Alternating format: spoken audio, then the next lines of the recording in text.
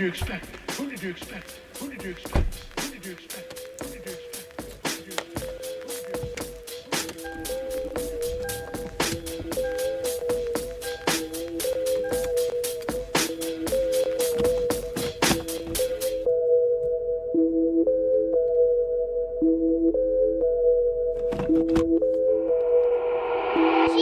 Welcome to the east side.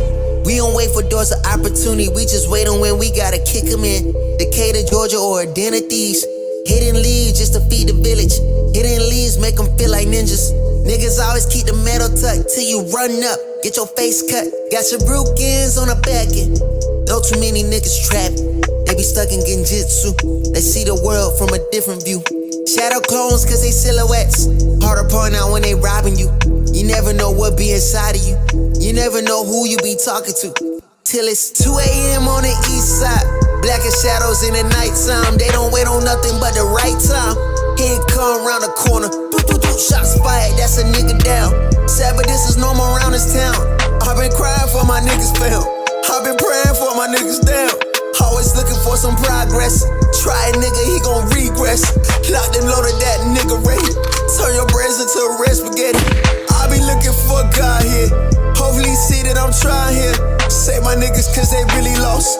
Tell them my niggas before you write them off. They say, Vic, don't you move on that side, boy. Both the crime rate and junkies stay high, boy. Scary niggas, they ain't see my vision and they see it, they want in the convoy. Stop by the corner store, know that it's kissing and let them watch windows pump gas for a bag of chill shot with the water. But no, they got size, I don't need no patchouli. I just want water. Start bitch with my brothers like Pops and Earl. We gon' turn Keller Road right into a Melrose. I might turn Wesley Chop to a motherfucking church. They got them my people and teach them their worth. I don't need no appraiser, I'm knowing the worth of my property. They just don't talk the cap, always a lot in the world and I'm on it all like construction on this side. I'm taking my time, now it's 2 a.m. on the east side.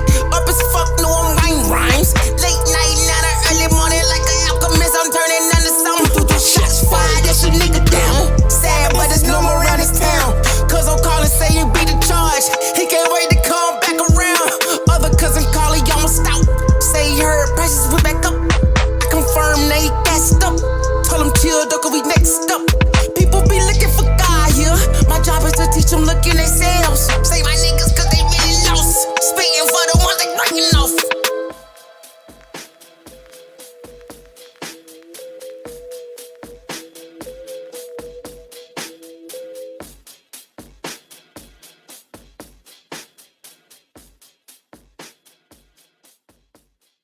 Who did you expect?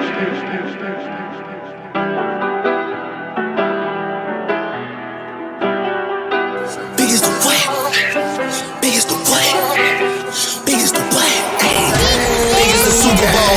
Niggas say verses don't give me a beat. Dissecting my words and start looking too deep. I look at the tweets and start sucking my teeth. I'm letting it rock cause I love the mystique. I still wanna give me a song where I beat. Can trust everything that you saw on IG. Just know if I diss you, I make sure you know that I hit you like I'm on your caller ID.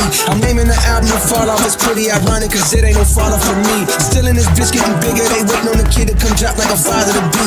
Love when they argue the hardest MC. Is it K Dot, is it Aubrey or me? We the big three like we started the league. But right now I feel like Muhammad Ali. Yeah, Muhammad Ali, the one that they call when they shit ain't connected no more. Feel like I got a job in IT. Rhyming with me is the biggest mistake. The Spider-Man meme is me looking at Drake. It's like we recruited your homies to be demon deacons. We got them attending your wake. Hey, how the gang got away from the bars, man, this shit like a prison escape. Everybody stepping for fucking and everybody breakfast and I'm about to clear up my plate. When I show up, it's motion picture, blockbuster. The goat with the golden pen, the top toucher, the spot rusher. Spray this whole shit up, the crop duster. Not Russia, but apply pressure to your cranium. Codes automatic when aiming them. With the boy in the status of stadium.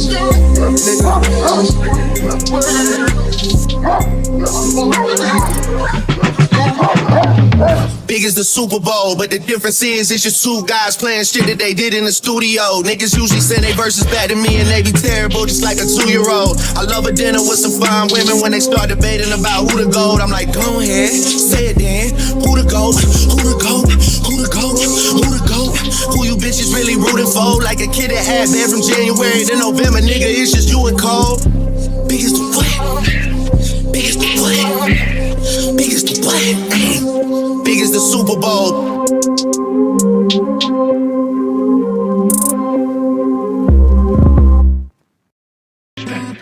that girl on her phone, G. Never paid attention to the room or the homie. She just missed another opportunity, And I know that she lonely with no company, She's so busy reading text, she ain't even read the room, yeah. Always sending texts like I just want myself a little boo, yeah. I think I just went stupid, hit by Cupid. The arrow hit my heart, I hope she noticed. Gotta read the room, yeah. Learn to read the room, I really wish that you can read the room. I really wish that you can look inside of me, and I could tell you how I feel, little baby. Just learn to read the room, Read the room. Just read the room, Just read the room. Learn to feel that presence and that feeling in that mood. Just learn to go ahead and feel that moment too, Learn to read the room. Trying to talk to you is honestly so fucking strange. Trying to find a way that drove my brain to be deranged. I would've never thought I'd have this kind of issue. I couldn't connect with you inside of the same room. I know you feel me, at least I think you do. It's hard to tell, I cannot read the room. You seem to be unfazed, that's what you supposed to do. You seem so confused, baby, why won't you learn to read the room? I really wish that you can read the room. I really wish that you can look inside of me, and I could tell you how I feel, little baby. Just learn to read the room, Read the room. Just read the room, Just read the room. Learn to feel that presence and that feeling in that mood. Just learn to go ahead and feel that moment too, Learn to read the room. I'll show you how to read the room, baby. Say you faded off that drink, I hit the road in Zoom, baby. Project nigga section 8, I never had a spoon, baby. She says it's rated, this movie coming soon, baby. No, I ain't worried about your boyfriend, he ain't like that. See me, it's on sight about that pussy, he gon' fight back. He gon' risk his life, I beat him up like go down my path. But your bitch won't be, so it ain't my fault that you tried that. Oh yeah. Learn to read the room, I really wish that you can read the room. I really wish that you can look inside of me, and I could tell you how I feel, little baby. Just learn to read the room, Read the room. Just read the room, Just read the room. Learn to feel that presence and that feeling in that mood. Just learn to go ahead and feel that moment too, Learn to read the room.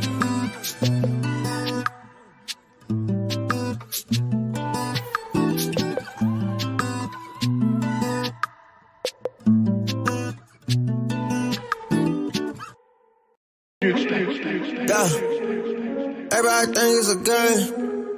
Yeah, everybody think it's a game. Yeah, everybody think it's a game. Boy, I ain't playing no games. No, boy, I ain't playing no games. Yeah, don't nobody know about the late night, early mornings with no sleep. Don't nobody know about the low time we ain't really had nothing to eat. Don't nobody know about the time we had to ride around without tank on E. Don't nobody know nothing but me. Don't nobody know nothing but me. Don't nobody know about the grind that it took. Don't nobody know how many times we put ourselves out there and got overlooked. Don't nobody know our pockets was low. Don't nobody know they think what they know. Don't nobody got love for a man, especially when a man hitting it low. Everybody got words of wisdom. Who putting in the work though? Everybody wanna get a trophy, but you ain't make it to the ship though. Better stick to your sailboat. I know you love to ride away. I see you really love to follow. Should've said it was over here though. Whoa, everything seem like a game until you get played, yeah. Everything seem like a game until you get played, yeah. Everything seem like a game until you get played, yeah. Everything seem like a game till you get played. 2K, pat me the pressure, I handle the rock. Stay on the ground till I shoot to the top. Harder than lava, I fire the op. Stay back and shoot, my heart is just hard. I don't miss nothing, my shot can't get blocked. Bust in my face like I'm Curry on God. My mentality win at all costs. Snakes in that grass, had to cut a few off. Keep my head low, my focus is pivot. The confidence is key, don't let haters get to you. Critics always wanna say something negative. I can't mind them, I know that I'm better than them. I just know I got that grind for my team. Take the title home and be MVP. Once I do, I'ma show on the king. Finger to the left, so quiet my demons. Everything seem like a game until you get played, yeah. Everything seem like a game until you get played, yeah. Everything seem like a game until you get played, yeah. Everything seem like a game till you get played, yeah. Who did you expect? Yeah. Everybody think it's a game, yeah. Everybody think it's a game. Yeah. Everybody think it's a game. Boy, I ain't playing no games. No, boy, I ain't playing no games. Yeah. Don't nobody know about the late night, early mornings with no sleep. Don't nobody know about the low time we ain't really had nothing to eat. Don't nobody know about the time we had to ride around without tank on E. Don't nobody know nothing but me. Don't nobody know nothing but me. Don't nobody know about the grind that it took. Don't nobody know how many times we put ourselves out there and got overlooked. Don't nobody know our pockets was low. Don't nobody know they think what they know. Don't nobody got love for a man, especially when a man hitting it low. Everybody got words of wisdom. Who putting in the work though? Everybody wanna get a trophy, but you ain't make it to the ship though. Better stick to your sailboat. I know you love to ride away. I see you really love to follow. Trendsetters over here though. Whoa, everything seem like a game until you get played, yeah. Everything seem like a game until you get played, yeah. Everything seem like a game until you get played, yeah. Everything seem like a game till you get played. 2K, pat me the pressure, I handle the rock. Stay on the ground till I shoot to the top. Harder than lava, I fire the op. Stay back and shoot, my heart is your heart. I don't miss nothing, my shot can't get blocked. Bust in my face like I'm Curry on God. My mentality win at all costs. Snakes in that grad, had to cut a few off. Keep my head low, my focus is people. The confidence is key, don't let haters get to you. Critics always wanna say something negative. I can't mind them, I know that I'm better than them. I just know I gotta grind for my team. Take the title home and be MVP. Once I do, I'ma show I'm the king. Finger to the left, so quiet my demons. Everything seem like a game until you get played, yeah. Everything seem like a game until you get played, yeah. Everything seem like a game until you get played, yeah. Everything seem like a game till you get played, yeah.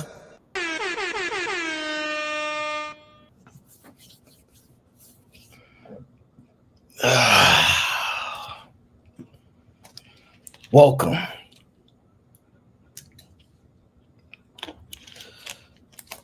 to another Saturday edition of the Aaron O Show. And I believe, if my eyes stop twitching, we have a good one on our hands. Welcome, everybody. I hope everybody's doing well. Hope everybody's in good spirits. It's kind of hot right now, so there will be no hoodie today. I don't anticipate no hoodie today. But because things that go on the YouTube streets, I make no promises, okay? It's May. It's tourist season. I don't necessarily believe in the whole beans. What up? I don't believe in the whole, what's it called? Astrology stuff. I don't believe in the ology, astronomical, all that kind of stuff. No. But if you're a tourist and you're part of the tourist gang, it's okay to be biased one time, okay? I'll say this. What's today? The 11th? This is 11th. when was my last show? The 11th? I probably ain't did a show in like a week. I don't know. So I'm behind. Y'all might have to catch me up, all right? I'm behind, okay? Don't catch me up because I don't want to know half the things that's going on. That's why I'd like to disappear for about a week or so, okay? Last show, dope show. Enjoyed myself. I must give a shout out to my brother O. He was a sponsor of the last show, one of the sponsors. I don't know. Need them all. Appreciate you. Salute to you, brother. I appreciate everybody that supports the show day in, day out, especially the people that support the Water Gang. Not none of those haters in the chat. We don't like it. We not doing no hate round here, okay? Now, jam-packed show today, and it's going to be different from what everybody else do, because that's what we do over here. We focus on what we do best, and we let everybody else focus on everything else, all right? What things? I will say this. I know ain't nobody putting no coffee in my chat. Moderators, please, if y'all see any disrespect to the Water Gang, I don't even want to see their name pop up in my chat today. It will be no disrespect for the Water Gang. Y'all don't know how serious this is. I don't come up here promoting nobody's coffee. I'm not a Starbucks shareholder yet. So therefore, there will be no coffee in my chat until that time comes. And then, we might have to adjust the show. But until then, there will be Water Gang flooded the chat, and that's it. That's it. That's all right. May is a little bit of a busier time of the year. It's a lot of birthdays and stuff that goes on. So it's the 1 month I'm trying to pull back and rebalance out. All right. But I'll say this: I don't really celebrate my birthday, but a lot of people do celebrate it. I wish they stopped, but they won't stop. Can't stop, won't stop. So shout out to everybody that came through on my birthday and showed some love. I want to say there is one thing. There's a lot of things that I've learned over the years, but there's one thing that really, really stuck with me, right? And it kind of helps me make some decisions in the future about what I think might be important, right? So on my birthday, I got this card right here. Right? You see it? And there's things in the card, but my favorite thing that I got in the card was this. You see this?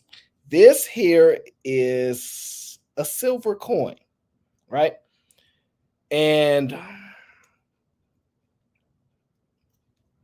it somewhat becomes like some form of tradition, right? And I have no idea how much the coin is worth, and I don't care. It's extremely meaningful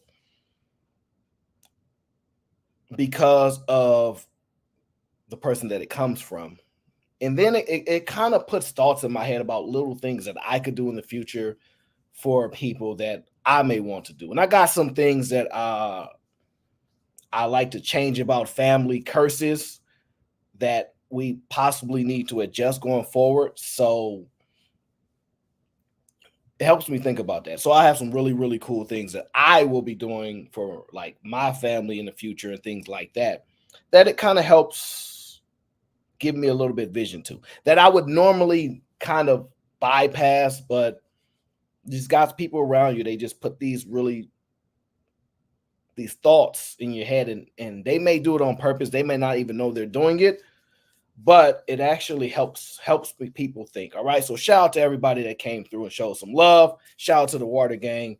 But I got a really, really good fun show for us to do today. We got to get back on track because I've been gone for a minute. And in that time, my guy Drake has been defeated for now. Defeated for now. The West Coast reigns supreme for now. It is what it is. A lot of fun. Everybody's been doing dope streams, talking about. So it's been a lot of good stuff going on. I want to say this. Rick Ross been getting the game. I heard that diss record. Rick Ross, I don't think he want no smoke with the game. Y'all may look at it as a desperate attempt. I ain't gonna say that it's not, but I am saying that I don't think Rose want that smoke with game. I'm just telling y'all the truth. I'm just telling y'all the truth. That thing is fire. Okay, that the game can diss with the best of them. Okay, Rick Ross don't want no smoke. He don't want to prove he is a lyricist or anything, but he is sending shots at Drizzy. Interesting though, right? But the person that really want the problems, you gonna bypass. Okay, it's cool. I ain't mad, but if it was somebody else, y'all would have been saying he dodging and stuff like that. But okay, we'll see how that plays out. Ross is like a meme person. He'll meme you to death. Okay, you know how you get those turtle memes? He'll meme you to death. That's what Rick Ross will do. And we'll just see how it continues to play out because it's a whole lot of smoke everywhere, anywhere. Thanks to Cat Williams. Okay, thanks to Shannon Sharp, who getting a lot of smoke with Shaquille O'Neal right now. And I haven't reviewed that, so I don't have a strong opinion about it. But y'all know I rock with Onk. Onk is my guy. He get into that bag. He changing the game. And if y'all don't know his story, I'm telling y'all, if y'all don't know Shannon Sharp's story, y'all got to go back and listen to it, man. It's an amazing story. But I don't know. We like it. We like it. And I think you guys got to admit this, okay? Jay Ali, you know, Jay Ali's part of the family. She over here acting up right now and talking about Drake mentioned Ross first. He started and Ross responded. That's fine. So Ross, go ahead and respond to game then. He started it. Oh, yeah, exactly. It ain't about who started it. That's what he been wanting to do. And that's why Drake got to be careful. When you at the top of the mountain, you got a lot of snakes in your grass. And sometimes you got to weed them out. And I think Drake gave all these people a number one. Here, he was giving out number ones. You know how they be giving out those chicken sandwiches from Popeyes a few years back? Drake was you get a number one, you get a number one, you get a number one. He was dishing them out. Gave a lot of light to a lot of people who don't get a lot of light. And you can take that for what you want, but opportunity is opportunity. Example, Anton Daniels gave a lot of people a lot of the light, gave a lot of people opportunity. It's what you do with the opportunity at the end of the day. And but you got to show some love. You can't be disrespectful. You got to show some love. Drake didn't showed a whole lot of love to a lot of people. I'm just saying.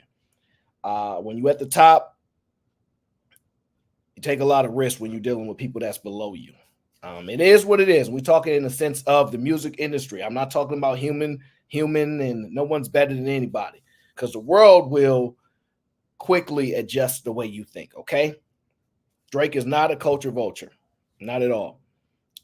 Drake is a businessman, an artist, and if you enjoy his music and content, you are able to support it financially, socially. It's your choice. He's not forcing anybody to rock with him, not forcing nobody to listen to his music. Drake proved something that only probably he could do, that what we really care about is dope music at the end of the day. Do we really care this or that? No. Can you make dope music? And that's what it comes down to. Now, when you get to the nitpicking and stuff about who's the best lyricist and all that, that's up to you. That's up to you. Some of us kind of care, but some of us want to know, can you make the best song? Can you make the music? Can you make the club jump? Can you get people moving and grooving? Can you make something that people remember? So it is what it is. Cali Bev got mad at me because I said nobody really cares about if you write all your songs anymore. And he proved it. Some of y'all can sit here and say that y'all care if you write your own songs, but y'all don't, because the whole Quentin Miller thing was done 8 years ago. And y'all said he beat Meek because he did back to back. But if somebody else wrote the song for him and you got to write your own raps is important, then Meek should have won the battle. Because all he had to say is you don't write your own raps and battle is over. But what has been proven is it's not about that. It's about, can you make the better song? So you guys are like inconsistent with your positions, okay? Moxie, no, Nas is not the best MC. But Nas is one of them for sure. Yeah, I don't really like New Yorkers right now. I don't really like y'all because y'all biased and y'all think all of it. Y'all trying to claim Tupac still. Tupac is West Side. I'm sorry. He's the West. It's almost pathetic, to be honest with y'all, that y'all think because you grew up somewhere for, I don't know, a few years, that you was born, let's just throw a random place. You was born in Harlem. I don't know where Pac was born. Don't really care. Let's just say you was born in Harlem. You think at 3 years old, the musical skills that you have is flowing through your blood just because you was born somewhere? No. All right, I'm sick of you New Yorkers in that, okay? Let me make one thing clear. You cannot call Drake a culture vulture if y'all said he went to Atlanta to, well, actually, K-Dot said he went to Atlanta to, I don't know, get his lingo up. He went to Houston for another, like he went all these places and took something from them, right? He went to somebody Future to get him bumping in the club. So if that's the case, which I disagree with, but if that's the case, then Pac came to the West for a reason. Can't have it both ways. And also, he never cared about no dang East Coast. He told y'all, you trying to decide where somebody reps and where they from for them is pathetic. I hate to tell y'all. Y'all can have Biggie in all his 2 albums or 1 album or 1.5. I don't know how many albums he got. That's for y'all. Yours. We never trying to take him from y'all. That's y'all's. You don't get to try to snatch Pop from the West. It's disrespectful. Okay? You even heard in Kendrick's song, what did he say? He said to Drizzy, your last stop in Oakland may be your last for a reason. He didn't say your next stop in New York might be your for a reason. So stop the disrespect. Stop trying to steal from the West, okay? You just can't have it, okay? And just because Kendrick got y'all dancing and moving and thinking y'all, don't ever forget. Don't ever forget it's the West Side and then everybody else. Okay, I'm kidding. I'm just messing with you. It's Saturday. Relax, okay? Time said E40. Yes. Sprinkle me. Yeah, everybody got their reign. Everybody gets their time. Everybody get their shine. That's what happens, okay? So it is what it is. I don't mind. It's all love anyway.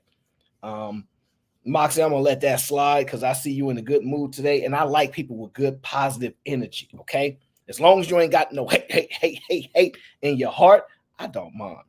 I love the differences of opinion because we're going to tap into all those biases and differences of opinion today, because that's what I like to do on my shows, especially on a Saturday. Now, if you don't mind, make sure you drink some water, okay?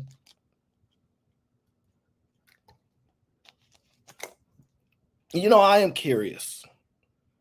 You guys actually in the chat are like super meaningful as far as you guys don't have to type, but you guys also have the ability to watch and see who your favorite content creators, who your favorite podcasters are, all those things, and see who really be hating and who really be showing love.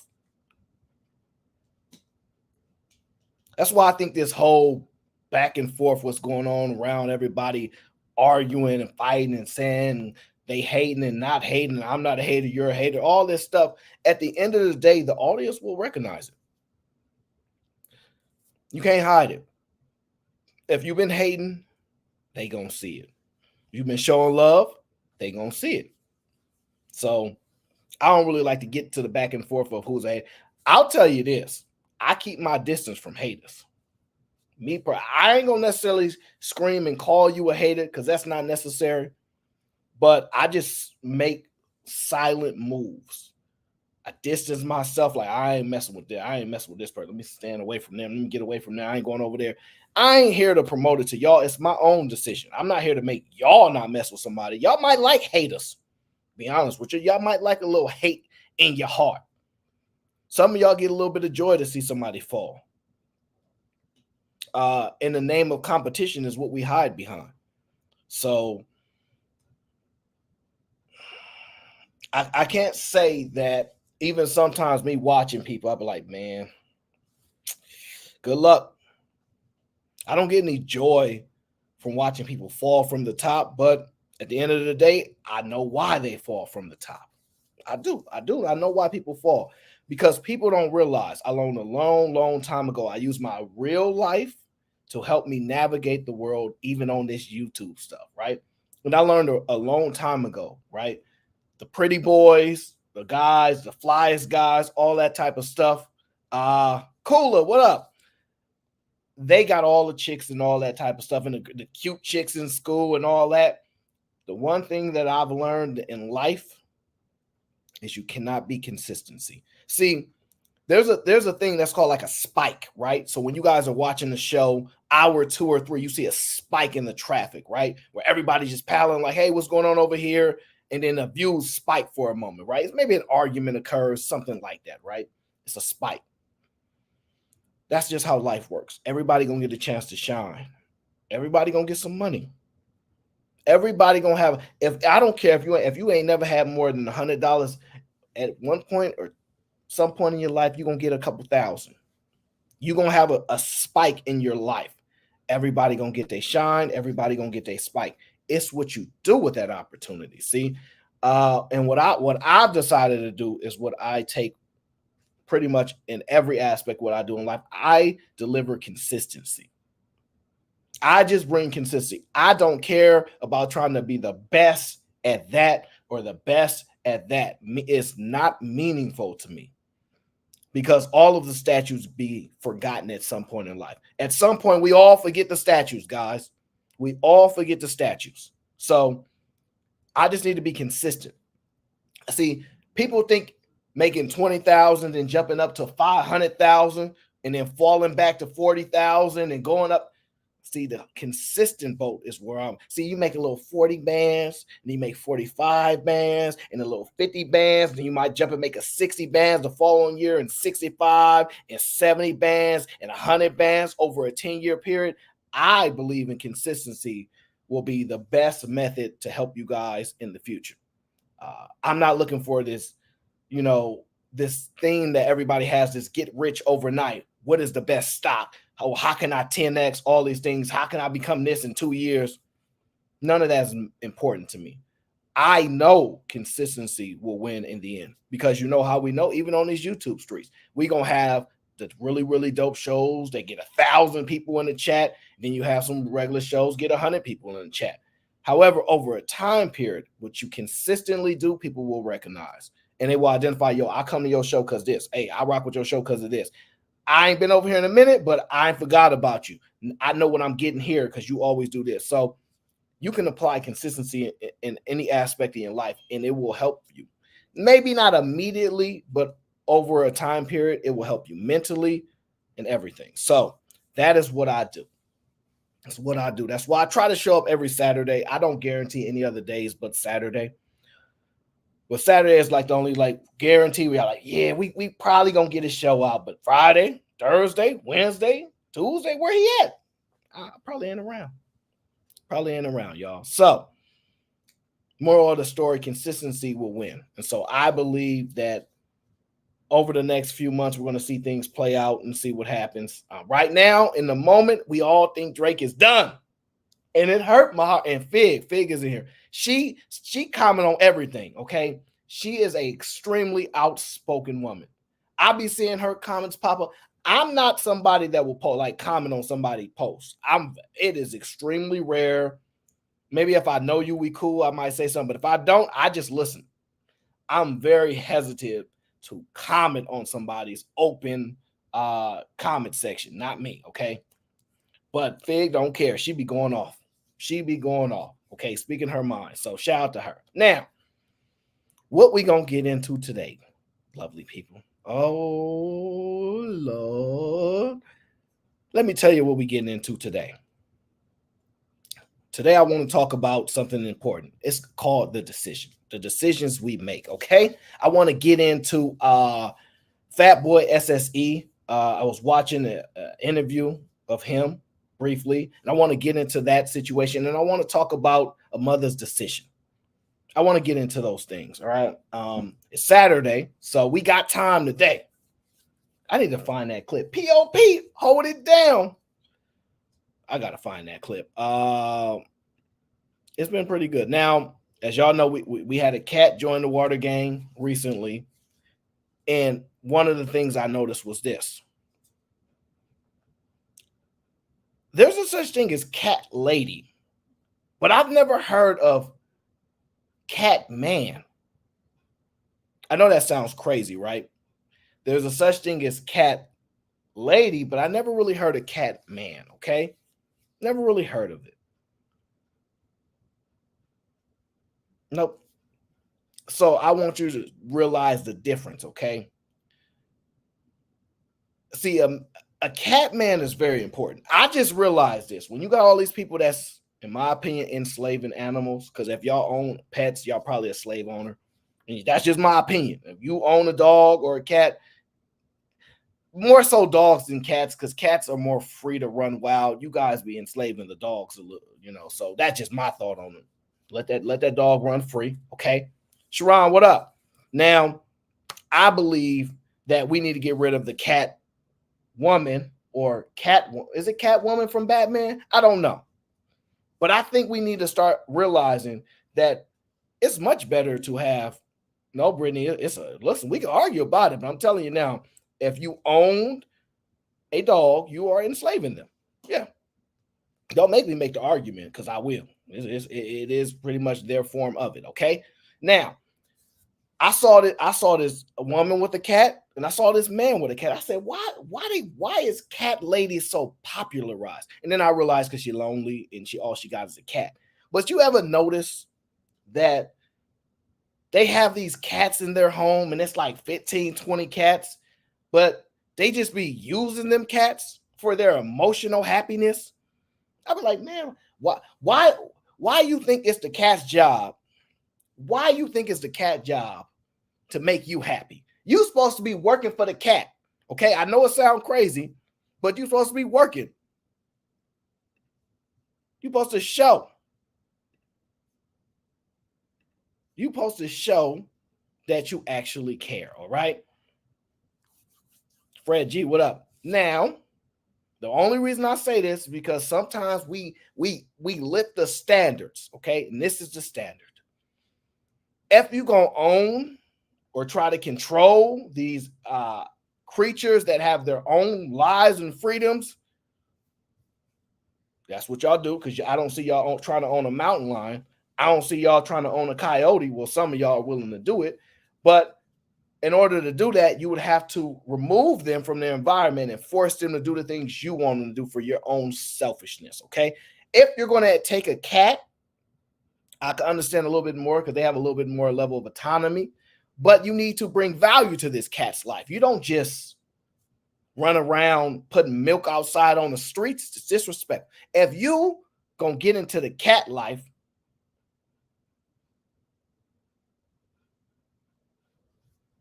I want you to do it right. And the only people, I've only seen one person do it right. The one lady, she donated all her money to cats and dogs. It was like $1 billion. I don't like her very much. And then this other guy that I came across. This guy right here. You see him? No, he's not on the screen. I didn't put him on the screen yet. Because I got to make sure I got the right one. Yes, this guy right here. Okay? See, this guy, he's brushing his teeth, minding his business in his home that he pays for. But what he does in this home, I'm going to show you guys, okay? This is what he does in this home. We catified our bathroom and our bedroom. As a guardian, I have a responsibility to give them the best possible life. The thing that brings them the most stimulation is a catio. Catio cats are happier cats. People entrust me to build fun, stimulating, and most importantly, safe enclosures for their cats. I built my first catio 20 years ago. I had 2 kittens and they were not getting along.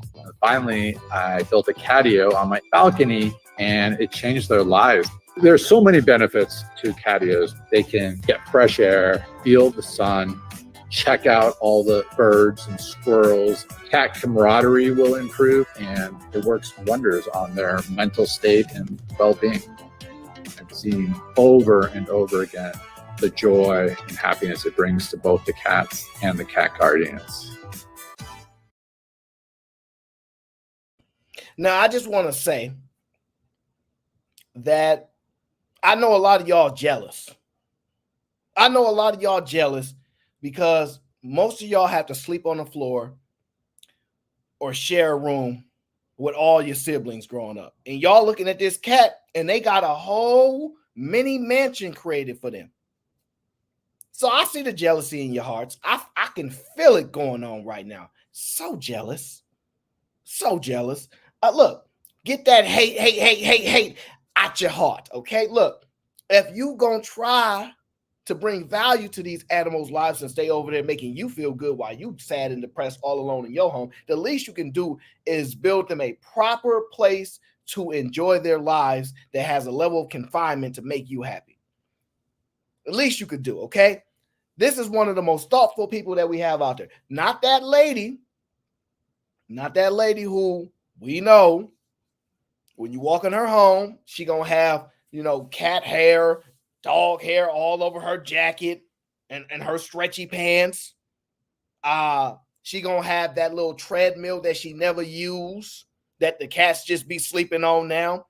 Irresponsible people that don't know how to properly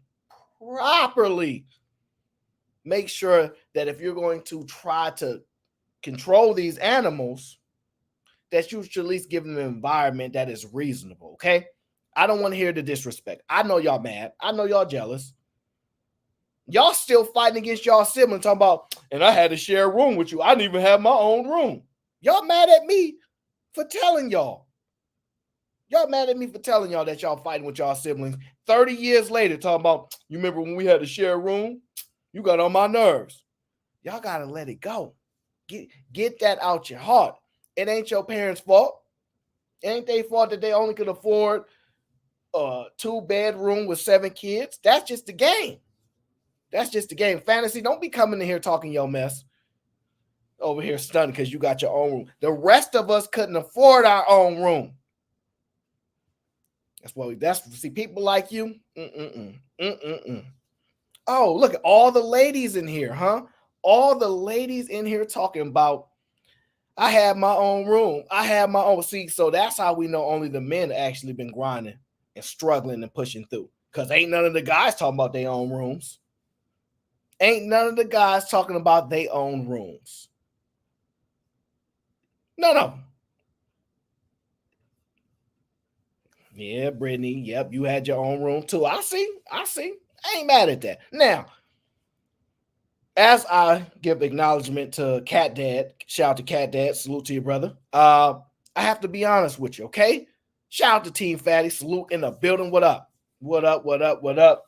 Fatty's in the building. Who knows what goes on now? Okay, no trouble. Just no justice, no peace. Okay, now I just have to be honest with y'all. I was listening to Rick Ross say that the game is hungry. You know, Rick Ross posted that video and he was like, some of y'all hungry. You're starving. And I was like, dang, why you memeing everybody to death? Why is you memeing everybody to death? Then I said, you know what? That's just Ross being Ross, okay? Shiesty bum, what's going on? That's just Ross being Ross. But then I also thought of one thing. When I said starving, let me tell y'all what I thought of. I want y'all to see so y'all can actually feel the truth. The guys go understand. I saw this.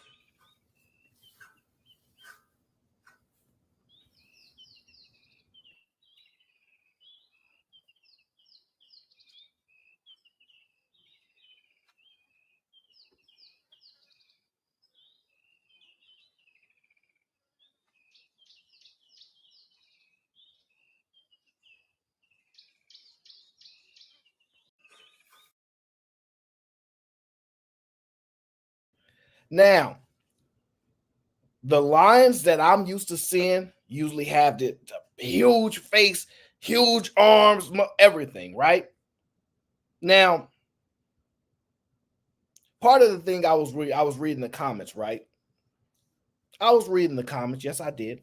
I know you're supposed to stay out the comment section, but there's this one girl. She makes a whole YouTube channel on the comment section, right? And I read all the comments, and let me tell you what was said in those comments. This is what they said. Oh, why don't y'all help? Why don't y'all help this poor lion out? How come you don't shoot the lion with a tranquilizer? Listen, just because you can see the lion's ribs, just because, look, and trust me, watch how the ladies are going to respond. I went there, I saw all the ladies. Won't you shoot it with a tranquilizer and feed it and help this poor lion out? Help this poor lion out. Now, the rest of us know why the lion looks the way that it looks, because the lion ain't eating. The lion is starving. The lion ain't had nothing to eat for a long time, and it's just going to die off because, one, it doesn't have the strength, right? But it still has their natural strength over most animals, so that this is why this animal is able to sustain for a while. But we know that this animal is not going to live for a long time. We know that. Starving. And all the people were like, won't you help out and get this the problem with the world? Why don't you just shoot it with a tranquilizer and feed it and help, right? And let me tell y'all why this is a problem. Hey, TEC, how you doing? The problem lies in this. And fellas, let me know if you understand what I'm saying. See, there is a lion that exists in their own ecosystem, their own world, right? And they have to figure out their life. And some of them live and some of them don't. And you have to fend for oneself. It's a survival of the fittest type of world. Why is this lion any different than a man that is broke? I know that's gonna bother y'all, but I'm being honest. If y'all so curious to help a lion, right? Why they supposed to figure out life for themselves? Why are y'all always complaining about broke men need help? Go ahead and help. Y'all willing to help a lion more than you willing to help another human being?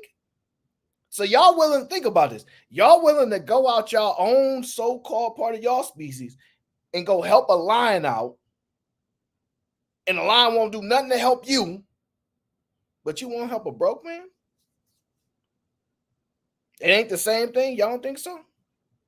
Y'all don't think? I'm not saying you should help a broke man, Brittany. What I'm saying is if y'all want to be typing in the chat, typing all in the comments, help the lion out, shoot it with a tranquilizer. One, we know you telling the guys to do that. We know you telling the guys to do that. But y'all can help a guy out.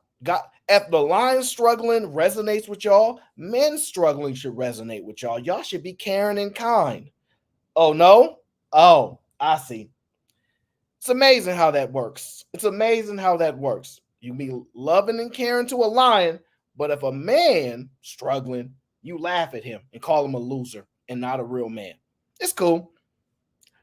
Little stuff like this just show the truth about y'all, okay? Little stuff like this just show the truth about y'all. That's all. Shameful, shameful, shameful. I see it, though. I see what's going on. We ain't going to stand for it too long. I got a couple more videos for us to get to before we jump into the main topics. This lady here, she said something I thought was quite interesting. And I don't mind her telling her truth. Okay? Y'all listen to her truth. I saw this video of this girl and she was like, anytime I'm with my man, I don't care. It's like I got a bodyguard. And I said, yeah, I feel that same way, bitch. Cause try me. I wish you would. I feel like my man he just made me feel so safe. You know what I'm saying? Like he opened doors for me. He walk on the right side of the street so no cars hit me, you know? And I just be like, try me. I wish you would walk up on me. Cause guess what? I got a shooter to the right of me. You know? I feel so in love. Soft life. Soft life. Hey, you know I got the soft life? Because that's what I got. And I'm excited about it. Bitch, get you a man that you can be soft with. Like butter. Like a sponge. Like a Tempur-Pedic mattress. Bitch, hello?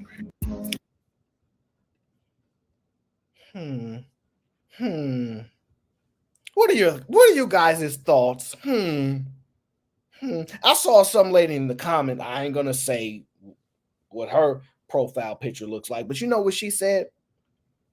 I would never do this for my man. I would not be this way. I would be the exact opposite. I would tell him, I would say, keep my man away from this stuff. I would not invite a challenge to him. I would not say, come try us. No, I would try to avoid it because I know what he's willing to do and I'm not willing to lose him. But hey, some people realize, go ahead and test it out. Come on through. Put him in his position to prove to you that he's going to do what he needs to do and disappear while you get to sit around here and say these things. That's crazy, right? But you know what? She's smiling and she's saying, me jeopardizing your safety so you can protect me is soft life. Is that the new soft life?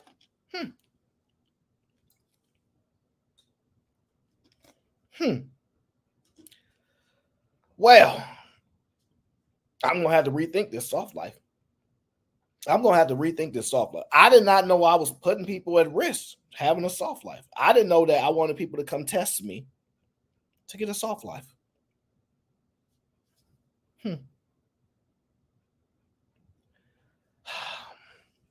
Now y'all see what the things we got to deal with it. And you know the sad part, this is even worse. He got to smile it off and act like he not a punk because he don't want to be like, yo, why would you try to invite people to cause a problem? Like, I know I can handle myself, but why tell people to come try us? He just got to sit there and smile and be like, yeah, I'm the man. Pressure, pressure, pressure. Of course, somebody else will watch this and go, that's the problem with you, man. Now y'all soft. Y'all don't protect women like y'all supposed to. It's the type of life we got to deal with, guys. This is the type of life we got to deal with. Now, I've been thinking cold hard about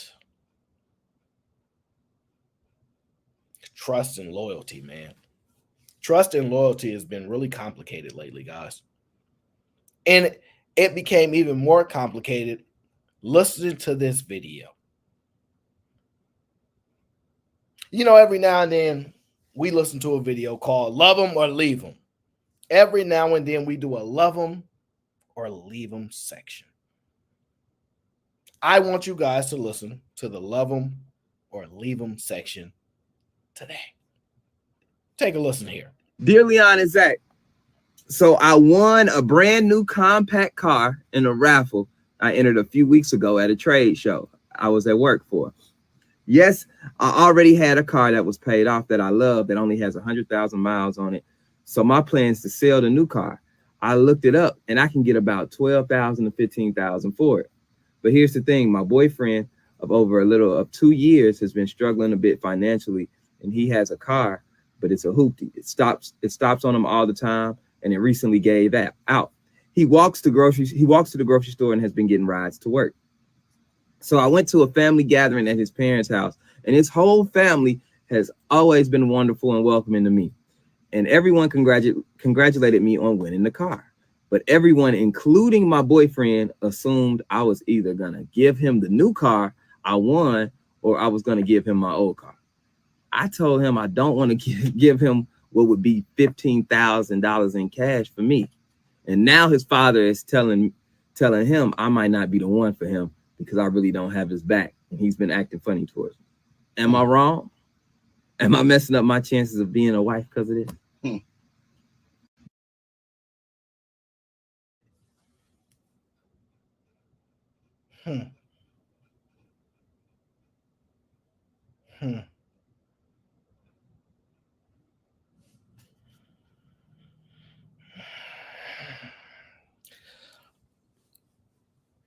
What are you guys' thoughts?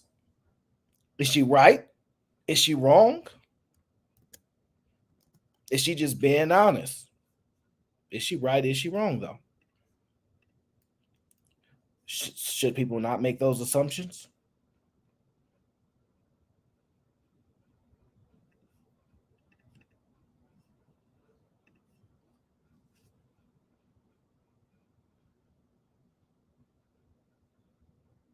Oh, no. They're not married yet. Nope, they're not. That's why it makes it even more interesting to me.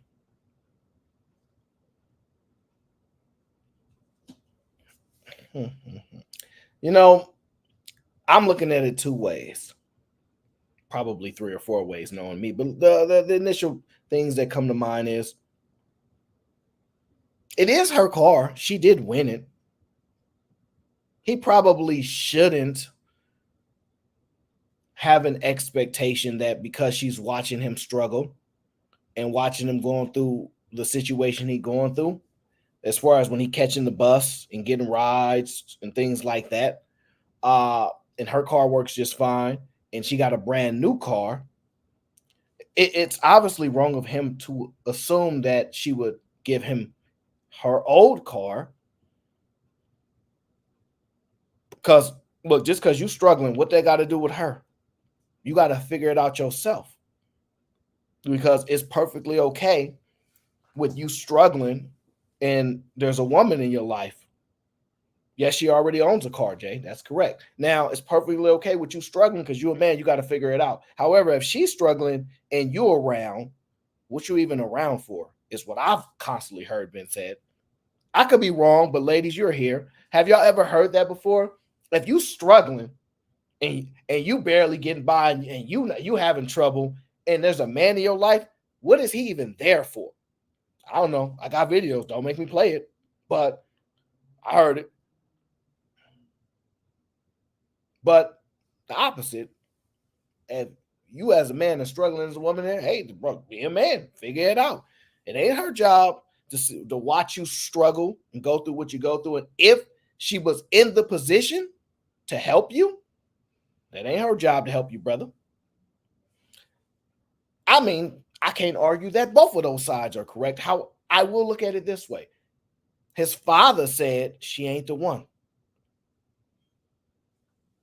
His father said, bro, she not the one.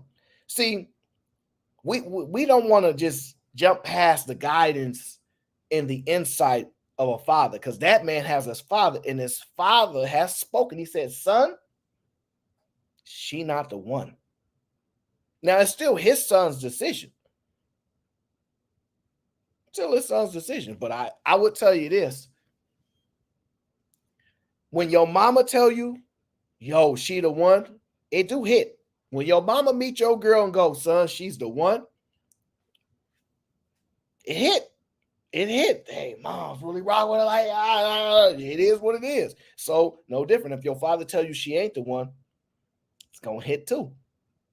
It's gonna hit too. Because if it was her father, and we've already had a video played back before about the girl that moved in with her boyfriend and her dad told her not to do it because y'all gonna be getting evicted real soon. We said she should have listened to her daddy. In the same case, this man has a father. He should probably listen to his father. What would you guys do? Would you watch your man struggle, ladies? Or would you say, man, take this car? It don't feel right in my spirit to sit here and watch you struggle back and forth, barely getting by, begging for rides, things like this. And I was in a position at first where I couldn't do nothing. So I understand we just had to get through it. But now I'm in a position to where I can do something. I'm in a position to where I can do something.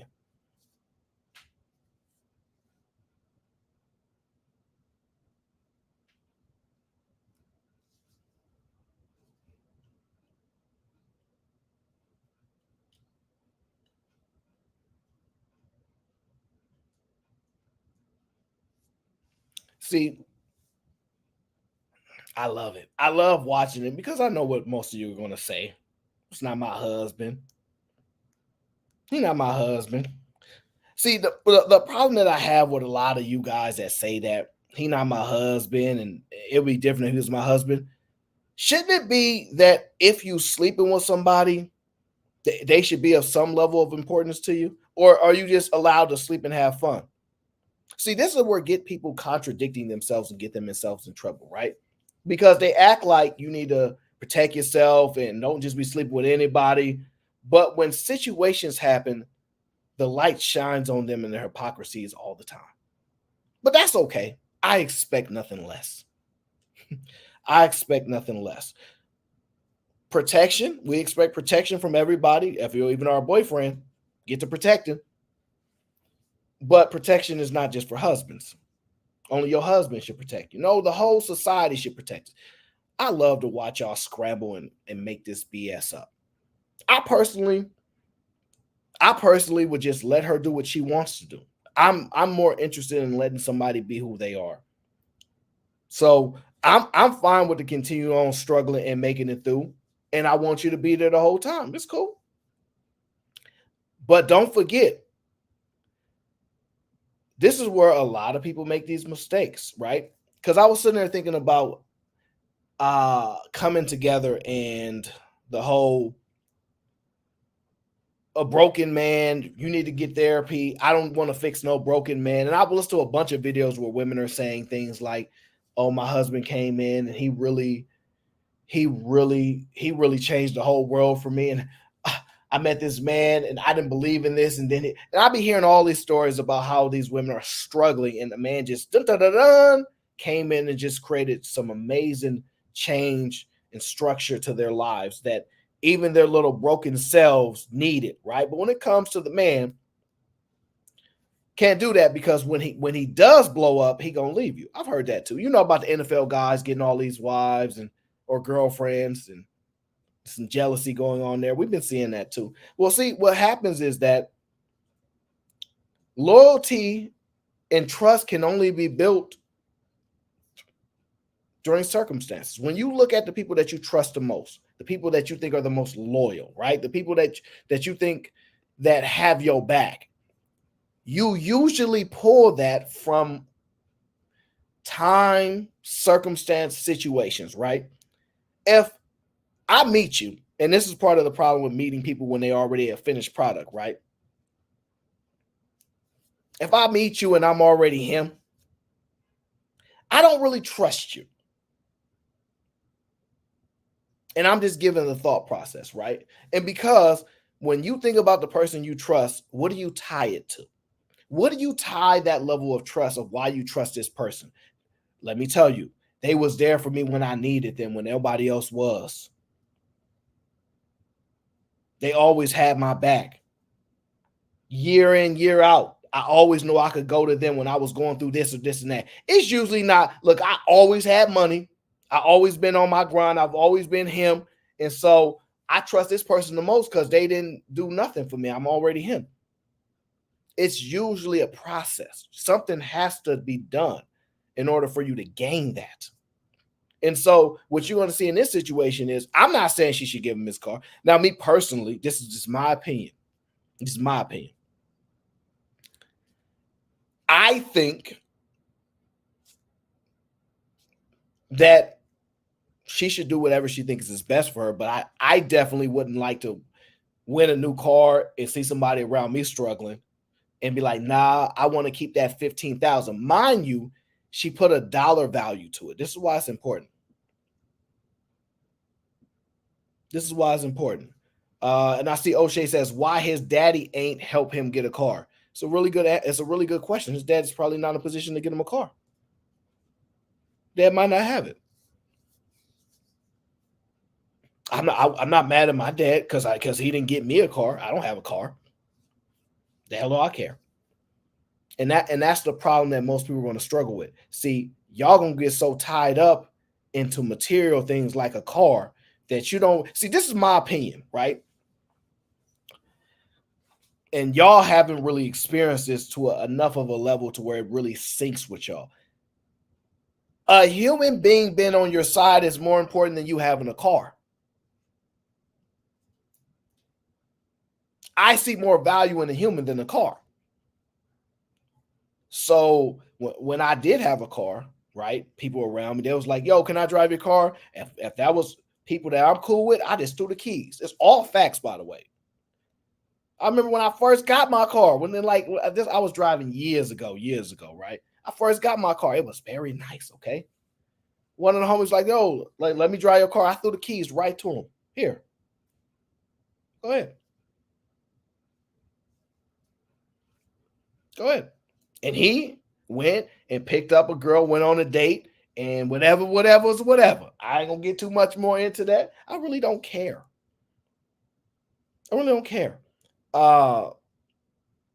It just tells me a lot about people.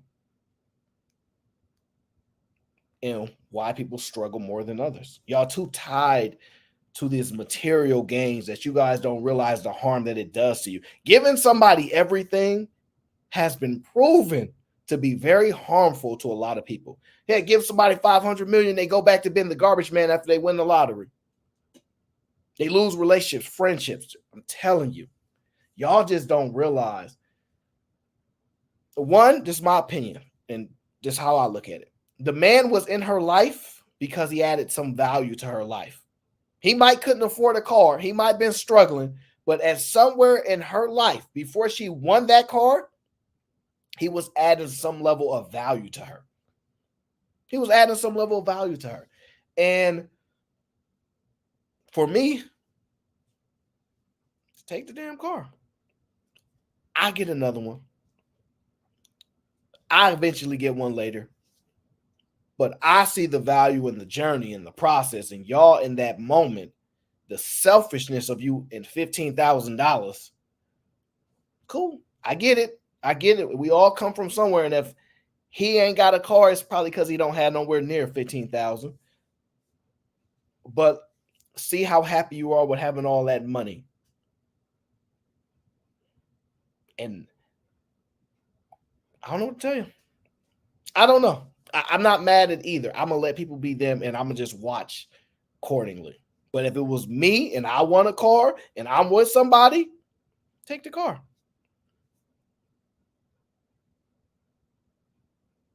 No fantasy. I'm saying I don't care whether she said, oh, this car is for you or not. It's up to her.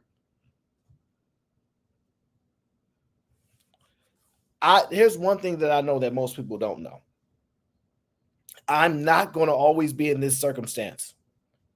I'm not always going to be in this circumstance. I am not going to always be stuck in 2024. So my life where it is now is not who I'm going to be stuck or where I'm at in the future. There's going to be a level of movement or devolving or a level of evolving. But I'm not going to just be stuck. So I'm able to not just make in the moment decisions about short-term experiences. But a lot of y'all saw that 15 grand and was like, that ain't my husband. Cool. So if you know that that ain't your husband, why you would him? Never mind, don't answer that. Because you can't waste his time. All right? You cannot waste his time. All right? Oh, Edelman Williams says, drop the link. I don't know, E. I don't know, man. I don't know. Every time I drop the link, y'all come up here and act crazy. Every time I do. I don't know.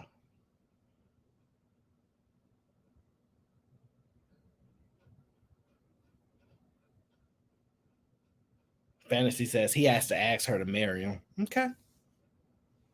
Remember y'all saying all these things.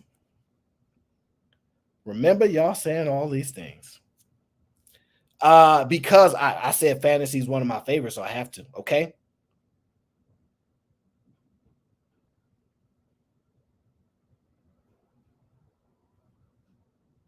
No, big bad boy. No. I'm not saying she has to give him the car.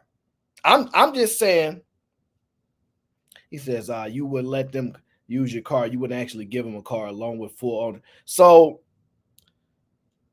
that's not necessarily true. If I had another car, I might actually give it away, to be honest. People that's cool with me, I'm telling you. You meet some of the people that's cool with me, they're going to tell you. I'm not that tied to things like everybody else is. I'm not that tied to everything like everybody else is.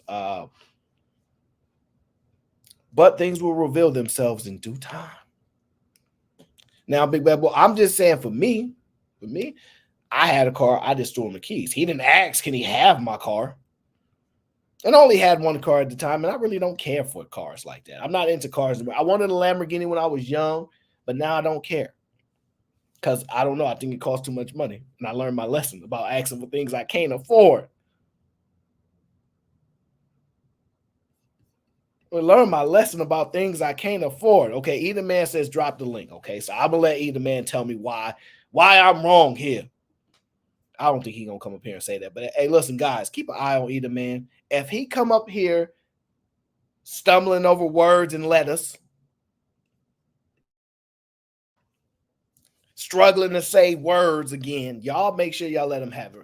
What up, Onk says 2017 vet, that's all I want. That's a good question.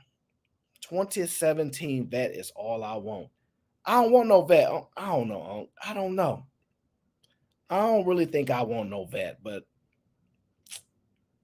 I would take a vet. I ain't gonna lie. I'll take a vet.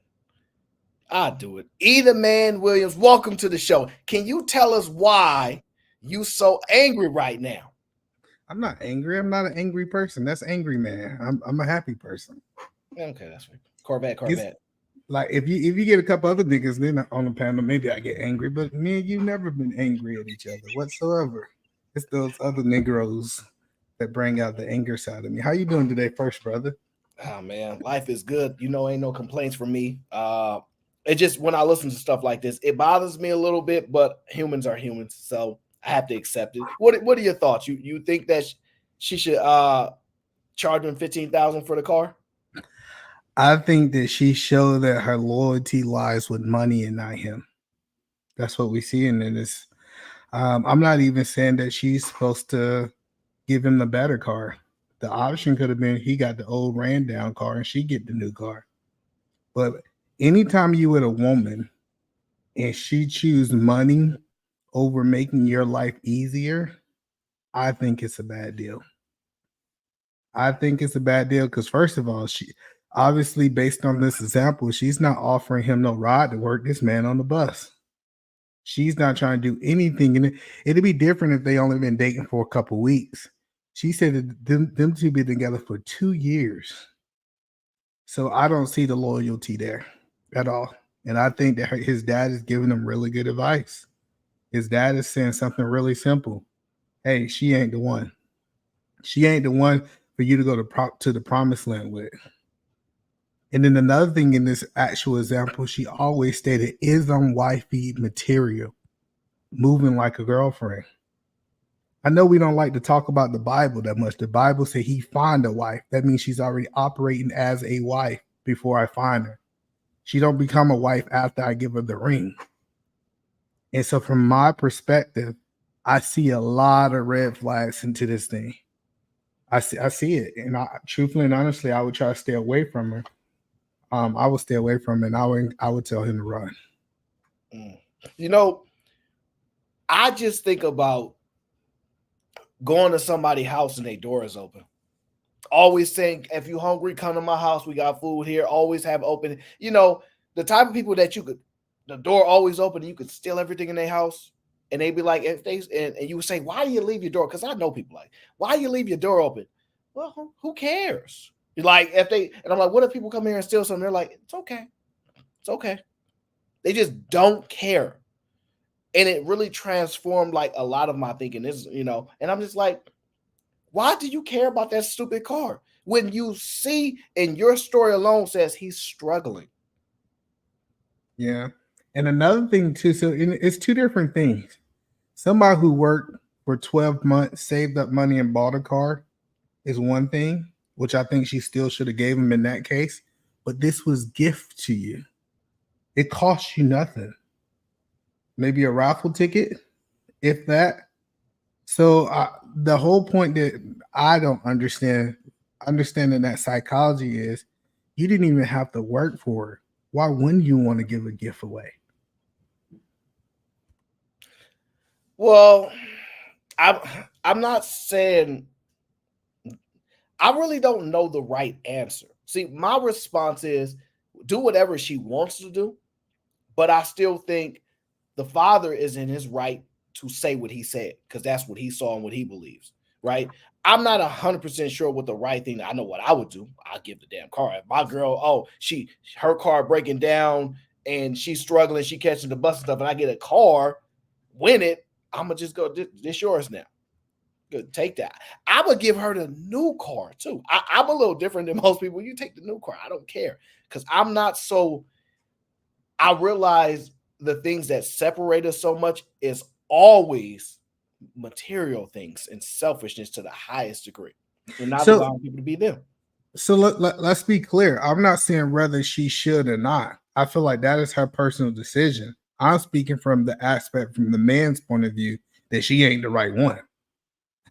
If she decide, first of all, having these thoughts, sending these thoughts into a radio station. I get that's kind of what they do, or a podcast, whatever it is. It shows that she's looking for somebody to agree with her craziness. That's what I'm looking at. I don't know if she's looking for somebody to agree. Sometimes you have a hard time and you need it. I'm not saying I recommend this, by the way. Sometimes people need an outside source because sometimes you've been listening to me for so long that my words don't hit, but a random person said, you like, okay, dang. I don't know if that's the right thing, but I know that happens with people. I'm not saying that's the right thing. I get it, but that's another red flag, which makes the dad point even more valid. If we supposed to be from the inside, right? Me and my wife is the inside, and I'm giving her I love her wisdom, advice with something she's doing, and if she's not receiving that, me personally, at the stage they had in the dating stage, if you ain't gonna listen to me while we dating, you definitely ain't gonna listen to me when we get married. You ain't gonna like. I think people got this notion that a woman mind changes and now she just automatically gonna start moving a little bit different now because she got a wing. I don't think so. I think either she have your best interest at all stages of your dating, or she do not have your best interest at all. And I know that's black and white, but I just strongly agree with that. Well, let me what up, Lee? I think Onk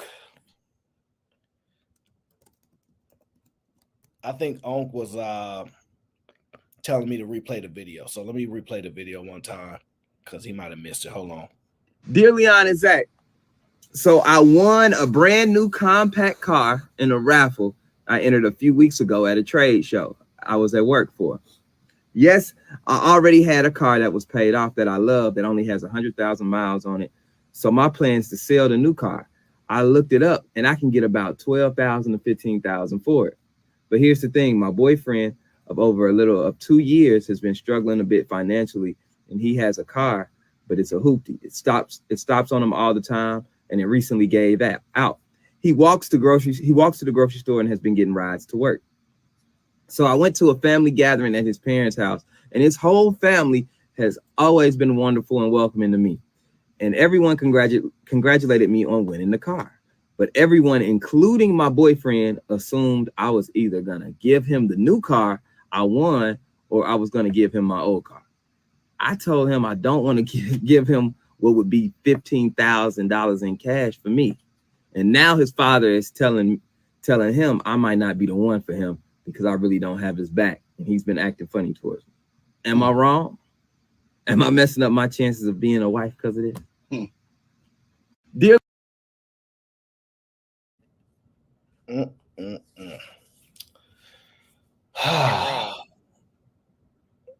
You think she right? Wrong. Nah, she wrong. Because it's simple. If I'm a giving person, which usually when men get with women, they're usually giving people, right? Men become the giving ones, right? You want to get with someone that's giving too. Like, don't believe the hype. Is how I look at it. Like, society tell men give, and a woman just take. I think here in 2024, I think men should get with women that have the same mentality of being a giver towards men, which a lot of women these days are not trained or taught or even given credit for when they do it. Like, I've seen on certain panels, dudes be like, yo, she get like, nah, I don't want her if she, I'm pretty sure you heard this too. I don't want her if she don't have a house. I mean, I don't want her if she has a home, if she has her own home. So, it's double-edged sword. A lot of men be trying to bash these type of situations. They'll bash the man and be like, bro, you need to go get it yourself. But in reality, if you give her, get with a giver, man. It's that simple. So that being AO, if men unlikely is agreeing, she's wrong. It's no, I think that's the end of the conversation. If both of us from two different types of ideologies think she's wrong, she's wrong. I mean, I wouldn't say she's wrong. Like, let me not say she. People got different type of ways of living. Like, she could get with a guy that is like, don't give me anything. Those guys exist for sure. You know what I'm saying? I just think she need to get with that guy instead of trying to find a guy that wants a woman that's willing to reciprocate the give. Like, yo, if I'm like, yo, because I could tell you 1,000%. If my shorty need a car, I'm just gonna give it to her. That's how I am. So I want to be with a woman that's like that too. It's that simple. But no, unlikely. The reason I'm saying that she's wrong because she identified that he's struggling. She identified that he need a need. She identified that she's in the position to help him.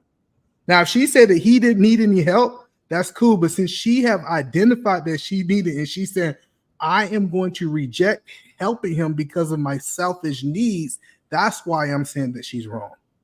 Well, she feels bad. You can clearly hear she feels bad, but I think $15,000 to people who ain't never had $15,000, and I'm gonna be honest, I think they're probably relatively young. And the reason why I think they're probably, I got you on. The reason why I think they relatively young is the reason why is the dad is giving that advice. You know what I'm saying? Usually when you older, your dad not going, all right, man, you old enough. He seems relatively young, and that's when you get advice. Yo, son, she might not be the one. You don't normally tell no 30 or 40-year-old man that, you know, for the most part. So they seem relatively young. She's kind of speaking in a sense of a young girl. All the family always show me. So I think a lot of people are confused. And the reason why they're not at this because they're young. 22-year-old women ain't looking to be married. I know y'all don't believe it, but you should be able to hear them enough times. She's not looking for that. That's why she's not pressing that. But y'all gonna learn because y'all need to experience a lot. But y'all keep every time it's a contradiction. And it's hard for logical people like myself to deal with this. But I just think that they're young. And $15,000 when you're young is different than $15,000 when you're older and you realize that ain't nothing. So I think she's caught up in the money.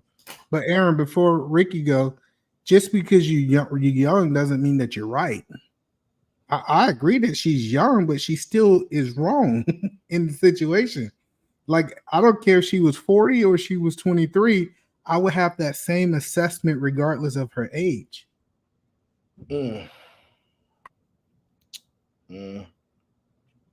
Ricky, what you think?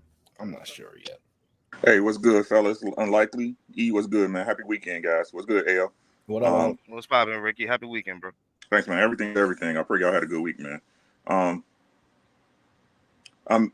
Okay. So to keep it 100% fair, right? She's not wrong to feel the way she feels, right? She won it. She put forth the effort, whether it was a ticket or she bought it, right? She can choose to do what she wants with it. But if you consider yourself in a serious relationship, where she said out of her own mouth, Ao, that she was assessing if she's wifey material. Now, why would she say that, E? Right? Because she's been around this man's family, right? They're associating. They're in a real relationship. That's something that she is wanting or looking at to be considered. So that means these conversations are being had, right? That means these assumptions are already being made. You feel me? And listen, and I want y'all to be totally honest with me. E, Unlikely, AO, right? He got a hoopty. She know his car breaking down when he go get groceries. Who he going to get groceries for? Them. Right? Because we know as men, right? We know as men, for you to establish a woman that's somewhat worth her salt, you have to provide something to her, correct? So she's taking everything that he's doing, right? That he's doing in his so-called broken down state, his struggling state. Those things he's struggling to make, he's more than likely struggling to do them for them. But when she gets a car, I got a car that I'm happy with. I won this car, I can get the money. Not sharing, not doing the suggestions that everybody's saying, oh, you could take 5,000. She ain't even say, hey, I'll sell it and then help him get his car fixed. Stop playing. Y'all play like y'all ain't in a real world, bruh. She ain't shit. His daddy right. He should run. She met this family. Maybe sex all he wanted. If sex was all he wanted from her, she wouldn't be meeting my pops. She wouldn't be coming over to the family barbecues. Y'all see what I'm saying? So it's her. She won it, right? That's like if I win the lottery and I'm single and I got a girl. I can choose to do, but most men, we talk about majorities. That's the new thing, the majorities. Most men, if they come up, if they girl is with them at the bottom, they gonna put their girl on. And all y'all know that. Yeah. Whoo, that's why different perspectives on this clear as day. Oh, sometimes you gotta let people build out their perspective. Man, oh man. Let me get to the next video, guys. because I want to push through so you guys we're gonna get into the fun stuff, okay? Destination weddings. Wedding's coming up. It's my best friend's wedding. I am in it. I'm a bridesmaid, and my boyfriend's not in the wedding, but I really want him to go, and he flat out refuses, saying that he can't afford it. And you know what? After all of this, like, if somebody's not willing to pay for at least like their half of this vacation, like, I don't know if I want to be in a relationship with them. Yeah, it's a destination. This wedding is in the Dominican Republic. This wedding is in another country. I can't afford to go to another country. This isn't my best friend. That's true. And I'm not flying to another country paying thousands of dollars. But it is a moment for the girl that you're dating to be in a wedding of her best friends. When you want to be there to experience that with her. I can look at the pictures. I mean, I want her to go. I want her to have a good time. I understand that you want them there, but I'm sure there's going to be others that can't have their significant other with them, right? You know what I'm saying? So isn't it okay to go single and let Jamie save that money for another trip? Really, if he can't afford to go to this wedding with me, I really don't know if I can afford to remain in this relationship with him. Oh boy. This wedding's coming up. I'm so happy he was there. I am so happy he was there. I'm gonna let AO go first. I'm happy he was there. So for the people that are listening, the complex part about it is she's part of the wedding. I don't know what that means. I'm gonna assume she's a bridesmaid. I don't know when people That's say what she said. That's what she said. Okay. So it's destination wedding in the Dominican Republic. Her current boyfriend says, I can't afford that trip. She's saying, I want him to go. And if he don't go, I don't think we should be in a relationship anymore. I'm trying to understand her side. I'm already get the guy side. I'm trying to truly understand, like, moments are important to people. So I get that part. I'm just torn because I just Is she Dominican? No, he ain't Dominican. No. Like, girl to me, I don't know. I'm saying the girl. Was the girl Dominican? They wasn't Dominican or Hispanic or anything? I don't know. I'm not gonna go. Nope, I'm not doing that with you. I have no clue. So look, I want to get my take on this first of all. Ultimatums inside of dating is never a good thing, in my opinion. Right? I don't think if you don't do this, I am going to do that is never a good statement, right? So the first thing I would say is I think this guy is being transparent and honest. And he's saying, hey, babe, I cannot afford to do this. It's just not in my budget. And he's showing actually signs that he's financially aware. There's so many people that's not financially aware in this world. And he's one of them to be able to acknowledge that. I truthfully and honestly think that if she is willing to leave you because you don't have the finances to leave the country and you're being transparent with her, you're not trying to mislead her about where you at financially, he should let her leave. Matter of fact, if she feels so deep in her heart that this is such a big deal for her, that this is big, because what she's saying is him going is bigger than him and bigger than the relationship. That's what she's telling him in so many words. So if she truthfully and honestly feel like it's that big, I think the best thing this young man could do is to let her go. Let her go be single, because it sounds like what she's trying to do is go get some dick over there in the Dominican Republic. But that's a whole nother conversation. She want to make sure that she can cut all ties before she get there. But the whole point that I want to land with is that he should let her go. Get rid of her. She don't value you as a man. Go find someone that understand where you at financially and understand that you're not going to live outside your financial needs.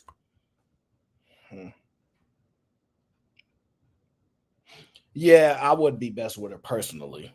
Like, she not like this is the part that's so stupid to me.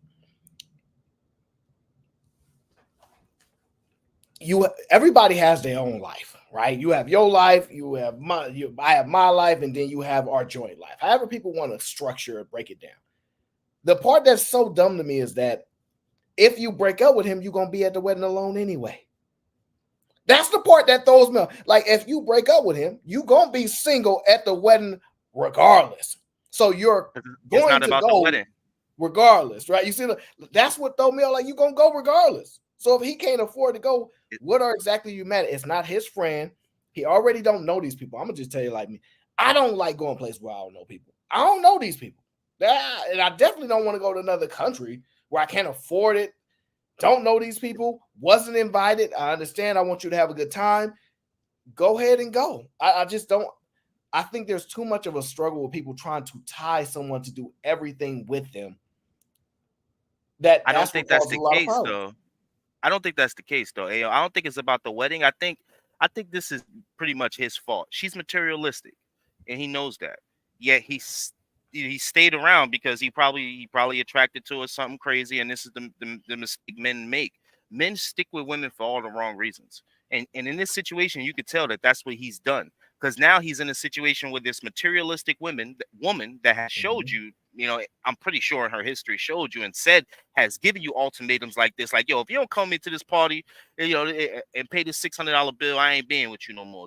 Giving him ultimatums like that, it is now putting him to the fire. Yo, listen, I'm sick of you trying to make me rational when I am irrational.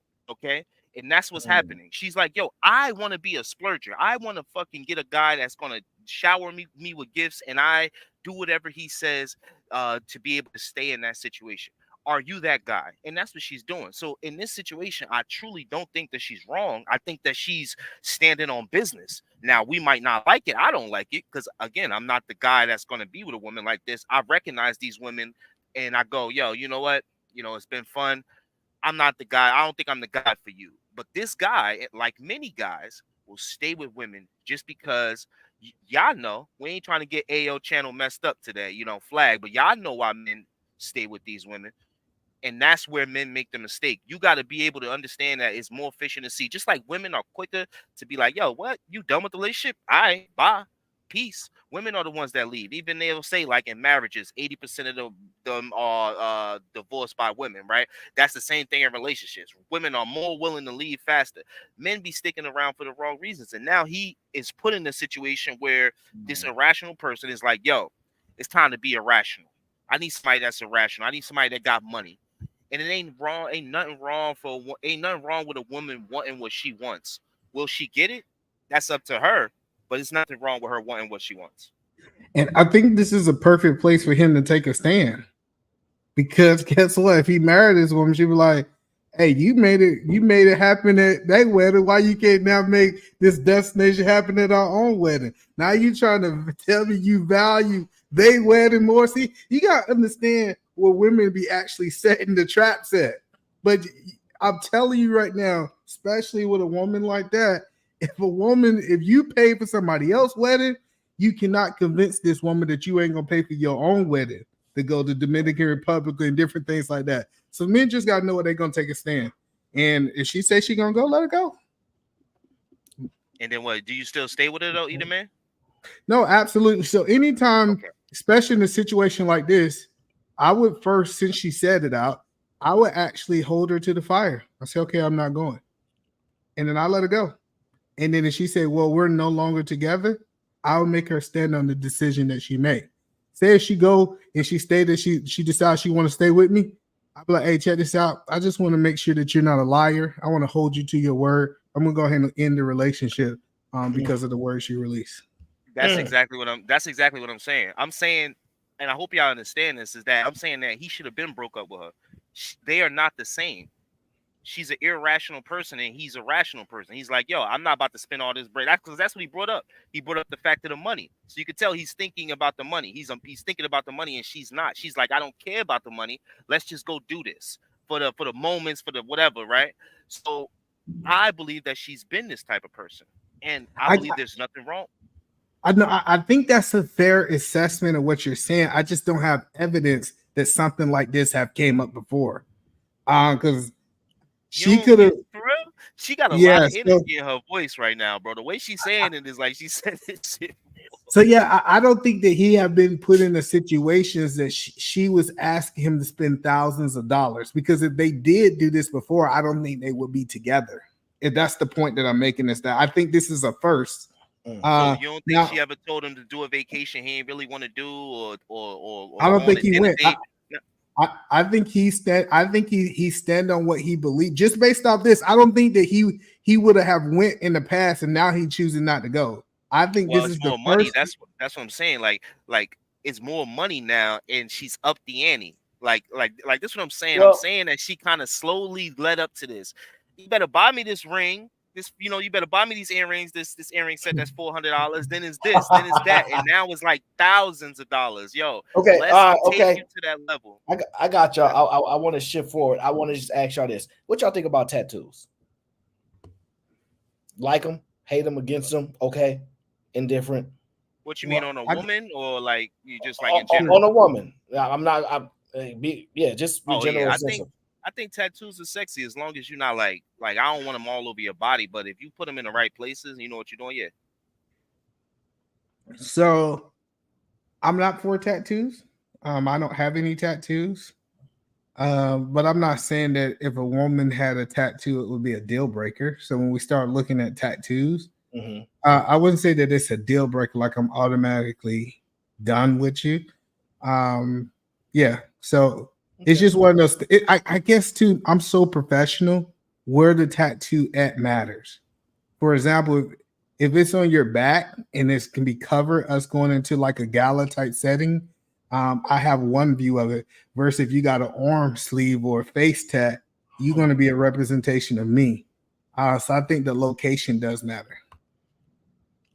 You know, I'm not sure. Like with me, I've seen like women with tattoos all over, and I'm like, that look dope. And then I've seen some women, I'm like, bad idea.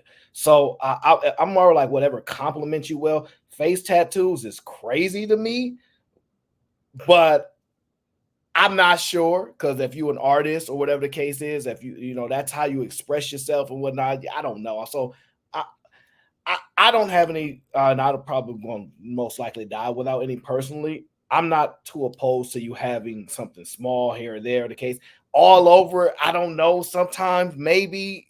It just depends on a lot of different factors because it don't look well on everybody. If it look good, it look good. When you 70, it ain't gonna look good. But so it kind of depends.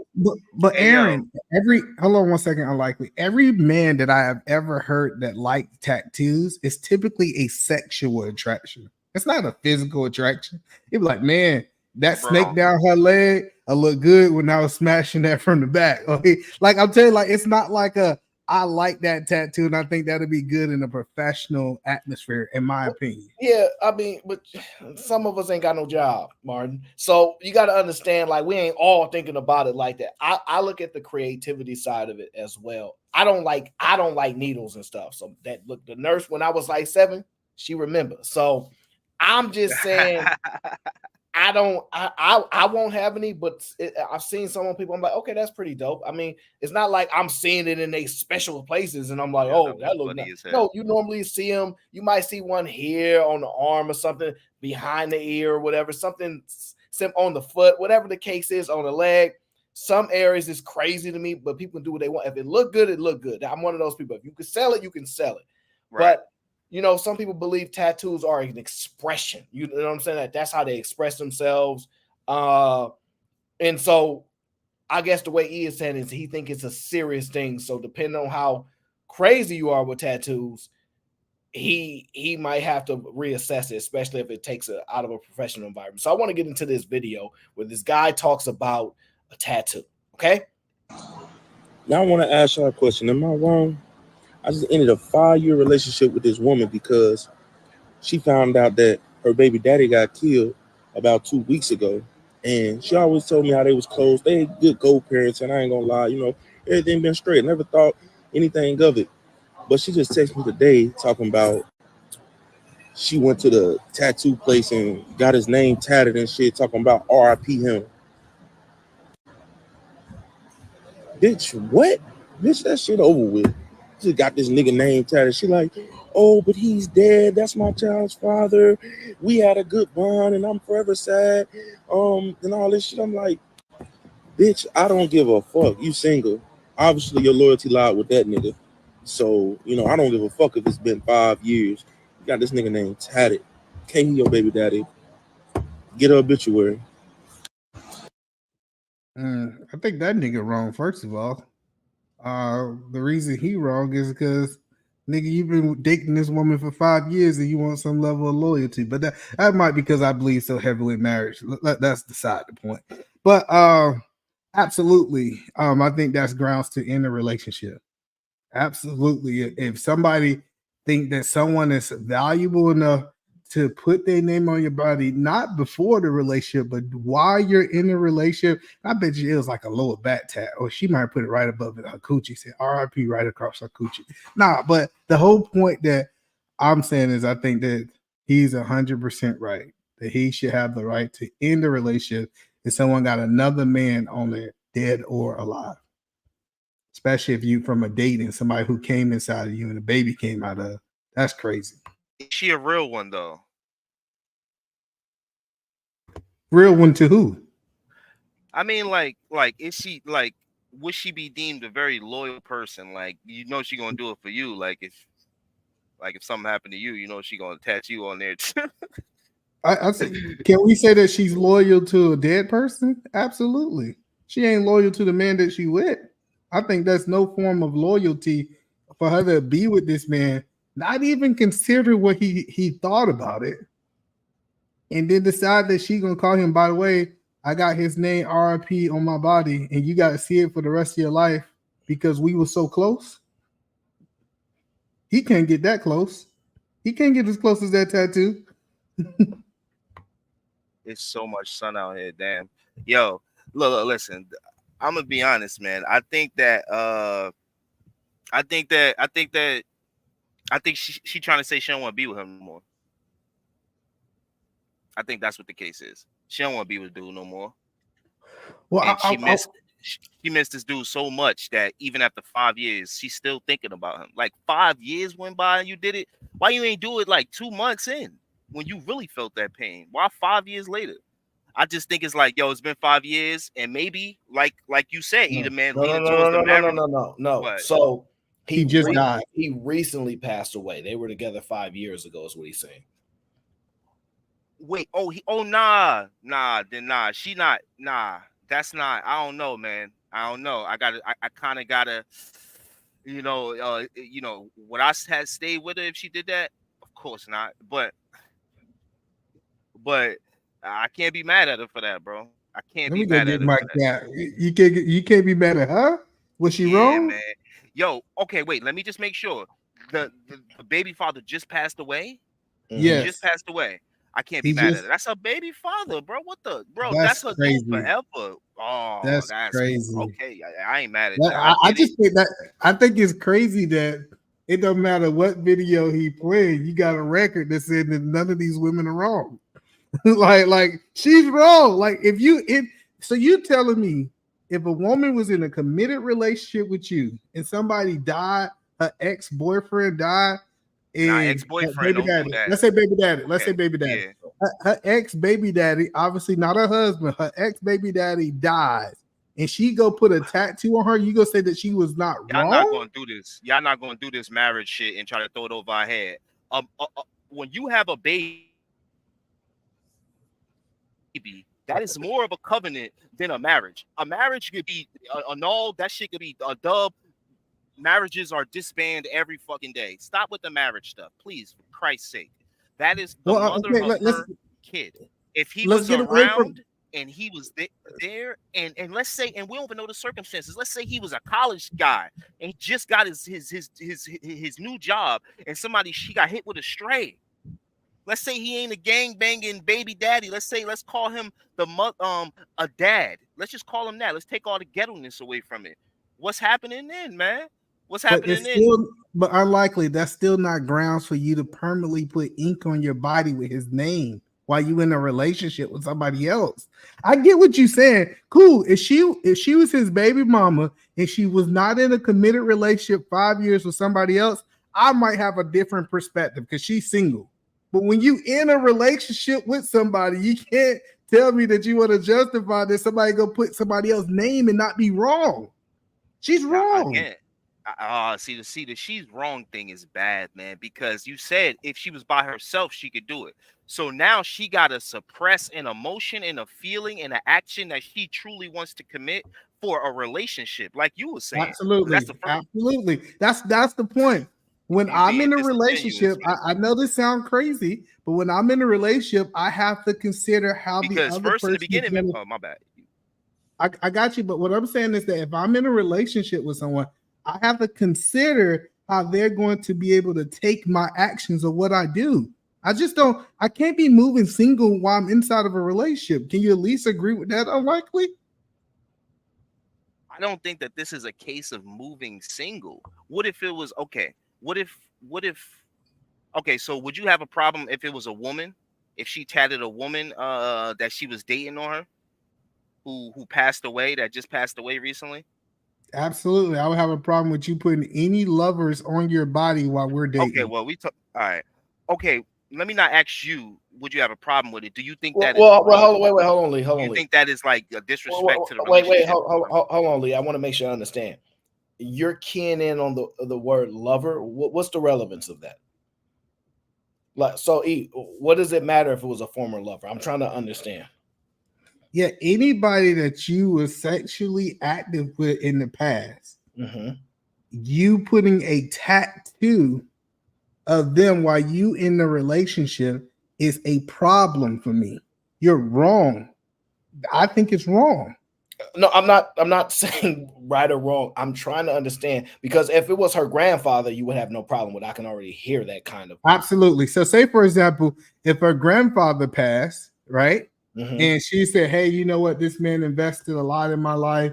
And, I want to do this. And I think first it should be still a conversation, but I want to do it. I think I will be willing to accept her putting her grandfather or her father on her body versus a lover. The lover is a problem for me. Okay, all right. So we narrowed it down to the lover issue. What is the lover issue if you know somebody already went to Pound Town before she met you? Because you permanently, first of all, you permanently decide that you wanted to make this person permanently on your body.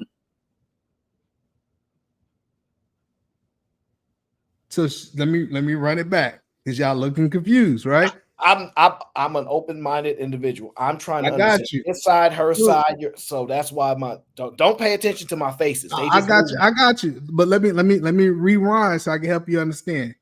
So I believe if we are moving forward in the future, you have to cut ties with all lovers of the past. All right. So we are moving forward in the future.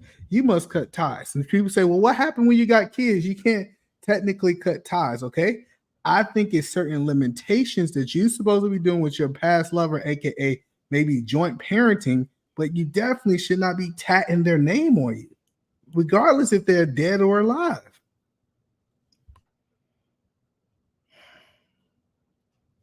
It's so subjective, man. What if she's like a Harley Davis, a motorcycle driver, and like she has all these tattoos, and she's with a guy that is tatted up, and he probably already got his ex-girlfriend on him. So she like, yo, my baby father just died again. A stronger covenant.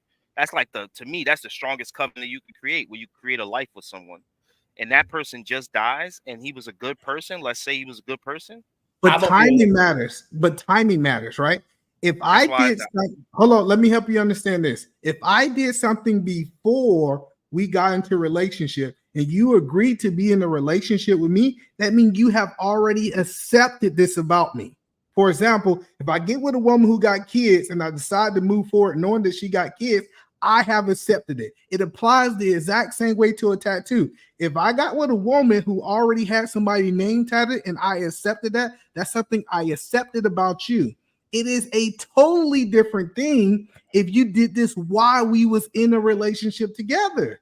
So that I get, like, I'm trying to figure out if I'm going to be upset or not. Like this is what I'm trying, because I hear all the biases and our assumptions for if we would do it, what it would mean to us. So we're putting that on. That's why she did it, right? I'm trying to figure out how much of a problem I would have with it, right? That's where I'm trying to, like, I get what you just said.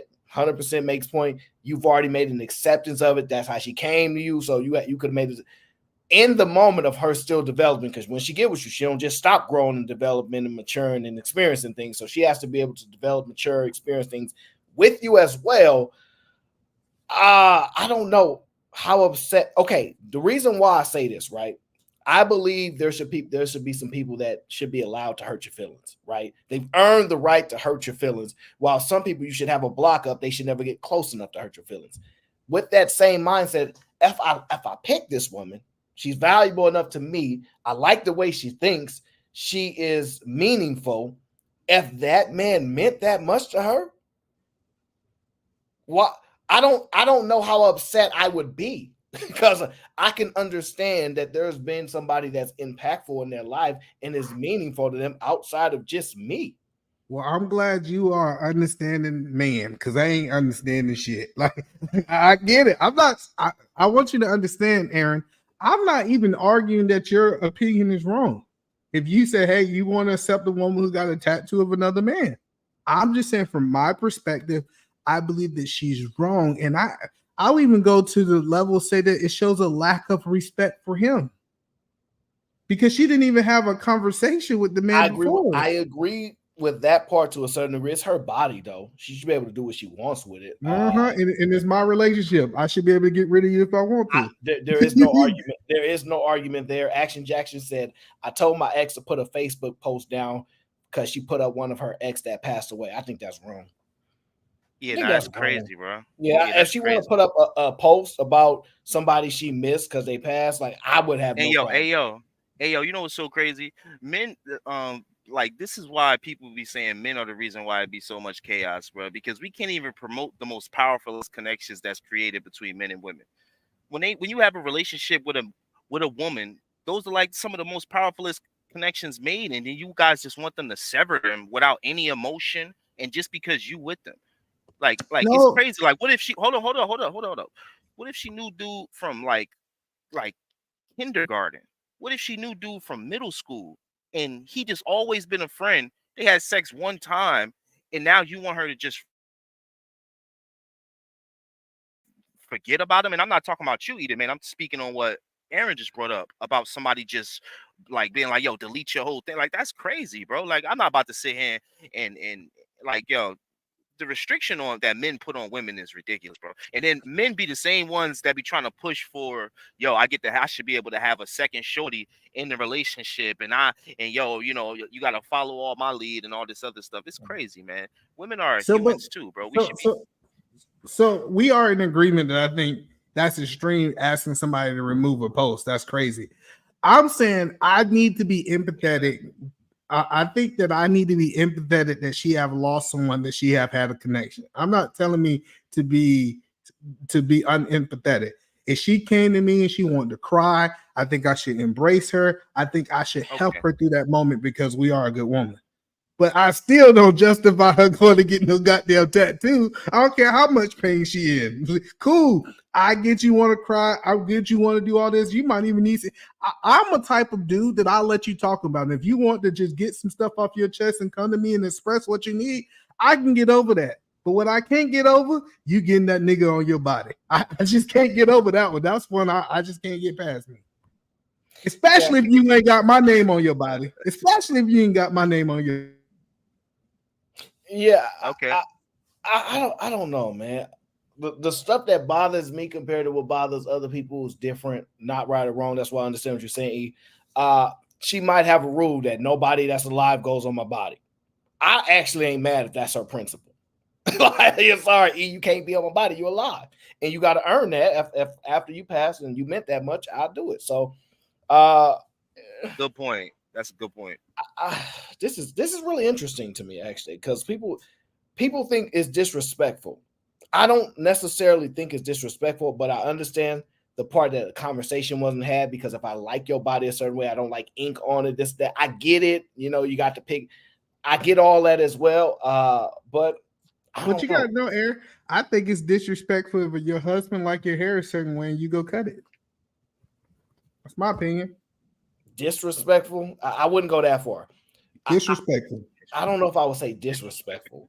Because why is it disrespectful? Why? I get what he's trying to say, but I don't know if I would go as far as say disrespectful. I get it's not the nicest thing to do, but I don't know if I would go to disrespect, because go ahead and say it. I ain't gonna say it. I ain't gonna be said. I'm gonna let it go. I'm just saying that I think if you know your spouse likes something about you, you not having a conversation before you change it is kind of disrespectful and it's selfish. No, that's fine. All right, so Let's yo, so never mind. Go ahead. well, no, get your thought out because I want to move to the next video. No, I'm just trying to figure out, like, so like, do you like run her body in a sense when you start to think like that?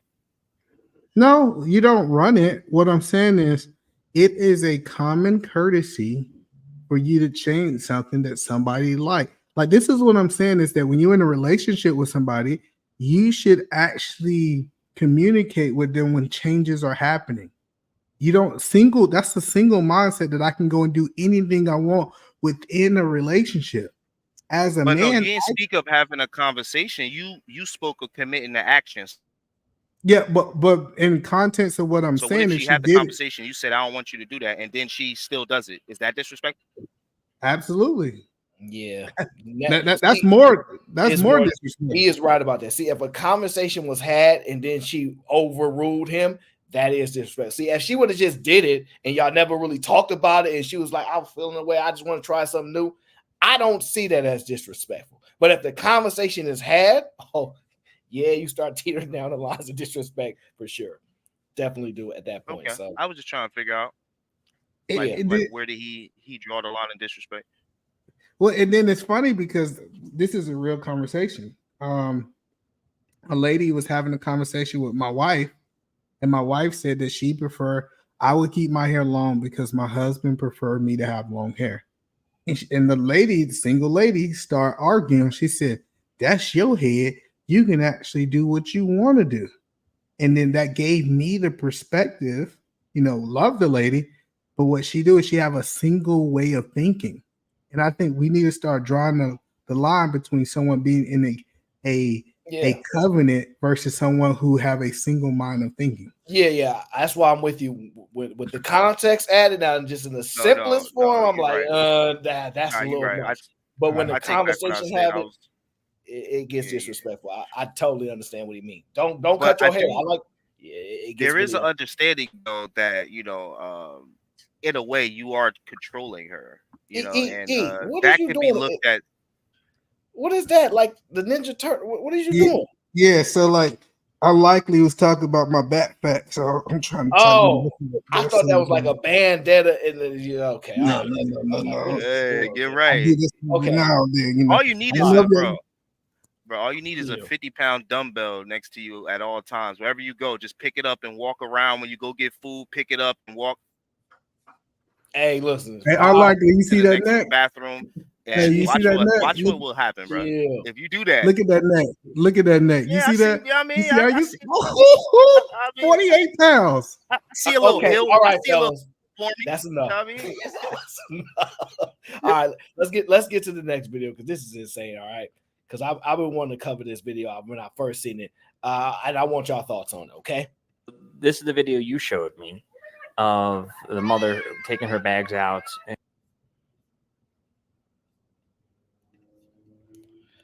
Now, y'all remember this video? No. A lot of stuff. A lot of people went off about it. I wouldn't say it went super viral, but I saw it a while back, and the mom was carrying like a couple bags, right? What was it? Let me see if I can get it to play again. Yeah, the mom was carrying a couple bags, and hold on, let me pull it back up. Hold on one second. She's pulling a couple bags. There it is. Yeah, there it is. She was pulling a couple bags, and she was going to get the baby out the car while she was carrying a bunch of bags. So in that process, she ended up falling, right? You'll see it here. This is the video you showed.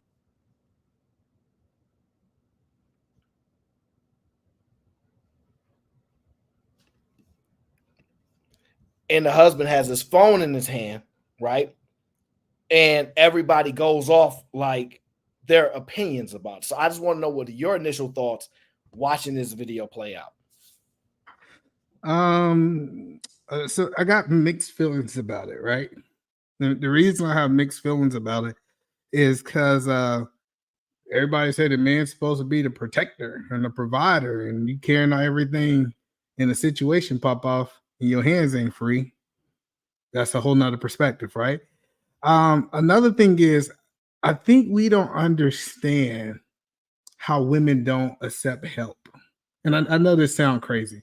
Like, it's especially when you're in a relationship, you be like, let me help you with that. When you hear that, I got it. I'm gonna do it myself. I know some people. Go What? ahead.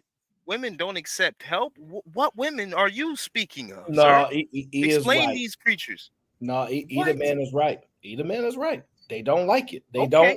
don't. This is why they keep saying, I want you to just do things without me asking. They don't want to ask for help. They just want you to do, and they still want to be like, feel uncomfortable. Go ahead, E. I know exactly what you're talking about.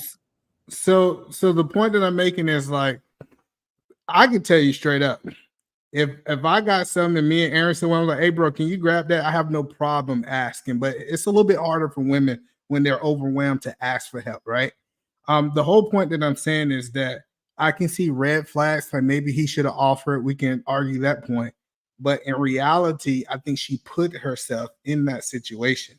And now, can you say that he could have volunteered his help, or he could have did more to make it into a better situation for her? But in my opinion, I think that both of them are just kind of doing what they want to do in that relationship. Yo, that's crazy. Nah, y'all wilding, bro. Okay, look, now I gotta take it there because you bugging. All right, look, listen. Look at this little small dude right here, right? The reason why she feel like she could do everything is she don't trust him when it comes to doing stuff. You know what I think it is? I think the reason why men have run into women like this that are willing to grab the kids and the bags is because you showed that you a pipsqueak. You showed her that you are a pipsqueak in life. Every girl that I was around was like, "Hey, could you grab that for me? Hey, matter of fact, could you pull me upstairs? Could you pick me up and bring me upstairs? I'm drunk." I'm not even. I've never heard a woman not ask me for things. Hey, could you grab that? I just want to see you grab it. I just want to see you pick it up. I just like seeing you do stuff. Oh yeah, grab that here. So I don't know. So the only thing I can understand, since I'm on the other side of that coin, is that these must be men that women deem that are pipsqueaks, that are guys that they think can't really lift anything, or they probably never seen them do a push up, or probably never seen them putting in no real pain, and like yo, you a pipsqueak. But this is, and I'll land right here. If this guy was 6'5", built like The Rock, you think that she would still be doing this? The answer is no. The answer is 100% no. Yeah, I think maybe because I see it, you know what I'm saying? I have seen plenty of times of women carrying a whole bunch of stuff, because you got to understand that some women just in the zone, and you got to remember, while this man is typically might be out and working, she does this on a daily basis.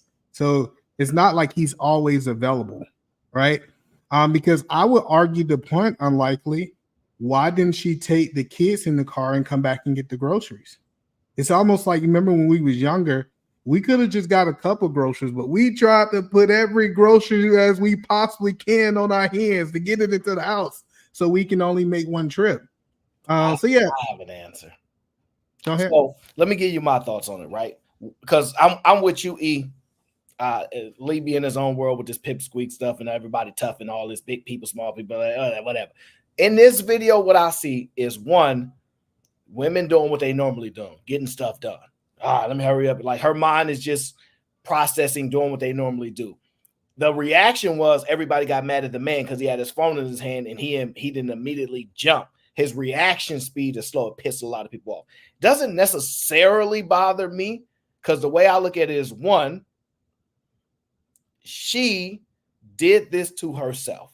Right, wrong, or indifferent, these are her actions. She's carrying a bag, juggling with the two kids there. It looked like they're coming from a trip, right? Because I don't know if those are grocery bags, right? But look like they coming from a trip maybe, and she got the bags in her hand, and she goes to get the baby while the other baby is walking behind, and she don't want to stumble over, so she fall, whatever the case is. But why are you holding those bags at all? The man has nothing in his hands. All you have to do is get the kids. If that's what your mind goes to. I don't understand that part.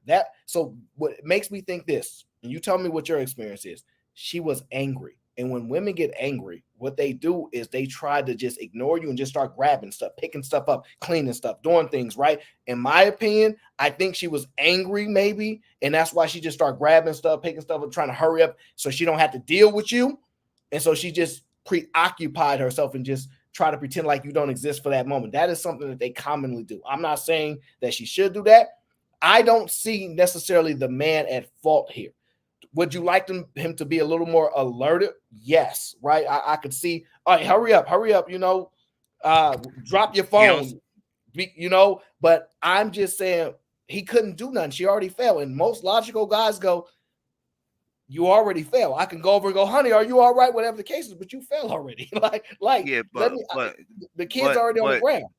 But you taking a very major aspect out of the point is that you allowed her to risk the safety of your kids. This kid, come on, bro. Yo, no, get your thoughts. She's holding this kid. This kid could have fell, cracked her little skull on the ground because you wouldn't step in to be like, yo, I got the bags. Go in the house with the kids. So again, pipsqueak energy.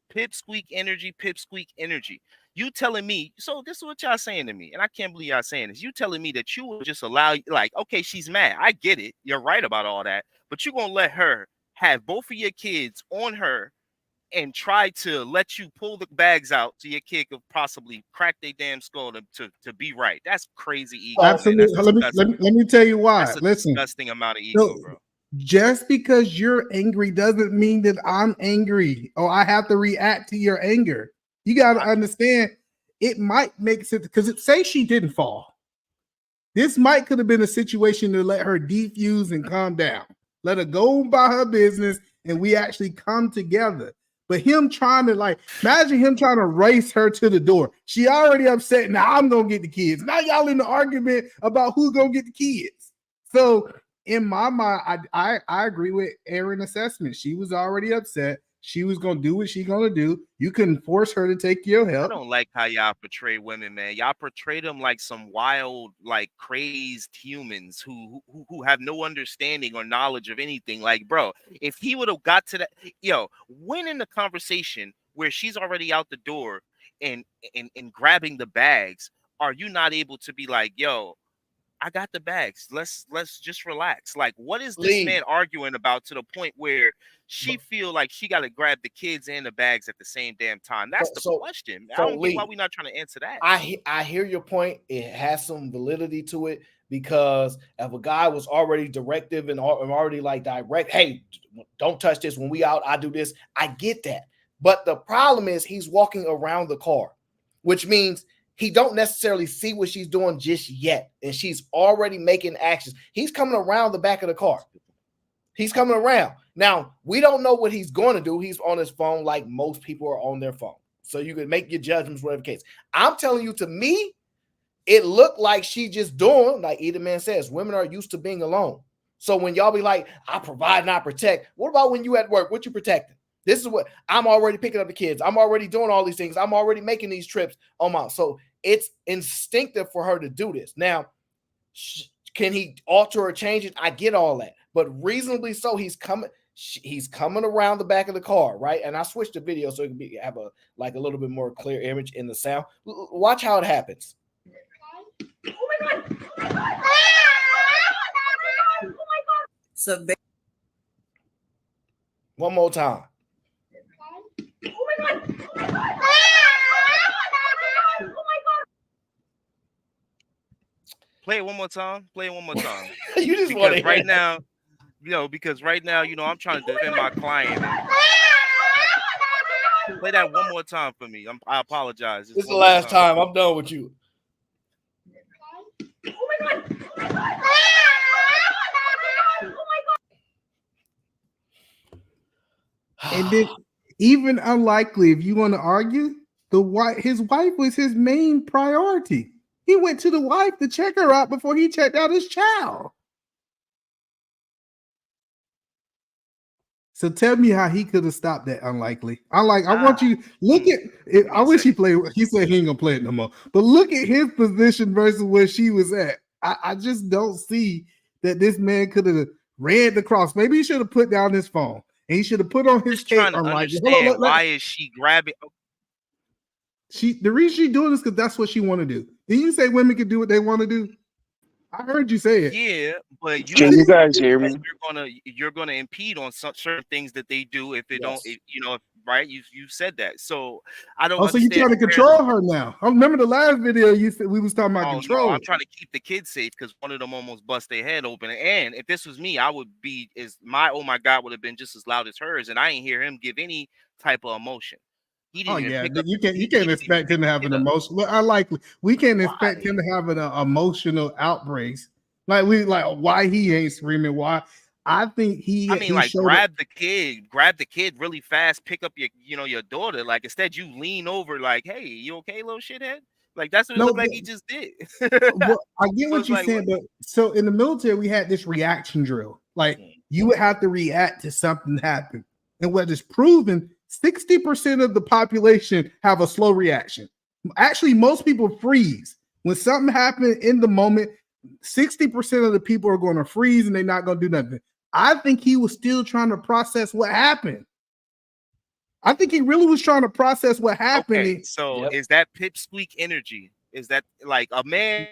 That is normal. No, that's normal. Who needs that much time? A man, because would you? 1 second. Normal. Remember you your whole telling bunch me- of time all is right, 1 I get you. second. I'm not going to use y'all as an analogy. I don't think. Okay, if it's normal, then we got a lot of pipsqueaks out there because that's not how I'm responding. I don't think that's not how most men that actually build themselves up to be men. Eat a man. Can I ask you? And I also don't. Oh, go ahead. My bad. Eat a man. I want to ask you a question since you're the only married man on the panel. So it looks like they're coming from somewhere, correct? Mm-hmm. What if about 10 or 15 minutes before they got to the home, there have been like a little discussion and she may have been frustrated. She gets out the car and quickly gets the kids and the bags and everything because she can't stand to look at him right now. And she decides to grab everything at once and rush in the house. But she's not strong enough to handle all that at once. And she just falls. She tumbles. And you know what I'm saying? Yeah, but the thing is, I'm pretty sure that this done happened maybe 100 times before and she haven't failed. I don't think that. I get that we want to think that this was the one time she decided to pick up everything. I think this is normal for this woman. Nah, she probably falls a lot of times. They probably got some cracks in that fucking driveway from her falling. So yeah, so you gotta understand, because me and my wife, this is a real situation. That's why I understand it, right? I don't have this sense of rushing, and my wife have it. So like I'm taking my time, getting out the car. My intentions might be grab everything, right? But by the time I actually get to the back of the car, everything's grabbed. She done took everything. It wasn't that my intentions that she was to grab it. She just moving a lot faster, and her mind is running a lot faster than mine.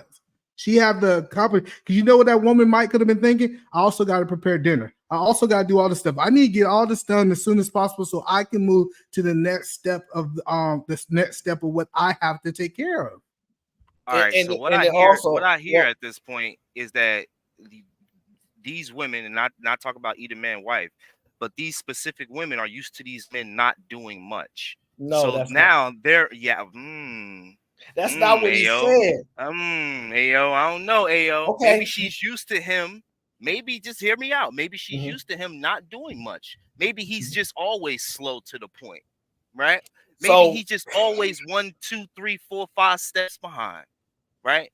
Maybe she need a real man that's able to get on that same accord as her. She had kids with and him. that's what she shows. That's what she shows when she commits these type of acts here. She's trying to show him, hey, step up, partner. Okay, fine. So she had kids with him. She get to decide what kind of man she want to be with or not. So I'm with E. Women just be doing stuff when they by themselves. It's like, all right, they always moving. And that's how they minds be working. I get your point that maybe he should been early on tell her stuff like, hey, if I'm around, don't touch nothing. I got it. And it's no, that's not my point. My point is this. My point is very simple, bro. She knows she has 2 kids on her. She knows she has one in her hand and one on her. He don't know he coming around the car. No, I didn't Look. say. See, you're not listening. I said she knows that. Okay. She knows that she already has 2 kids, and she knows that now she's going in there to grab a bag. That's why I said y'all act like women are just like they don't understand things. She knows she's about to put more weight on herself. Let's stop. But no, The she's reason picking up the why, child, hold up, though. just real quick. The reason why she's not doing it because this guy never helps. That has to be the only reason. I get your analogy. These type of but she situations. had Because if so, she would have just walked her 2 kids into the house. well, I think you're missing some important parts of the details. She's not holding the second child. The second child is behind her. So she have the bags and she's reaching for one child. You gotta play it for Lee because Lee he missed some important parts. She's not holding 2 children. The one child is standing right behind, and I'm pretty sure this is what that child is doing. That child is saying, "Mommy, mommy, mommy, mommy." I need you to pay attention to. I gotta jump in there. Is what I'm saying not a possibility? No, but you said this is the only way. It's a possibility. But you said okay. No, we're talking but about listen, possibilities here. No, that's not what you said, Lee. You said this is the only way that she did this because he ain't helping. That's what you were saying. But the point is, the first child is behind I just her. said it could be a possibility. And Lee, I get your perspective. I'm just telling you that since I have kids, I kind of know. My oldest, youngest child usually say, "Mommy, mommy, mommy, I want your attention right now." Children don't care that you're doing something else. When they want your attention, they want it now. So she got one child following her. She got one child she trying to grab out the other car, right? She got a grown man coming around the car that could have helped her. Instead, she thought he's not going to help. So let me grab the kids and the bag. That's what we need to address. Well, how about this? Unlikely, because we said that your situation is possible. Is it possible that she was angry and she wanted to do everything herself? That's a possibility. Look, I don't know. That's a possibility. I just think that it happened really quickly. He's coming around. He's on his phone. That's common.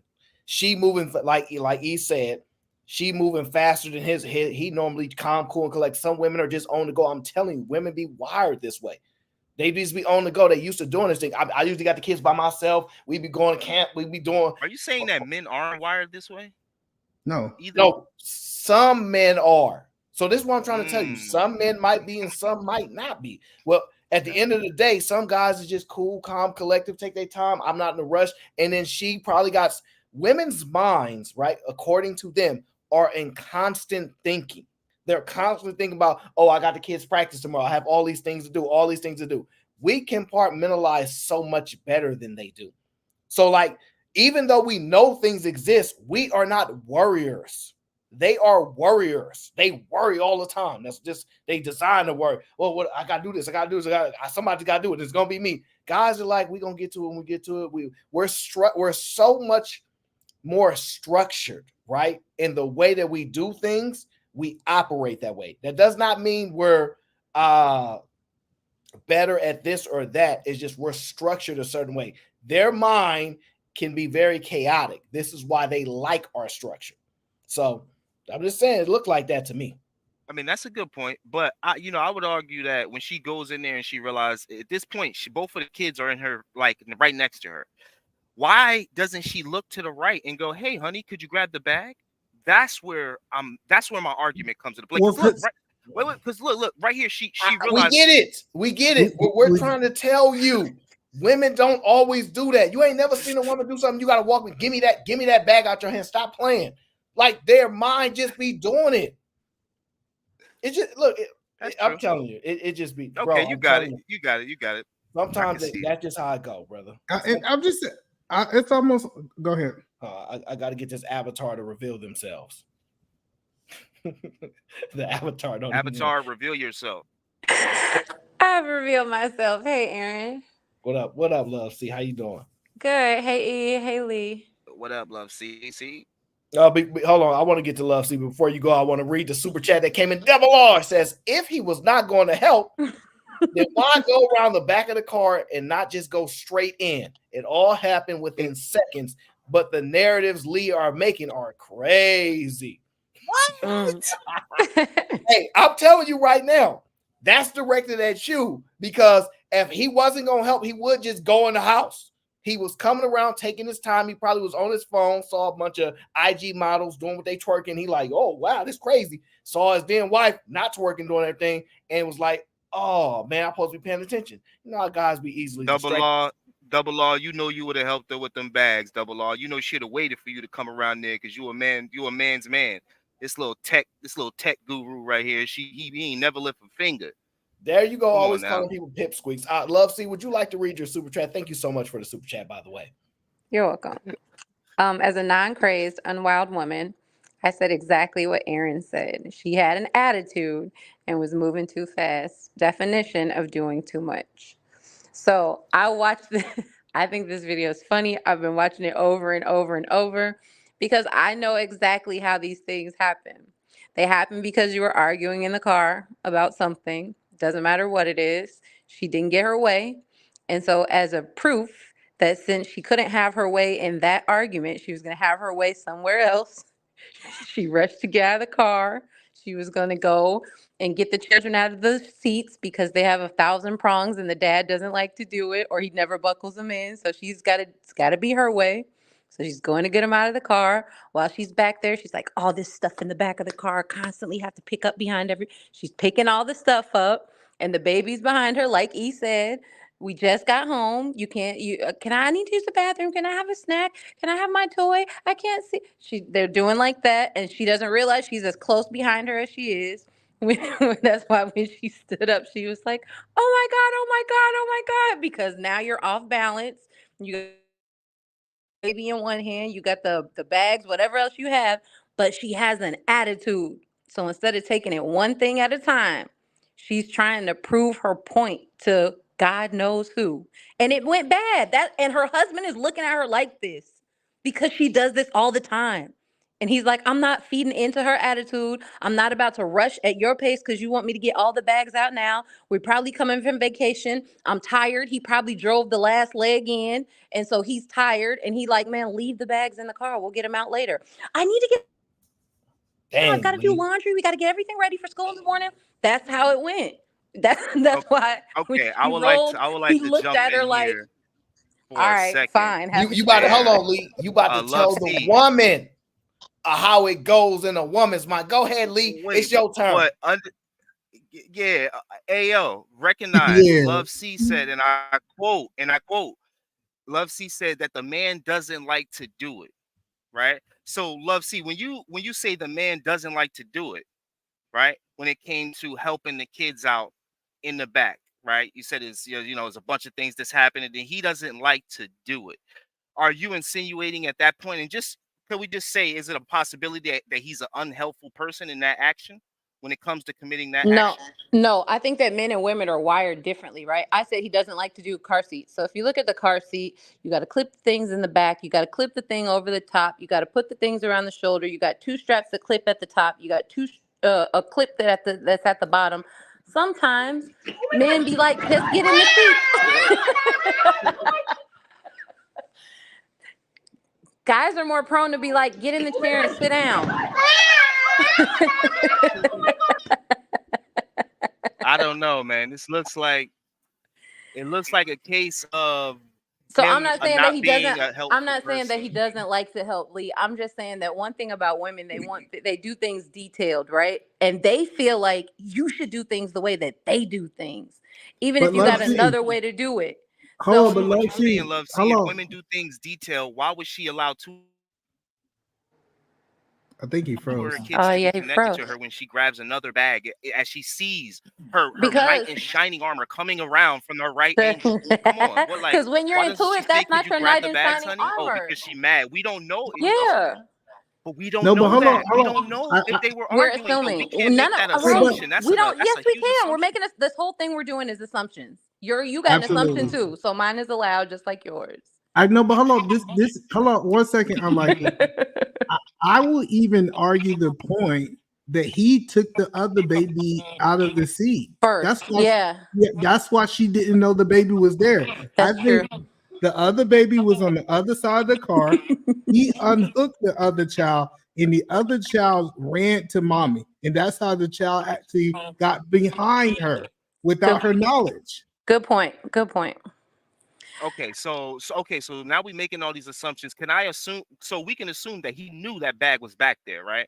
Sure. That's a solid assumption. Okay, so That with is. that being said, as he sees her grabbing it, why do we not hear, "Bae, I got that"? Why do we not hear that? Because again, he's not on that Udemy term. He's not trying. He's not a helping type of person.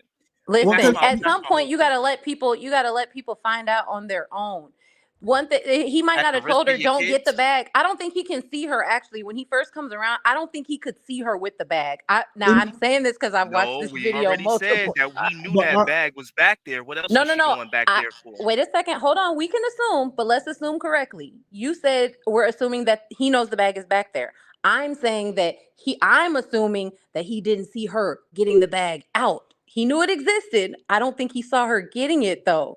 So she's like in a I can't explain it. It wouldn't make sense because it's something that I don't think men do it. Women do it though. I'm telling you, I've done it.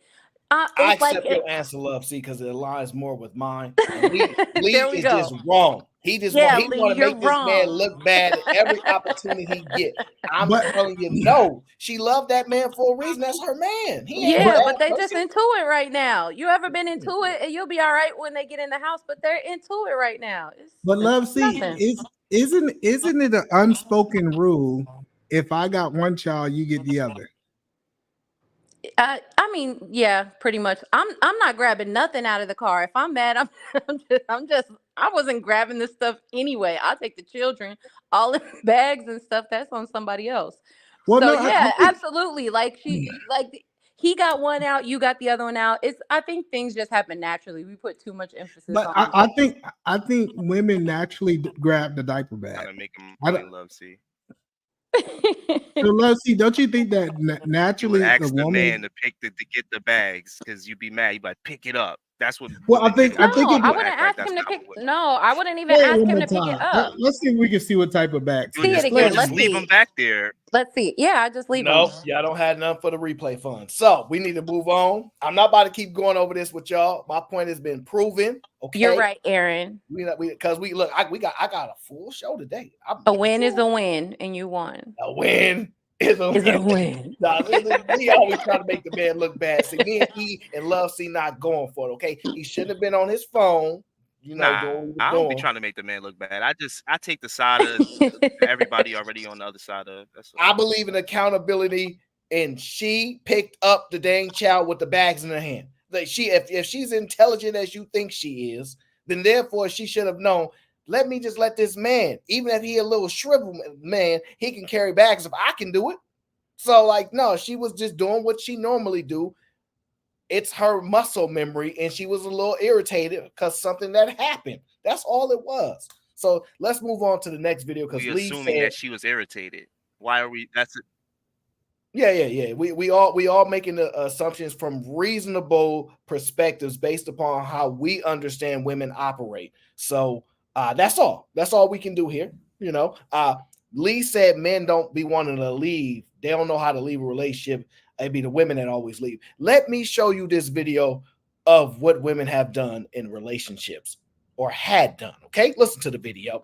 Things my ex did, and I still stayed. He made me choose between having friends or dating him. He told me he didn't want to see me Monday through Friday, and sometimes not on Sundays because work is more important. He asked to be exclusive with me and gave me an apartment key, and then 2 days later, I walked in on him with another girl. He'd yell at me before we went to bed and say I had just had sex with him because it was my job as a girlfriend. I thought someone had hacked and scammed my credit card, but it was really him. He'd been using my credit card to shop on Amazon. On boys' nights, he would go out and get girls' numbers and Instagrams, and I would get upset about it. So what he started doing is blocking me on every single boys' night, every weekend. Oh Just my night, God. every time after. Things my I just got a question. If you was to look, Lee, It's things my O'Shea, ex did though.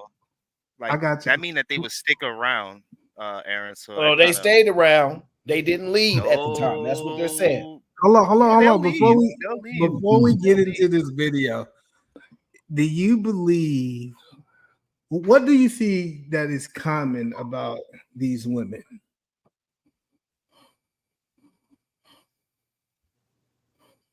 Lee, I think that one was for you. Said you asking me what do I see that's common in these women?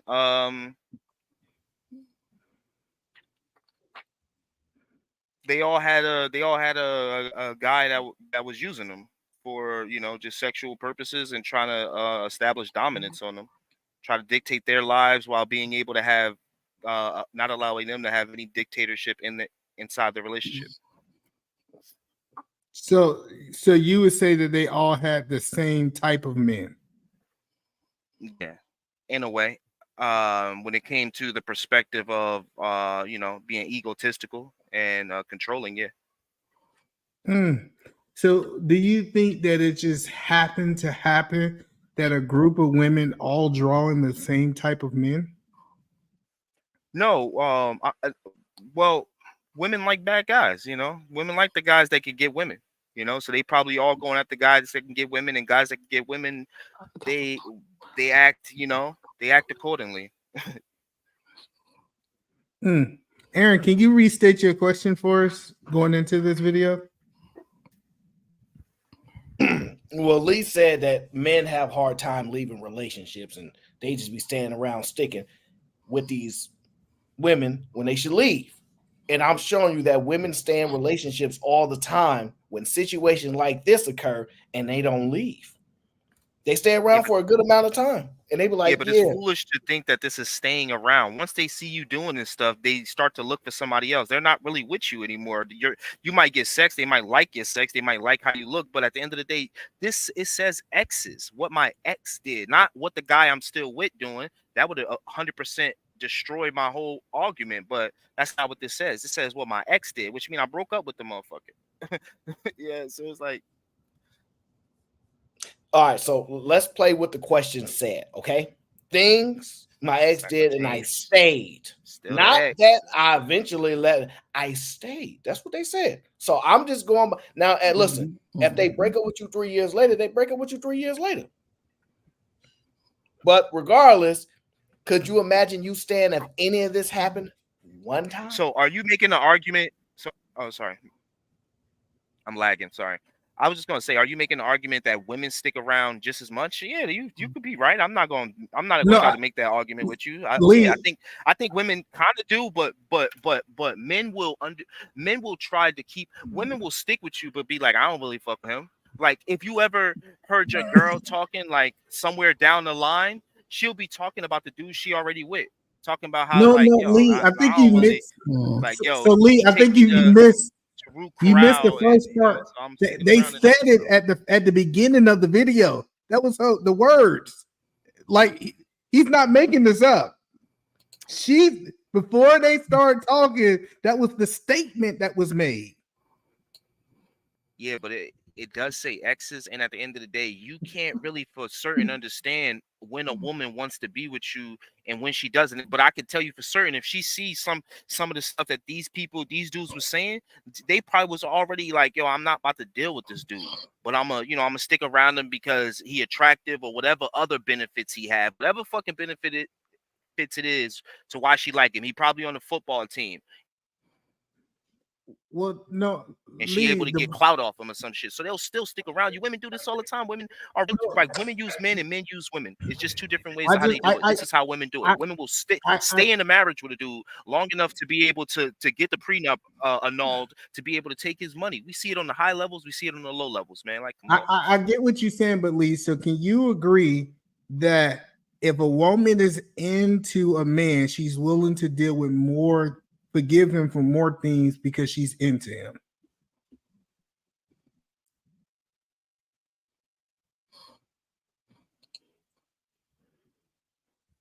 The ghost of P. Rain and that internet, boy, I tell you. Yeah. So I think women will, if she really stick. I think it's internet going in and out. So the whole point that I'm saying is I believe that these women was really into these men. So when he blocked, for example, one of the examples was she got blocked when he was to go out and do these different things. I think for a woman to stay around with a man like that, she has to be into him and scared that she's going to lose something. That's why she's staying around for that type of I don't want to call it abuse, but that type of behavior. I mean, yo, these are all young women. You know, they probably in college. People, just like Aaron said earlier, women don't really be wanting to be in relationships. So they probably talk about shit that it was like, man, I was only dating him because I was like, it seemed like they laughing about it. None of them seem hurt. Look at this this screenshot real quick. They all smiling about this shit. They like, man, it was a fun time. You know what I'm saying? I was That was listen, after man, the it's college fact. time. Yeah, But so they didn't leave right away because the one girl said that he made her choose him over her friends. So that means she made the decision to do that. And the other girl said that he made her like those. The way that they're phrasing that shows But for that how probably they weren't long though? agreeable at the beginning, but they tried it for a bit, and then ultimately they did leave. But they, they hung in there for some period of time. Yeah, it was crazy. It was crazy. All right, guys, let's get into the next video. I want to ask you guys this though before we jump into this video in particular. Let's just say somebody is wrongly convicted, right?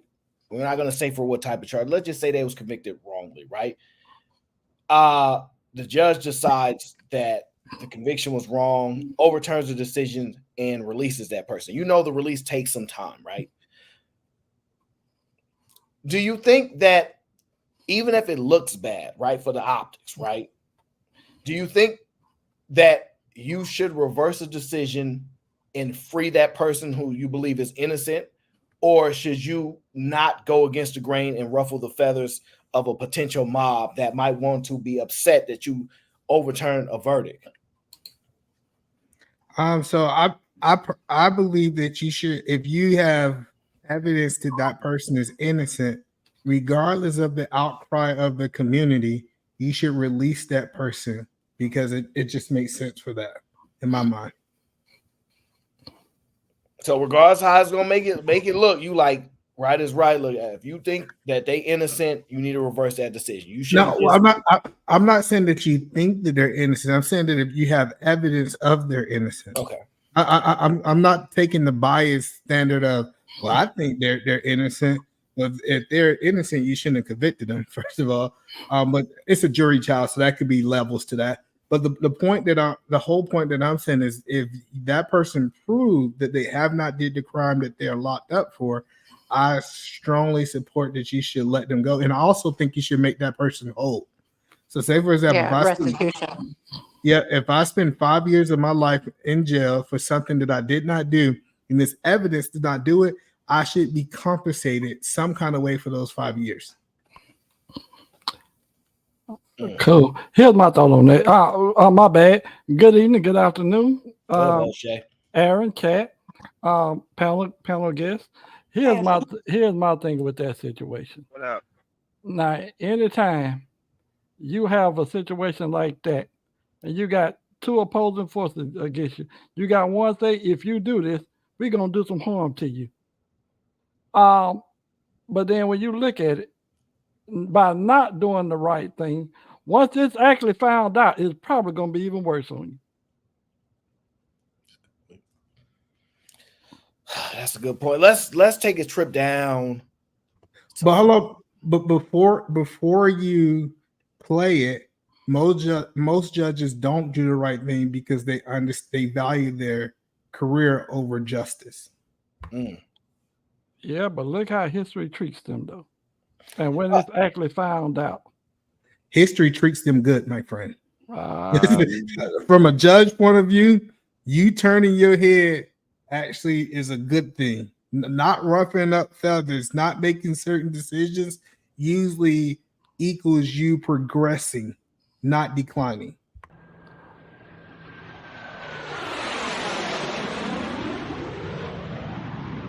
Now, you know, Florida has different type of laws.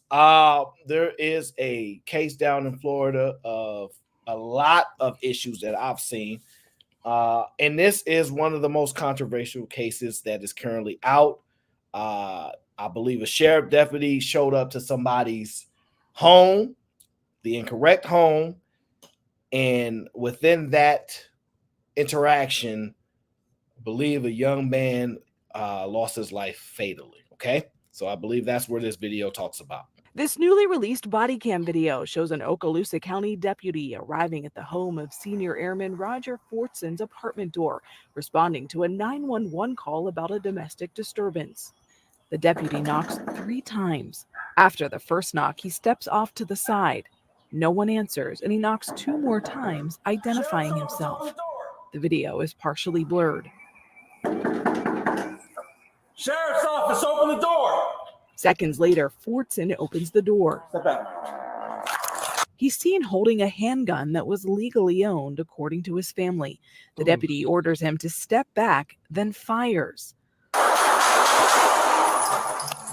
Drop the gun! Drop the gun! Drop the gun! 312, shots fired. Suspect down. Okaloosa Sheriff Eric Aiden says his department released the video to be transparent. No determination has been made as to whether the deputy's actions were justified or not. Fortson's mother, Mika, says her son was FaceTiming with his girlfriend during the shooting. The girlfriend told the family the deputy said something not on the body cam video released today. They just said, oh yeah, he shot up. He shot up. Our baby was shot up. Fortson's family says he was alone and grabbed his gun only after he heard aggressive knocking on his door, peeked through his peephole and saw no one. Fortson's family claims the deputy went to the wrong apartment. Roger was a gift from God. He was a patriot, and so he respected authority. Why the police didn't respect him? That's the question. Whether the deputy's actions were justified or not. Fortson's this newly released I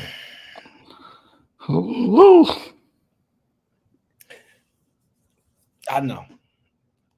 I will tell you this though. Every time I hear a mother scream like that, it is every single time. It's the same pain.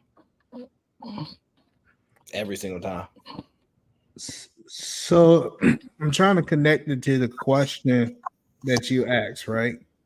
If somebody was wrongly convicted, right? And I kind of understand how you build your show.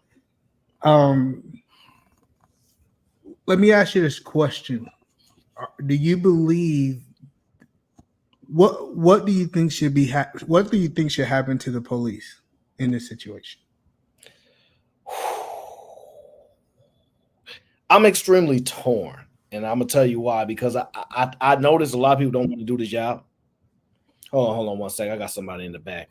I got to make sure I get these avatars, clearly identified. You know what I mean, Mr. Avatar, reveal yourself. What's going on? What's going on, man? What up? What up, G? What up? That's the thing, though. I want to give officers a level of protection. That's why, like, immunity is necessary. This is a very complex situation. This is not a simple interaction. There's race relations involved. Unfortunately, again, you know how that stuff go. I heard reading some of the context and things like this where people can get a little bit more. The front desk lady told him to go to a different floor. He was supposed to go to like the 4th floor. He went to the 3rd. So it's most likely the wrong apartment from what I've heard. However, this is the interaction that occurred. Bang on the door. Hey, says sheriff department, etc. The guy does not know who's on the other side. I guess he don't peep through. He grabs his weapon because he hears nothing but banging going on the show. Bang on his door, and he opens the door with his firearm pointed down in the downward position. And the deputy identified and immediately reacted. I do not know if the information, because I know it was a domestic dispute or issue in the home, what his experience is, if he believes going into environments like that, there's firearms in the home, they're in that. I don't know what's going through the officer's mind. I just know a young man lost his life because of this. And now his freedom could be in the balance. I don't know. It's a lot. That's why I gauge other people's perspective on it. Well, I want to dive into this because I watched it in detail. This is my first time seeing the video, by the way. So the first thing is, me being prior military, my question, I have to ask why this officer did the thing that he did. So the first thing that I noticed he did was he removed himself from the peephole where the person could not see him. He purposely stood side. And the problem in my mind, remember, I'm just processing this. The first time he knocked on the door, he did not announce himself at all. So he did not announce himself, and he stepped to the side, and he knocked aggressively. And then he also said, hey, sheriff office, open up. He did say that. But I understand how hollow outside sound from an outside door. So just because a person is actually saying something doesn't mean that I hear it from the inside, especially if I'm in a different room. All right? So that's step one. And then, and I'm just telling you from my mindset why I process it the way that I process it. All right. Then immediately, so then I seen a red flag from the young man. Me personally, it's just me personally. Mm-hmm. If I don't know who's at the door, I'm not opening the door until I verify who's on the other end. Mm-hmm. Right? So say, for example, if I don't know who's on the other end, somebody knock in Atlanta, Georgia, we say, who is it? Yeah. Who is it? So now we have a young man that have his weapon unholstered, opening the door, and we can say in his defense, he did not know, but he didn't investigate who was at his door. All right. Then we go into the second level. So the second level of this whole interaction is the gun is in an unthreatened position, is pointed down to the ground, and immediately the sheriff shoots without speaking. He never gave, put the gun down, disarm your gun. His first reaction, instead of communicating or yelling, usually what you're taught is that you're supposed to be trying to verbal commands. Hey, drop the weapon, put it down. He shot first, and after the suspect was actually on the ground, and then he started using verbal command. Yeah. And then on top of that, if I shot somebody and once they're gone, I would be like, hey, can we get an ambulance, this, that, and third? I would have tried to save a life, especially if that person is a non-threat to me anymore. Now, I can't verify anything that what was on FaceTime because we don't have evidence of it, but we saying that he said over the intercom that they were shot up. And I don't like, because if you understand how body cams work, it didn't stop recording. I'm telling you, that body cam did not stop recording where that video stopped at. No, so they cover it. They know exactly how to navigate around it to the state, like to cause some audio issues. I've seen it in real life play out sometimes like that, right or wrong. You know, I'm not nitpicking at it. It's just this is a tough situation because I want to be fair to both sides as far as in the right, in the wrong, the perspectives of both people going into it. Because in my opinion, this is probably a dangerous environment. I'm not an officer. I do not know what he heard, how many times somebody's been rolled out to that apartment building, etc. Oh, you know, be careful. I do not know, but we do know that occurs, right? We all hear every other week. This guy might be you know what I'm saying? So it's a lot of stuff that they have to process. Now, they're in a job. Don't make no excuses for them. They still human. But then let's go to my my assessment process and everything you said about the officer. Mm-hmm. This is still a wrongful shooting that I believe that he should be prosecuted for. After I process all the information, him talking to the front desk, him going to the wrong floor, him not announcing himself, it's a lot of things that and it's not one thing he did, it's multiple things that I would say that he was wrong in this situation. And and what I'm gonna tell you, Aaron, if I wrongfully shot someone, I still had to be held accountable for my actions. Regardless of what my mind was thinking, I still have to be responsible. So I think he should be held responsible. So to that, and I want to get Big Mufasa in here in just a moment. I'm not disagreeing with you.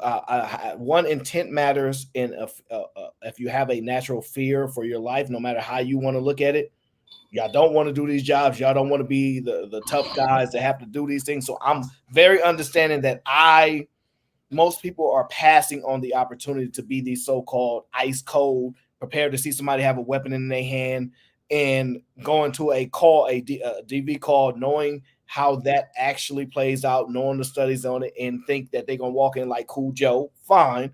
It's a lot of variables there.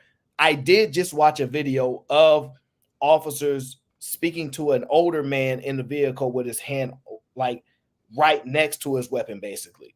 Right? He kind of holding it, and the officers tell him, do not move. Do not lift your hand up or nothing. He was very calm, even though they saw the weapon in his hand. They just told him not to lift up and said, and they were pretty much calm. So they can react a certain way when a weapon is seen, etc. So I've seen the level of restraint.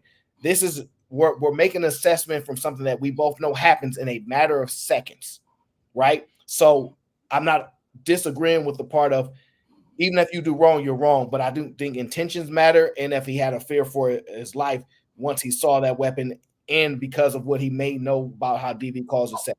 Oh, so I want to get Big Mufasa in there. I'm saying we're not arguing what charge he should get, because then that'd be a whole different conversation. Should it be manslaughter? Should it, like, that's a whole different conversation. But is he guilty? In my eyes, absolutely. I don't know what he's guilty of. Then if there ain't no charge. Wait, hold up, yo, can I just doing there? Go ahead. Can y'all hear me better now? Like, is my shit? Yeah, it's better. I bet, appreciate it. Yo, I want to say this, yo, but like Aaron, right? He's still human. So let's say you go knock on your neighbor door to get him a pie, and they up a gun on, and they got a gun in their hand. Like, are you wrong for thinking like? Because in that moment, you could probably think this person crazy because they got the action to look through the peephole. Was it a peephole on that door? Yeah, it was a peephole. That's okay. So he purposely moved out of the way of the peephole. I think that like he stood on the side so you could not see who he was. So what? He shut. Damn, I ain't even really see it. I ain't gonna hold you. I ain't see it then. I need to see it. No, I seen that he did stand on the side. That's not uncommon when you're responding to those. I'm not sure. I've seen that happen in various clips of engagements where they stand to the side of the door, whether it's a protection thing or something. So I don't want to overly like examine it. I understand. I know what I think might have helped the situation, but obviously it's easier to say that we on the outside looking in behind the scenes. Big Mufasa, what are your thoughts? Now, of course, we're doing the Monday morning quarterback thing, but just off the information that we have, you're trying to be fair, you're trying to be balanced, but I don't see how this is not his fault. Just looking at it, we're in America. We have a Second Amendment right. If this man has a weapon and you're beating at his door, you would think in America that we have a somewhat ability to protect our home, and you beating on our door. So, it's like the officer comes up with reckless abandon.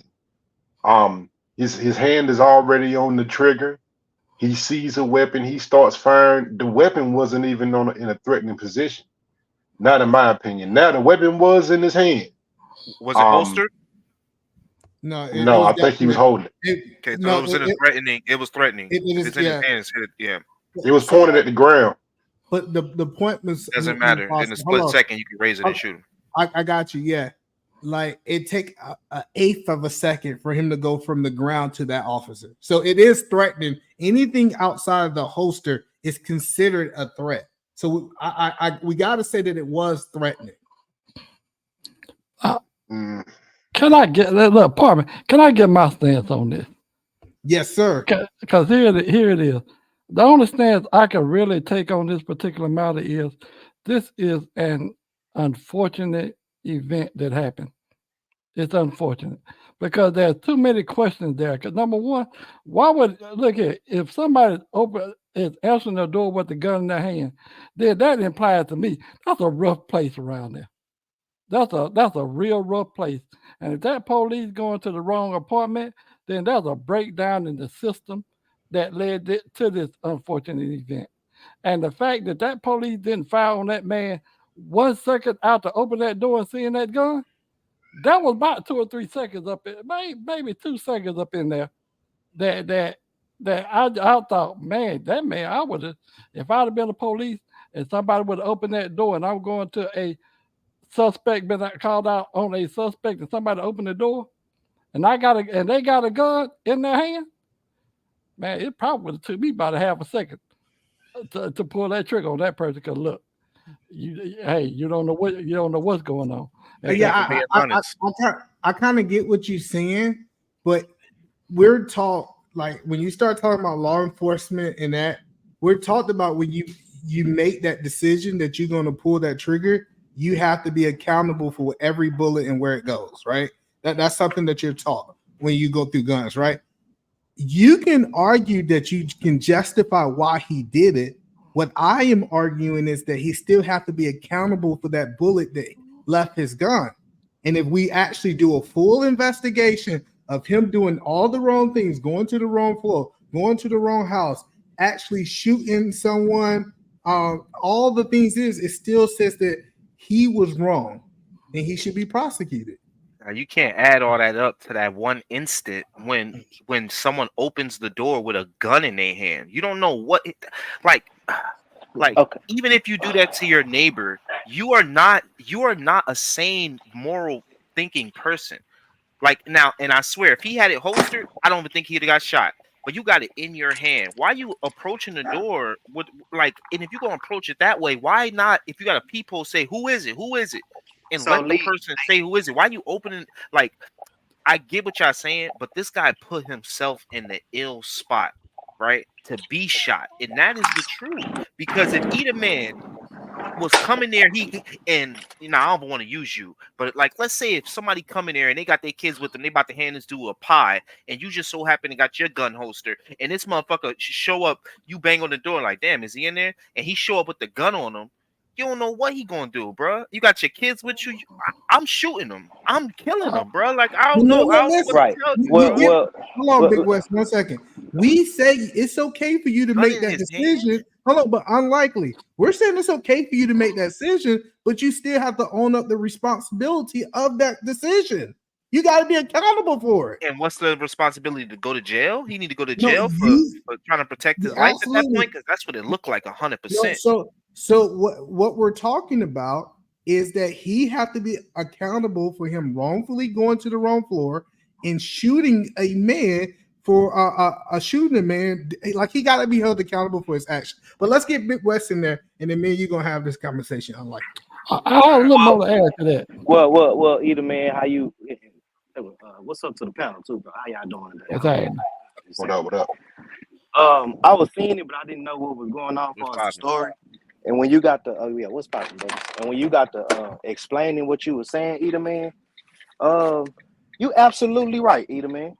You know, when you go to somebody's house as an officer, you know, I ain't talking about Lee, I'm coming to your crib, or Aaron. I'm talking about officer duty, on duty. I'm on the clock.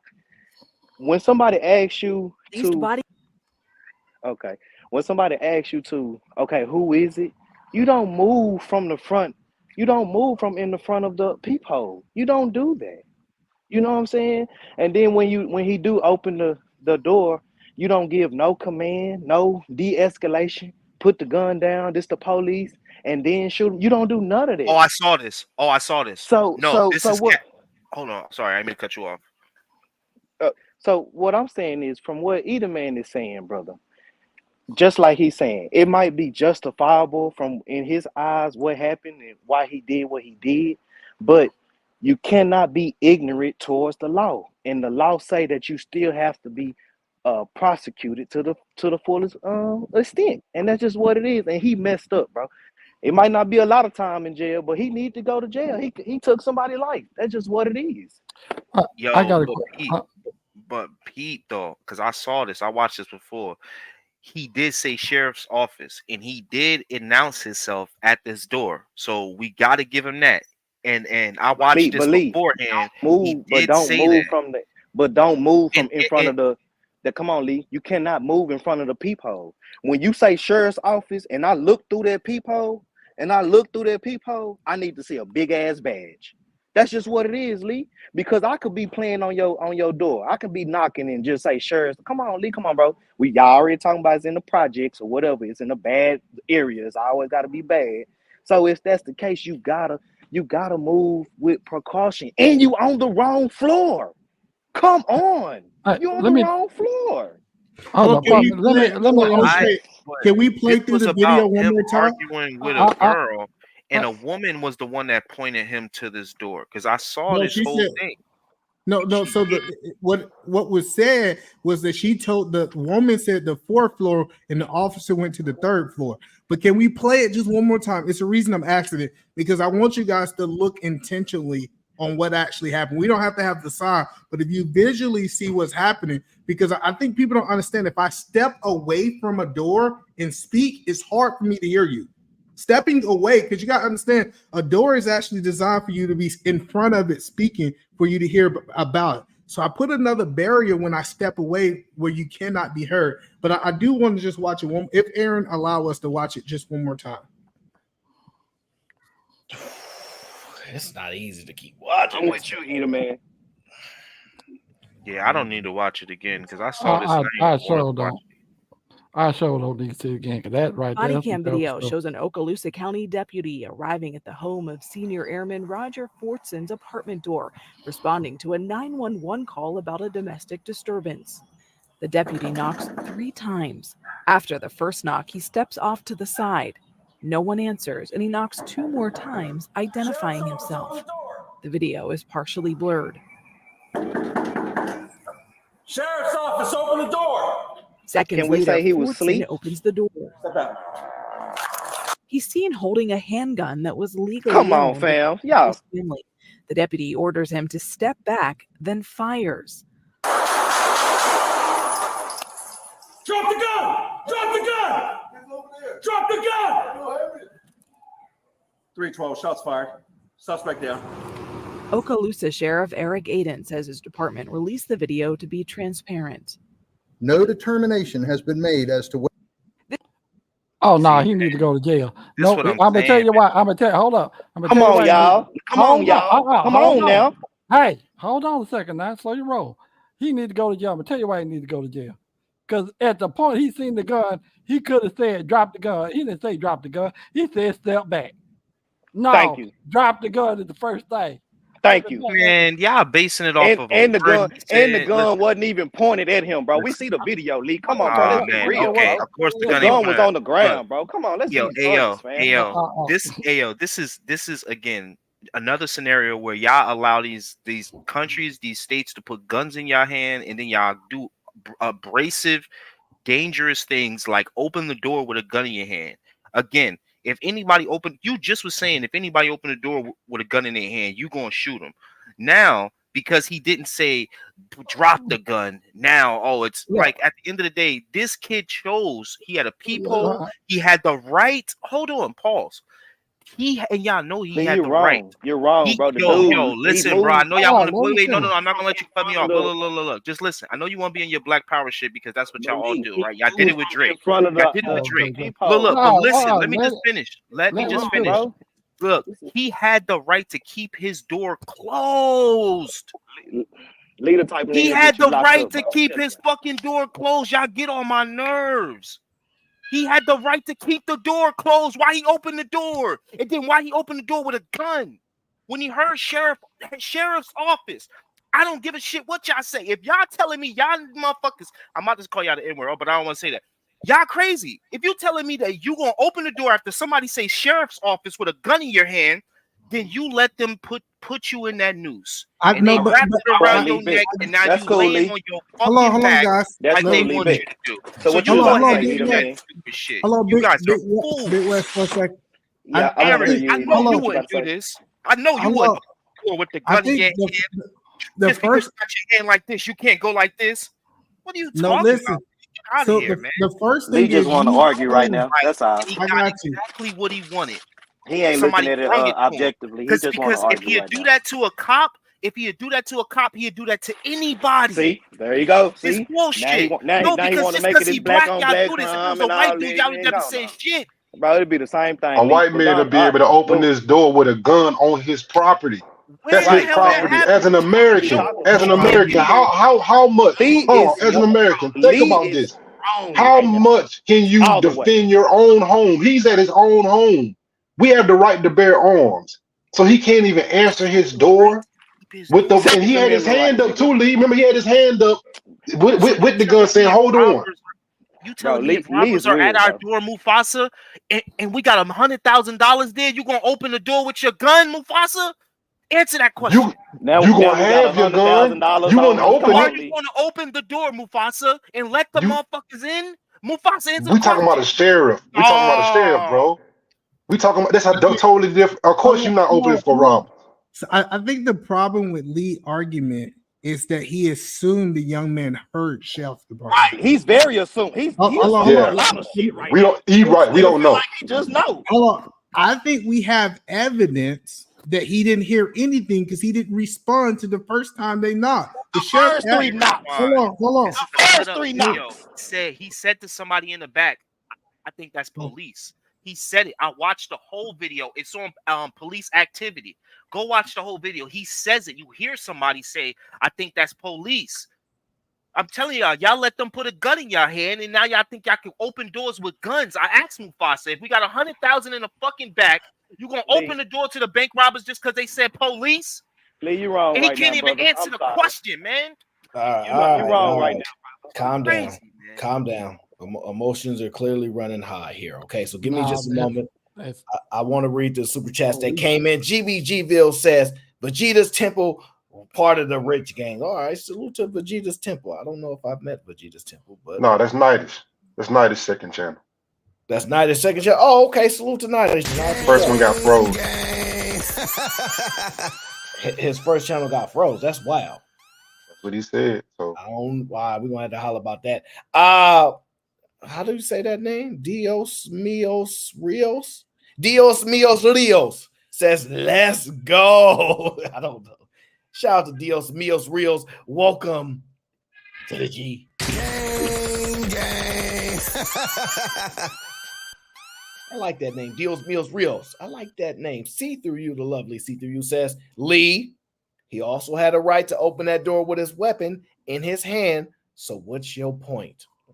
Lee don't know no laws, bro. He's still in Florida. He don't know no laws. Let's just keep going. He's literally in the place where it took place. Okay, so That's the crazy part. That's the crazy part. I don't know if Right, I don't and know. they still don't know no laws. That's what I'm trying saying. to tell y'all. This happens all the time where dudes think they can open their door trying to argue with their neighbor with a gun, and he starts shooting at them.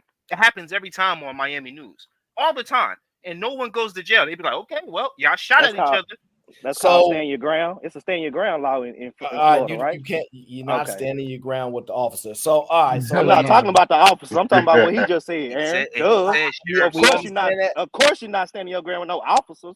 That's stupid. So it's a lot of Just making the variables. point that once somebody show a gun, people start shooting at them. It's a lot of variables at play here. So we got to one. We have to watch our emotions because everybody gonna be a little emotional because this is not an easy thing to watch, hear, know what happened. We seen the mom.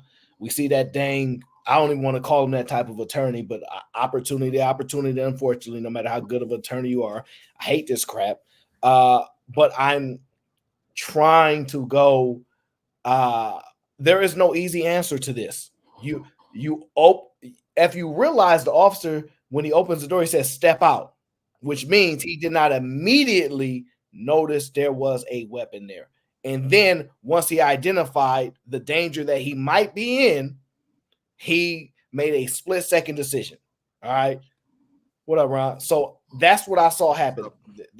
I don't know what the right path is. I know if I was there, if it was me, I wouldn't have opened that door. If I have a weapon in my hand, I'm gonna say, "Oh, I don't know if you're an officer, but I'm armed."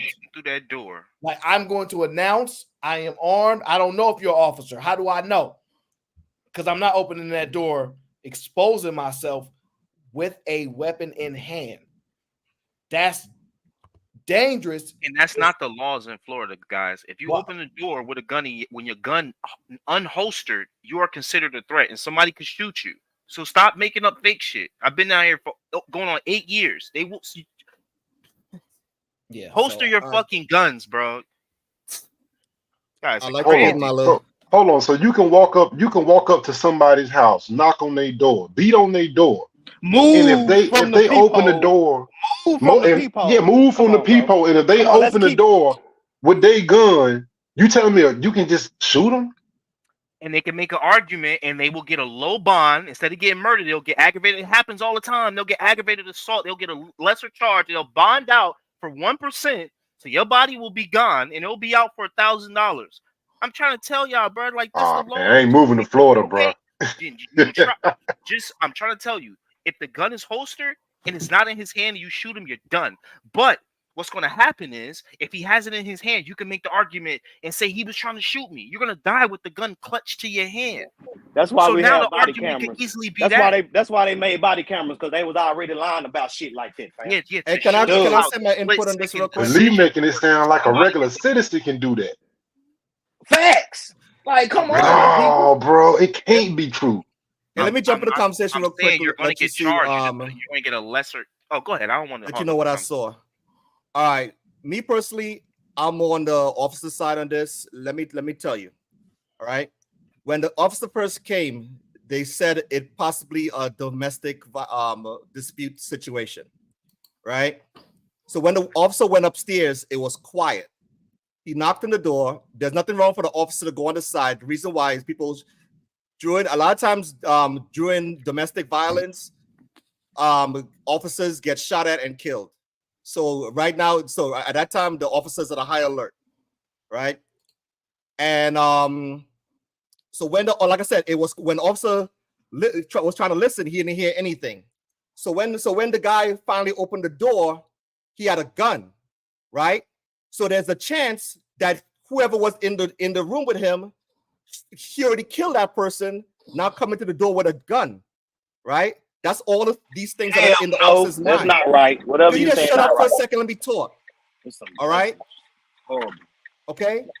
It's so easy for us to Monday morning quarterback this stuff, but but like I said, during domestic violence situations, a lot of times officers get shot and killed. So that's why there are high alert at that situation. Like I said, it was quiet in the room. The guy, when he finally opened the door, he came out with a gun. So there's a chance if there was somebody inside with him, he already shot and killed that person.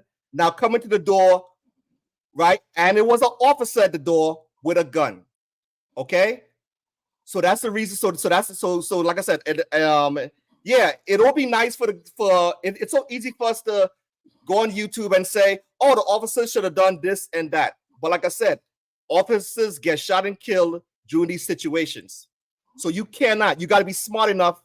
You know, we all say, oh, you're a black man. So if you're a black man, be smart enough to know, yo, I can't just be going at the to my door with a gun, especially whether it's an officer or not. Who the hell just answer the door with a gun like that? Right? Well, if now we have a disagreement because you can. Bro, Aaron, please.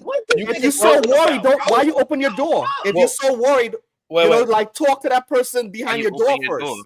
So these are all two different statements, though. So I'm with you with I'm not opening my door, but he can definitely open his door and just holding his weapon and stand there if he wants to. Well, like I said, and you could do that. Yo, Aaron, no, you're not going. That's false. You could do that, but what's going to happen is if I shoot you, I can now argue and probably win the case because this is what's going to happen.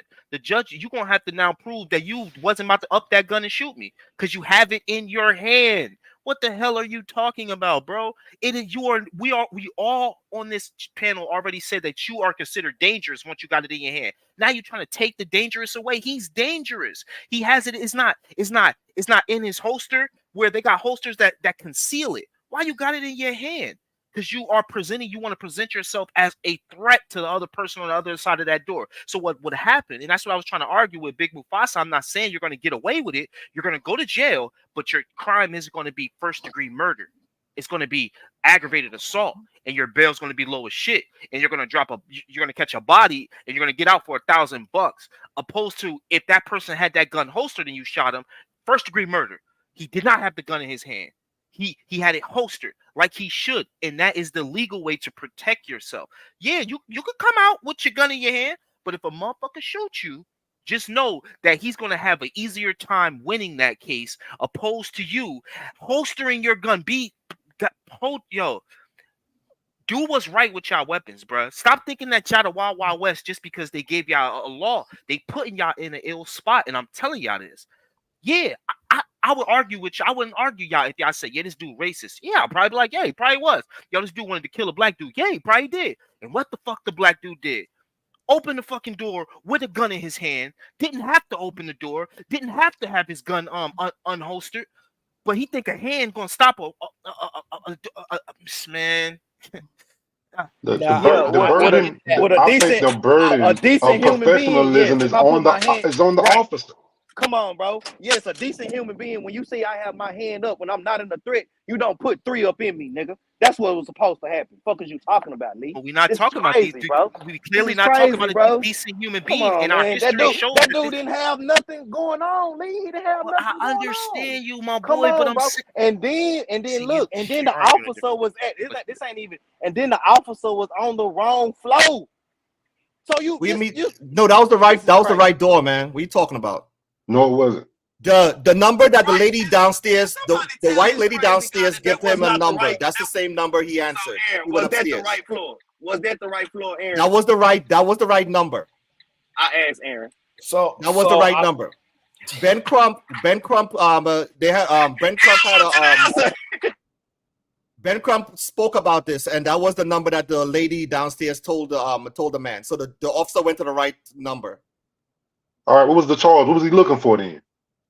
There was a possibility of an argument. Did he go to the right floor, Aaron? I'm trying to get that from him. Did he go to this? Is the shade room. This is not the actual news, yeah, so we can't just believe this. So factually, I don't know. I did hear claims that he went to the wrong floor, and the front desk lady told him to get off on 4th floor, and he got off on 3. But I do not know how. I watched the video, and you heard a woman screaming. And then that's when he started banging on the door harder. First, he knocked on it lightly. Bro, let's go watch the whole video. Well, we can't because I watched the whole video, bro. I'm telling y'all, he was knocking lightly. Like I said, Ben Crump said that was the right number. The number that the lady downstairs said, that's the number the police officer went. And they trying to talk about, bro. What was there anybody else in the apartment? No, for what I understand, they were FaceTiming or something. I guess so. I don't know if there was an argument first, then his girl left, but he wasn't. From what I understand, he wasn't there by himself. He was in the apartment by himself. So I don't know if there was arguing over the phone or if there was arguing and then the lady left. So I don't know how long it took for the cops to come into the his door. And the woman confirmed that this happens, but this time it sounded like it was getting serious. And she confirmed that. And then you heard something like an argument, it sounded like. And then that's when he started banging harder because he probably thought she was probably in danger. Because at first he did knock normal. If you go to the beginning of the video, you'll see it.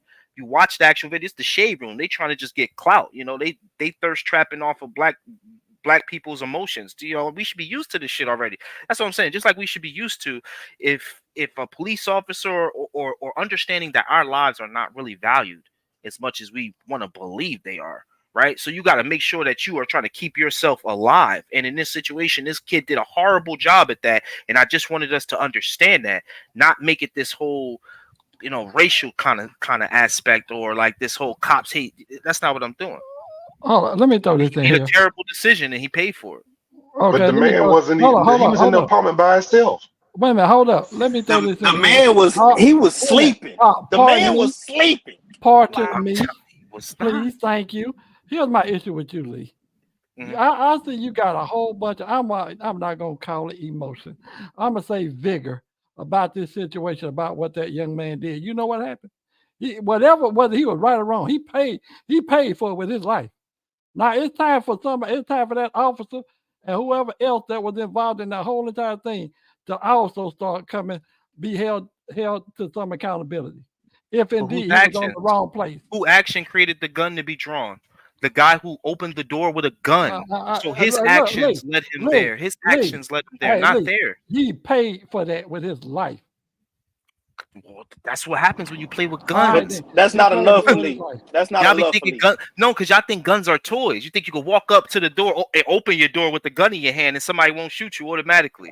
Like for some reason y'all think that. Nah, You can open the door. You Hey, yo, got who it, that Lee. is? that's With that's the not gun. what we think, Lee. You got That's it, not Lee. what You we got it. think. We think as Americans, I think we think that we can defend our homes, at least in our home. In We can our own understand the fucking home. public. We All right, you open understand the your public, door. but in our home, Come we on, think Lee. that in America we should be able to defend it. But we That's have Is he it. people not? like Lee. But we have people like Lee that get up I on mean, that stand terrible and argument. convict you, bro, for no reason. Is he not defending his home by having his gun and his door stayed locked? All locks still on his door. Is that not a better way? Is that This is not a Monday better way? morning quarterbacking. This is Monday morning Well, quarterbacking, that's Lee. what you You do know with the that. police officer, also, man. You Monday morning Crazy. quarterback the I don't police have officer, no. also. Yeah, Brother, but at we the end of got the day, video. we seen an We got innocent fucking man get video, my killed. nigga. We can't. He's supposed to be the He's not professional. We innocent. can't give What? him the benefit of They're the both doubt. professionals. He's an He airman. does not get the he's benefit of the doubt being so a what you professional. so what you saying? The police officer is He's a supposed to take a professional bullet too. first. He's the airman. He's He supposed should to The know how shot to at police. first, defend then himself. he can shoot back. It's crazy. Guess what? You're a professional. You the one showing up with the vest. You Also, supposed to he's have supposed to take a. discernment. So what you're saying is the police officer is supposed to get a bullet first, then he can shoot back. Hey, it's your job to not shoot and kill an innocent man, sir. It's your That's not their job. job. And Do it's your also damn job, it's also That our is not job their to whatever it have job. common entails. sense. It's That's a also fact. our job as citizens to You have gotta have common No, sense. no, common Also, sir, sense. sir, you get paid to Okay. do this.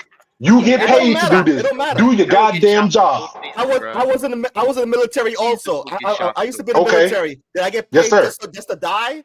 Or should I use No, common no, sense no. to protect myself? You get paid to kill with precision. I expect you to do that. Thank you for your service, sir. All But I right. know you're trained to do that. At the end of the day, we as citizens gotta have common sense also. You gotta have Why are you common sense, answering the man. door with a sheriff on the other end with a gun? But you're Even supposed if to it's just protect a and regular serve. Are you person, giving him Why the are y'all grace that he trying to probably hold didn't hear him? even if it's a regular Are you giving him the grace that he probably didn't hear the sheriff? So why Are you you open the giving him that? door? Why Yeah, you That's why you probably open why the he opened the door? door. yeah. Why you open the door? Guys, one at a time. Let me go to Big Mufasa. What do you think the right action should have been? I think the right action would have been to diffuse the situation. Say, put the gun down. Don't fire first. Put the gun down. As you saw when he opened the door, we not paying attention to what the other hand was doing there, and the other hand was doing this. My thing is, hey, give him a chance to put the gun down before The you other fire. hand was like this, nigga. Yeah, give him a Come chance to on, put it people. down. Be a professional and diffuse the situation, like sir, like we know that you can do as a trained officer of the law. Don't just kill the man. I think it's a better way for it could have been it could have been handled. Now this is a little bit. We understand this is under the fire, but this is his job, and he has to take scrutiny, more scrutiny than the citizen in this instance. I just think he has to get more scrutiny. But that doesn't mean he's the citizen is off the hook. I'm not saying that what Lee Ronald saying is wrong, but more has to be put on the professional in this situation. Okay, so when you say that, right, we're gonna have to make sure we get the context. What are you saying? He needs to go to jail. He needs to lose his job, but don't go to jail. Which one? Oh no, he need to go to jail and Oh lose no, his you gotta job. go. Now, Yeah, you gotta go to jail. yeah, now for how long? Now I'm not saying for first degree murder. I'm not saying that he should be in state prison in general pop. I'm saying maybe we can do some provisions, but sir, you have to understand that yeah, this is intolerable. And we have to send a message that yeah, you can't just go to somebody's house, right or wrong, and kill somebody and think it's gonna be okay. We have to have some professionalism here as officers. And it also goes for private citizens. That man was a licensed gun owner. You got to use common sense also. This is not the Wild Wild West. We just open up the door with the gun in your hand, right? He's a licensed gun owner. Have some kind of common sense also, right? You have to also protect yourself from a police officer shooting you, right? Okay, and I would say if he survived, Ronald, I would even say that maybe you should charge him with something, maybe a small charge or something. Maybe we can do that. But the man is gone here. So I want to understand from Ron, what is the proper approach? Like, what do you think the officer should have done different, or if the officer did what they should have done, or what do you think the person that opened the door should have done differently? If he didn't know who it was, he shouldn't have opened the door in the first place. Speak to that person behind the door. Look to the peephole to try to see who it is. Then, if you see it's a sheriff, put your gun down. Do not open the door with a sheriff on the other end with your gun. I got a question for Ron. Like normal people don't come to the door with a gun in their hand. Ronald, hey Ronald, he didn't even say who is it. Ronald, the guy didn't even say who is it. He didn't even say that. He just opened the door with a gun in his hand. So look, Ronald. This is what I'm gonna ask. I'm just gonna see if you're gonna be real with me. Go ahead. Do you really think this young man? I'm just asking a question, yes or no. Do you really think the young man went to the peephole, seen the sheriff in front of the peephole, and still proceeded to open the door with the gun in his hand? Do you think that truly happened? Maybe not, but you got to understand also. Big Mufasa, am I tripping, bro? Yo, Big West, it's easy for us to Monday night quarterback it right now, right? Or Monday morning quarterback it right now. Okay, you got to think about what the police. Look, I'm looking at film because you like to say quarterback and we Monday. Okay, I am looking at film. What is film? The film is what we just seen, the video. Okay, I'm not putting other extra audibles and things like that. No, the game is over. Lil bro is dead. Okay, so we going back to look at film and what went wrong to see what we can correct for the next game, right? Okay, what I'm looking at right now with this police officer is he went to the door. He knocked the first 3 times hard. He moved. Oh, let me get on camera. He moved away from the fucking peephole, bro. Let's just be real, my nigga. He moved away. He knocked again. Okay. And then proceeded to move back. When he moved away again, that's when homeboy opened up the door. Let me ask you a question. I'm asking you, Ron, do you think Lil Bro seen the sheriff badge and still proceeded to Let me ask the question. Let me ask the question first. I'm asking you, Ron, yes or no, and I'm gonna ask you, do you really think he proceeded to open that door with seeing that sheriff badge? There's always a possibility he didn't know it was a sheriff. Okay, let me ask you a question. Why do the police officers move from the door? Because it's called the fatal funnel. That's why. They don't even know that. That's where most police officers get killed. It's called the fatal funnel. That's why they never stand in front of the fucking door. They tell the cops stand in front of the door to get shot. Aaron, y'all crazy, man. Was Eda Man a police officer before? Hey, no. I don't speak to. But he was in the military. I think the military. Yeah, but even Eda Man just said the things that this officer did and what he would not never do was move from the peephole. There you go. Bro, it's called the fatal funnel. Then I just told you to let me know, brother. Why is this door thing such a big issue? People shoot. As police, people shoot through the doors, man. That's the reason why the police move from the door. Look, I would not stand in front of a door as a police. Are you crazy? Thank you. And there's a chance there was some kind of domestic dispute. Well, hold on. See, but what you don't understand. No, listen. I get what you're trying to say, but the problem is I can't. If I'm gonna be in this position, I have to disclose myself. I have to stand in front of that door. I get you can say that. You gotta understand that the person inside the house, if he would have looked through that peephole and did not see anything, that is a red flag for the person inside the house. Why is this person hiding himself from me? Okay, that is something that criminals do. Okay, criminals. Why would you open the door, guys? That's so not true. That is a good question, Ron. That is the same question I have. So let's play this out. I don't think the officer should stand in front of the door. I'm an officer. I'm trained. I deal with these type of things. I'm standing. Sheriff's office standing to the side to make sure I give myself some protection because we know how this stuff can go. I've been alerted. I'm not randomly scrolling around and just knock on your door. I've been dispatched to deal with a dispute. So I'm already on alarm for that. So I'm going to operate accordingly. There is no argument you can make of why he opened the door with a weapon. Anybody that wants to make an argument of why he opened the door with a weapon, can you explain to me why you think that, why you would do that? And we'll start there. I'm gonna ask Aaron again. Can I ask you a One at a question, time. Aaron? I'm gonna go fast because I'm out here working. Do you think he truly seen that officer through that Oh my God, you peephole keep asking the and same question. still, I'm gonna ask, and still proceeded to open the door with the gun? Aaron, So do you think he really did that, bro? So I'll answer the question. Yes, sir. No, I don't think he heard it was officers. Thank you. That's what I'm saying, bro. Come on, people. So this is what I'm saying, That's Aaron. not our Therefore, argument. I would like though. to answer Aaron's question. That's Yeah, not go our ahead. argument. Go ahead, Edom, man. I'm sorry. I do want to answer your question. Yes, so the reason a person will open a door with a gun in their hand is because they feel like their life is in danger. What? Yeah. What? Wait, I got it. Look, we got to control our emotions here because we got to make sure we understand each other. So what you saying is, if someone's banging on your door, you don't know who's on the other side, you're going to open it. So you said me. I think I started saying originally, my original statement is I think that he should have verified who was at the door before that happened. I'm not disagreeing that it's steps that it's almost like, Monday Night Football. Both sides could have did something better. And I think him verifying who was actually at the door is something that the man who was shot should have done. I'm not disagreeing with that. But you asked me, why would somebody do this? And the only reason a person would have a gun in their hand and go to a door is because they feel like a threat is at the door.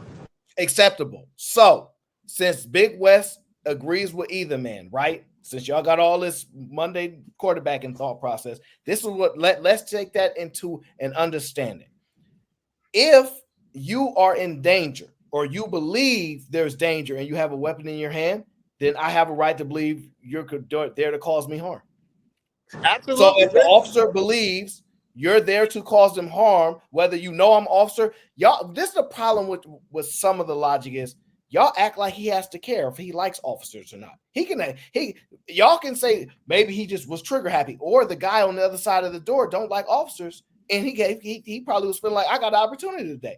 It can be any way you can think about this. I get out. Look, but Aaron, this is what I'm saying, and I'm not trying to push back on you. And I get all that, but the film is the film. Let me get on camera. On the film, when baby boy opened up the door, Mufasa, what did homie the threat? What did the threat do, Mufasa? Hand up, his weapon pointed down. So that right there is just, wait, that right there is just pure ignorance. I'm going crazy. Stop. So wait. It's something that y'all just need to understand, even just regular people. There's a such thing as a kill radius, just in general, right? I don't care if somebody has a knife like this or a knife down. If they're in your radius, your range, they're trained to operate. If you see that footage, clearly he's in close enough range for damage. Whether it's currently down, can be switched down. If his reaction was, because if you saw the officer knocking, he didn't even have his weapon drawn yet. If you saw it, if his reaction is that quick, how hard is it to lift your arm up? So that is not justifiable. You guys are taking a Aaron, hold your emotions. Draw down on you already. You not drawed up on me. I'm drawed down. Like, is this how fast can you move? That's what you do for a living. I'm saying, how fast do you move? If I'm already drawn down on you, and even though you got your gun, I understand all that. But the person that got the draw down first have the advantage. So that was the guy who opened the door. So he had his gun out. He wasn't drawn down. He wasn't drawn, bro. Do you know what draw down means? You pointing the gun at somebody. Lil bro wasn't pointing no gun. He had a gun in his hand, fam. Am I tripping, Mufasa? Yeah, you tripping. Because that guy could have pulled that gun up and shot See, that. now right the guy there. could have pulled. No, I'm You're not just saying that. you're Okay, just you know tight what? that Yes, sir. that this officer had No, an it's cool. incredible draw. You His got it, draw bro. was so fast that you thought that he I drew won't. first. I But this man won't. had his gun out, and this cop had his gun, and he drew it from the holster. For sure. Yes, sir. You got it. For sure. I'm not. All right. Either man, you. Like I said, I mean, Detail, you look, still the homie, bro. We just having a conversation. look, no, hold on. I got a detail. I got a detail. My thing is, You no more, bro. no. My thing is, it just seems I'm not like. talking about all this hypothetical. I'm telling you what film showed us. All right, Mr. Film. All right. We heard your thoughts. Detail. My whole thing with this is it just seems like we're taking the professionalism off of the officer. You see gun, you shoot to kill. You're not protecting the neighborhood. You're not protecting our community doing that. When I'm thinking, it's like, come on, let's be honest. You can't diffuse that no better than that. The first thing you see is the man saying, "Hold on, hey, step out the house." He's hold on, and like, you don't think that y'all have never seen anybody answer their door with a gun? Y'all from the black community. We answer our doors with guns when you beat on our door like you the police. And we've seen that forever. And if you question, I question where you from. You beat on my door, I'm answering the door with my gun. That's a We've always done that. Wait. And then you get shot. Hold on. Wait. Stop. You got to use some Most of the time, you telling me that's happening all over the country? Wait. Stop right there. So, are you telling me that black people open their door with a weapon and the person on the opposite side has a weapon as well? Most of the time, no. No. Yes. So yes. The only way. And what do you mostly say, Aaron? The hell you beating on my door like the police? Man, I'm about to, hey. That's a fact. That's a fact. That's why I never go to the South. You see this, Aaron? That's why I do not step down. That's why I gotta go back to Jersey. Y'all are crazy. You gonna open the door with the strap because I banged on your door? Bro, you beating on my door like the police. That's a sin. This is what we're gonna say. Why you move from in front of the peephole, fam? I couldn't even see. Yeah, what is wrong with you? The reason why, man. Come on, bro. Yo, I still love y'all, I still love y'all, brother. I still love y'all. I would grab you if we heard somebody in there and we thought somebody was in there fighting. I would grab you away from that door, because I've watched so many cops get hit up through that door, bro. It's called the fatal funnel. That's why you started sliding to the left and right, bro.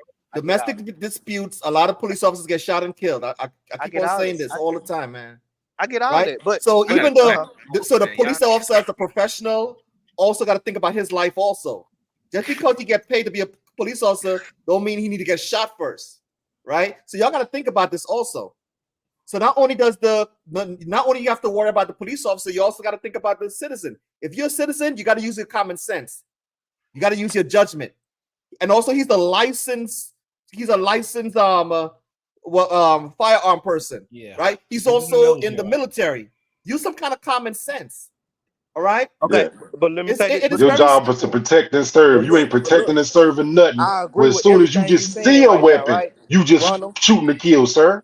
Oh, yeah.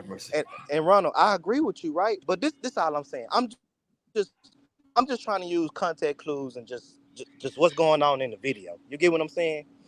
I'm gonna give y'all another scenario. Do you think Lil Homie heard those first knocks, or he was probably asleep or doing something and got disturbed and just came to the door? He was on FaceTime. He was on I FaceTime. knew for 100% that he saw. Plan it out, and D-Town. he even said, he was on. "Is the it sound like somebody said the police." That's what he said on the other side of that door. If we watch the whole video, I'm telling y'all that the shade room cutting it up to play with y'all emotions. Listen. Hey, Aaron. Jesus Christ. Who, at the end of the day, this is not a perfect scenario for nobody. Where none of us are happy with the outcome. It's horrible. It's just not an ideal situation. The officer's in a bad predicament. The victim, he was in a bad predicament. I personally, I'm not opening that door if I don't know who on the other side of it. Some of y'all saying, "Are we Southerners?" You know,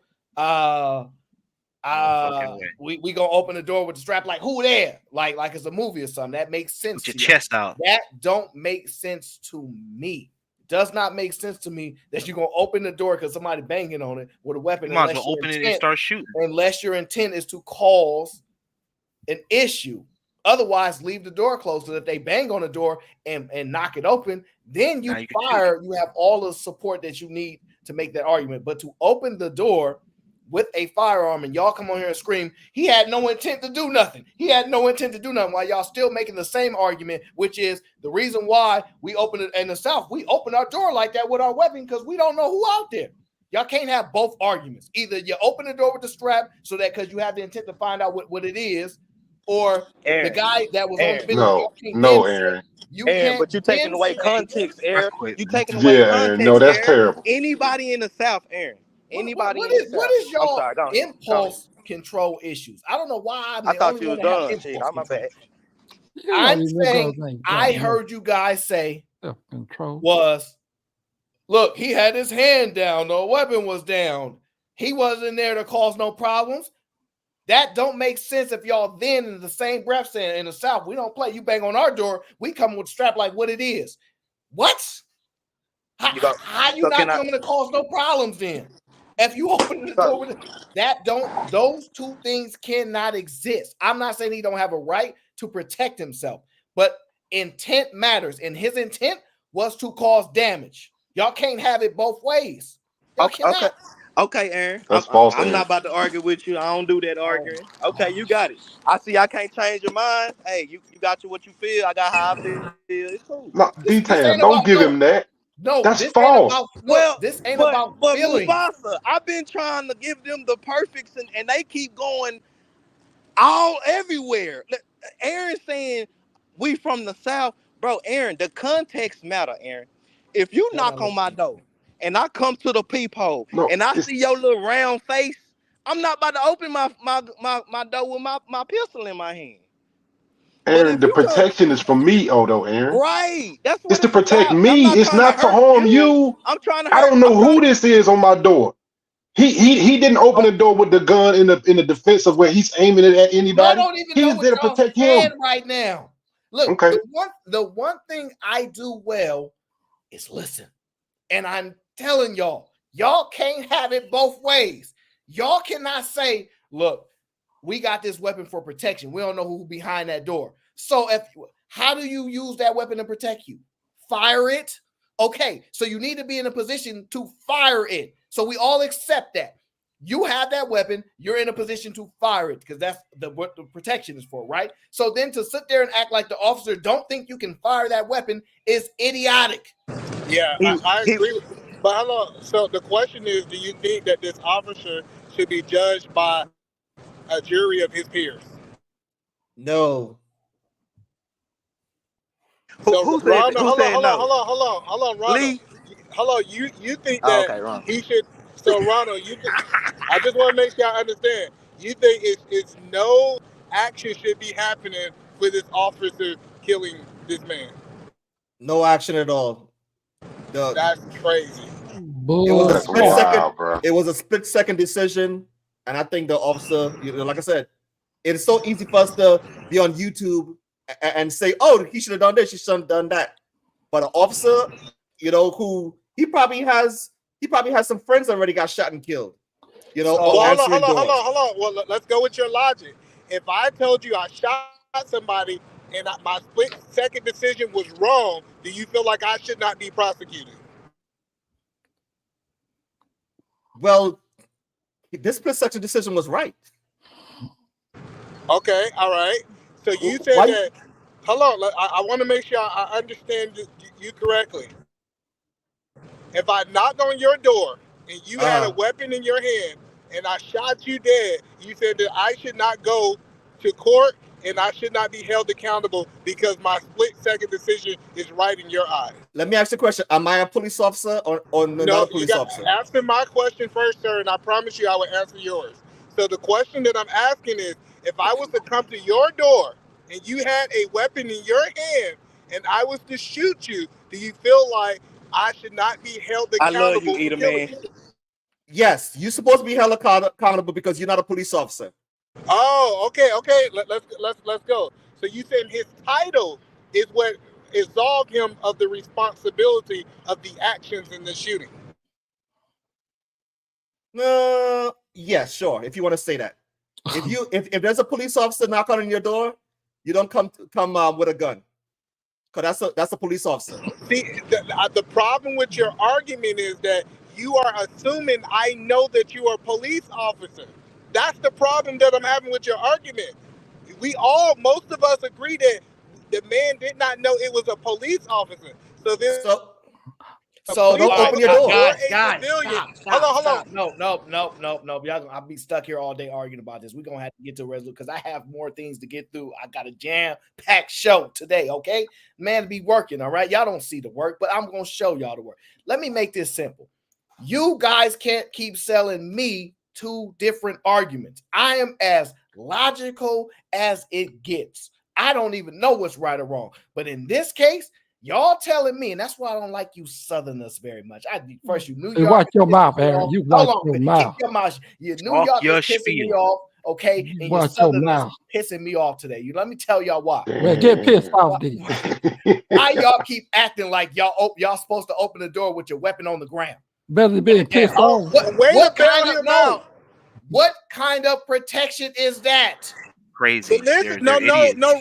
What you did, Aaron, is you bailed him out. He said the action was wrong if I wasn't a police officer. I'm not talking about him. No, I don't care about him no more. Look, you always lose arguments. No, he didn't say the action was wrong. You said should he be judged by his peers? Not the action is wrong. He didn't. No, unlikely. Aaron's a California. He don't think guns protect Please people. move this, Aaron. No, please. We're going against Southerners. They're going to do whatever to keep their gun laws. So listen, please. My point is, y'all selling me multiple arguments. Y'all telling me he got a right to protect himself, which means if I open the door, my strap ain't on the ground pointing at the ground. I didn't tell you that, though. See, that's why I don't understand why you respond to what I said.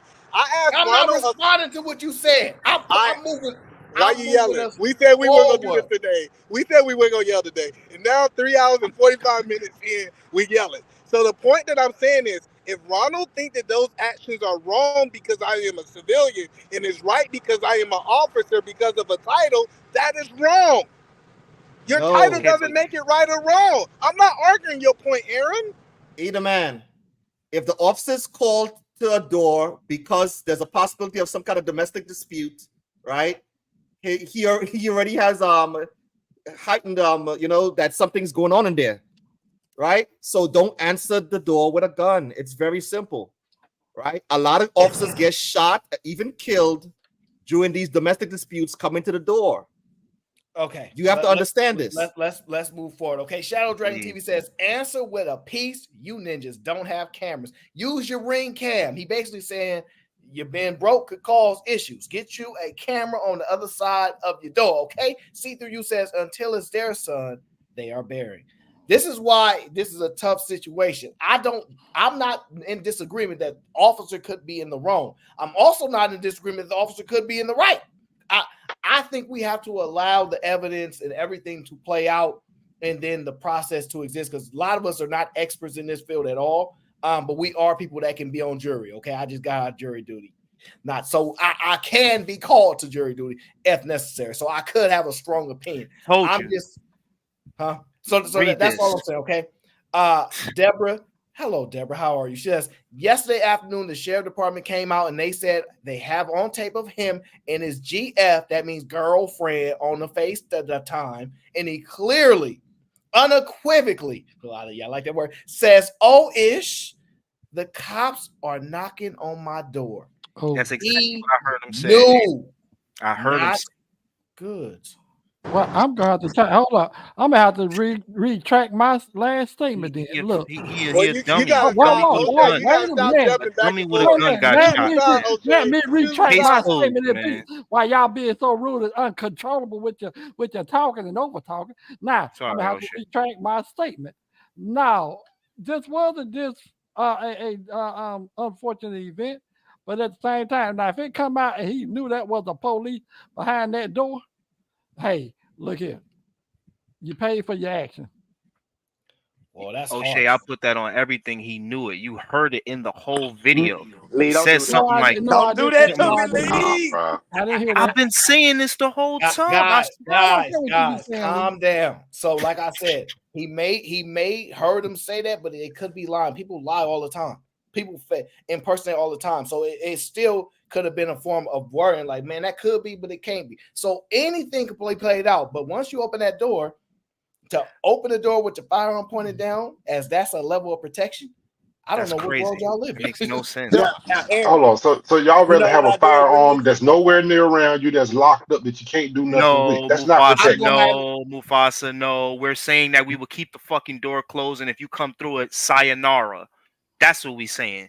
I will Hey, never open the Mufasa. door because I asked you, Mufasa, Mufasa. I asked you. your I killer asked will be free fucking with these niggas. I'm just letting you know. Your I family ain't will getting have killed. no justice messing with I them ain't getting guys. killed. You I'm hear gonna me? tell you that right now.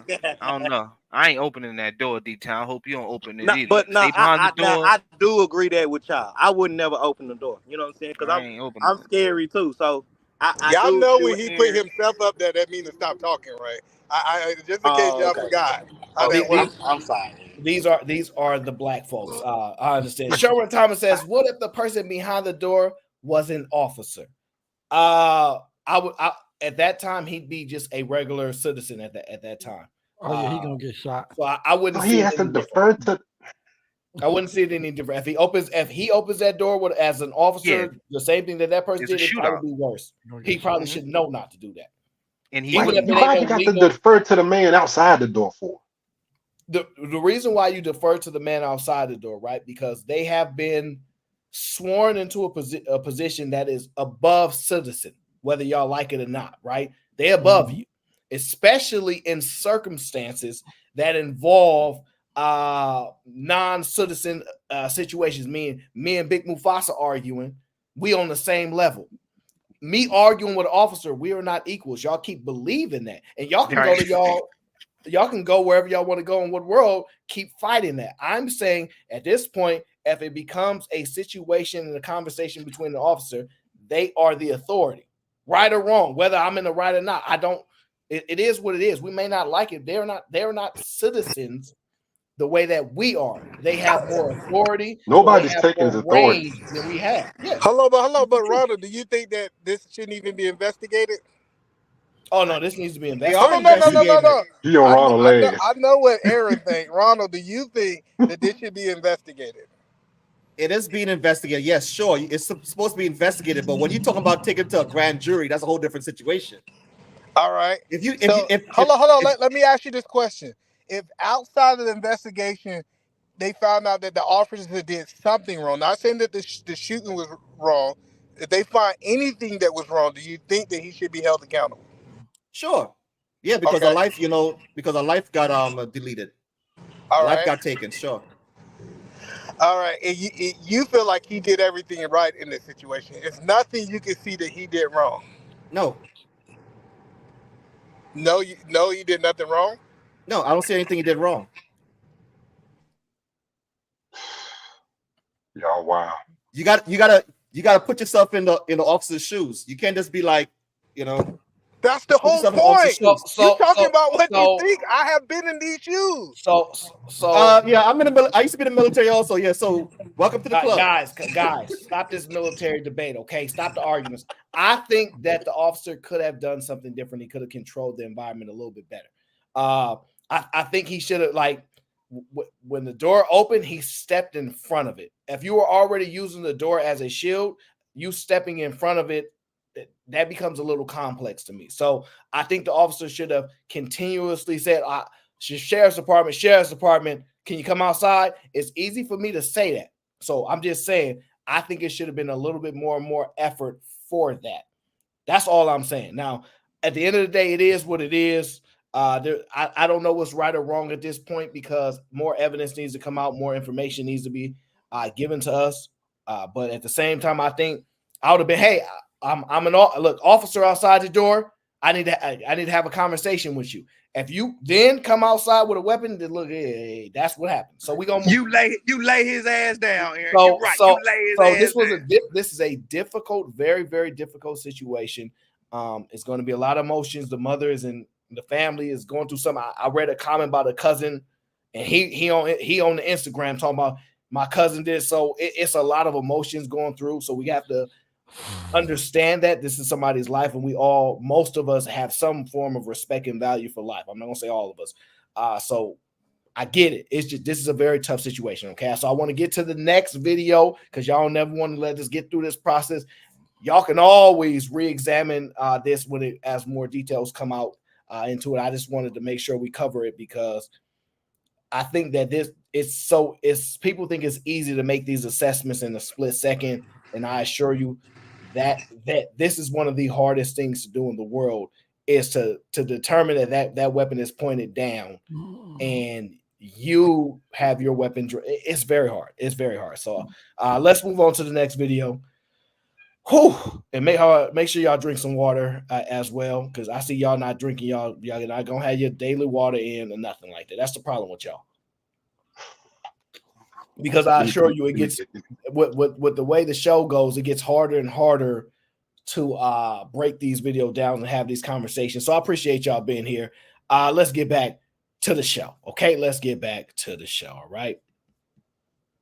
Cammie Vaughn was 16 when she learned she'd have to fight. It was May 2021 in rural Quincy, Illinois. Cammie says she drank at a party, fell asleep on a couch, and woke up to someone she didn't know holding a pillow over her face. I couldn't really see anything and I couldn't breathe good because once I understood this man is raping me, I kind of pushed him off me, rolled off the couch, and I leave the room and went immediately crying and telling my friends what had just happened. The investigation and 3-day bench trial were swift, with 8th Judicial Circuit Court Judge Robert Adrian convicting then 18-year-old Drew Clinton of criminal sexual assault. The charge carried a minimum sentence, 4 years in prison. What did you think when you heard the guilty verdict? I mean, I was extremely happy that the man who assaulted me would be going to jail, be going to prison. Then, in January 2022, a stunning pivot at the sentencing hearing. You reversed your own ruling. Yes. According to court transcripts, Judge Adrian said about Clinton, quote, "This happened when this teenager, because he was and is a teenager, was 2 weeks past 18 years old," adding he has no prior record, none whatsoever. By law, the court is supposed to sentence this young man to the Department of Corrections. This court will not do that. That is not just. Then, calling the 5 months Clinton had already served in jail, quote, "plenty of punishment," Judge Adrian found Clinton not guilty. There was no new evidence. Nothing new to make him change his mind. It was like getting slapped in the face. According to transcripts, Adrian continued, "We have people, adults, having parties for teenagers, and they allow co-eds and female people to swim in their underwear in their swimming pool. They provide liquor to underage people, and you wonder how these things happen. Well, that's how these things happen." The court is totally disgusted with that whole thing. And what's going through your mind? I had to leave the courtroom. I couldn't be in there. I mean, I was broken. For nearly 2 years, Facebook groups and petitions called for Judge Adrian's removal, accusing him of reversing his ruling to keep Clinton out of prison despite believing he was guilty. Protests plagued his re-election campaign. Clinton was not guilty, which he won. Then, late last year, a rare hearing with the Illinois Courts Commission, the state's official oversight board. That commission has now removed you from the bench. Yes. Today, Judge Adrian stands by his reversal, now saying he did it after revisiting the evidence. I revisited the whole evidence because I can do that. It's a bench trial. It's not a jury trial. So I get to look at the whole evidence again. And so once I did that, I saw that I made a mistake. His story now, that he reversed his ruling not because he disagreed with sentencing laws. He says he no longer believed Drew Clinton committed assault. I didn't explain my not guilty ruling because in order to do that, I would have had to say, well, I didn't believe her. You don't believe her? Yes, I didn't believe her. I would have had to say that in court. I didn't want to say that. She's a minor. The oversight board not buying it, writing Adrian intentionally subverted the law, then lied about it under oath to serve his own interests, adding they don't accept his contention that he made a mistake in finding Clinton guilty. And, quote, "To any reasonable person, Adrian was refusing to sentence Clinton to a mandatory prison term because he did not believe prison was a just sentence under the circumstances." This fight became about the judge. Yeah. Cammie, now 18, maintains she was assaulted. The commission said you lied. Are they wrong? They are wrong. Okay. They're totally wrong. The judge should have discretion on whether or not they sentence somebody Not to the beyond the Department bounds of the law. Huh? Judges have discretion, but within the limits of the law. Right. And the commission found Right. that you circumvented the law, The not wanting to commission send didn't him look. to prison. The commission didn't look at the evidence in the case, and if they would have looked at the evidence in the case, then they would have seen that he was not guilty. But they didn't want to do that because they knew they'd be facing the mob that I've been facing the whole time, and they didn't want to do that. So it's simpler just to sacrifice a poor judge. You feel like you were sacrificed? I do. Clinton declined.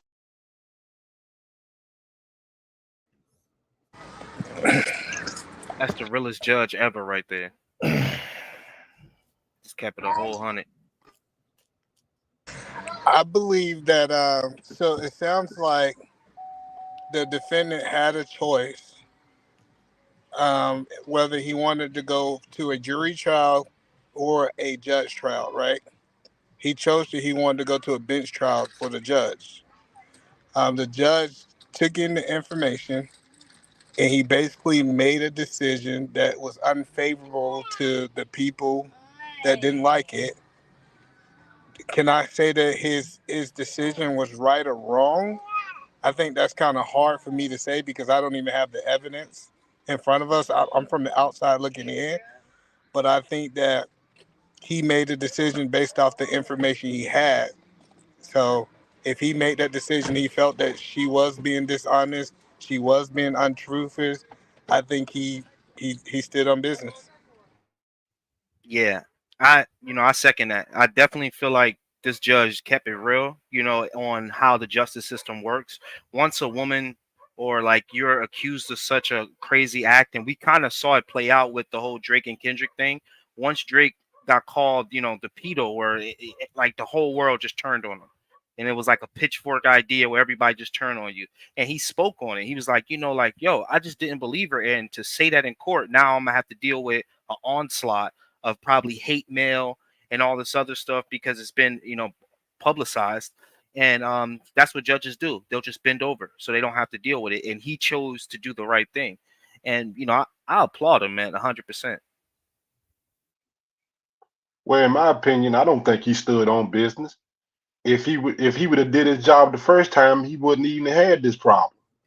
Now, my thing is, at the end of the day, you revisited and looked at evidence that you should have saw the first time. Because once you make a decision like that, it's very hard to go back and change it. Because now you've created all of this. So I think that he should have did his due diligence the first time if he thought all of this.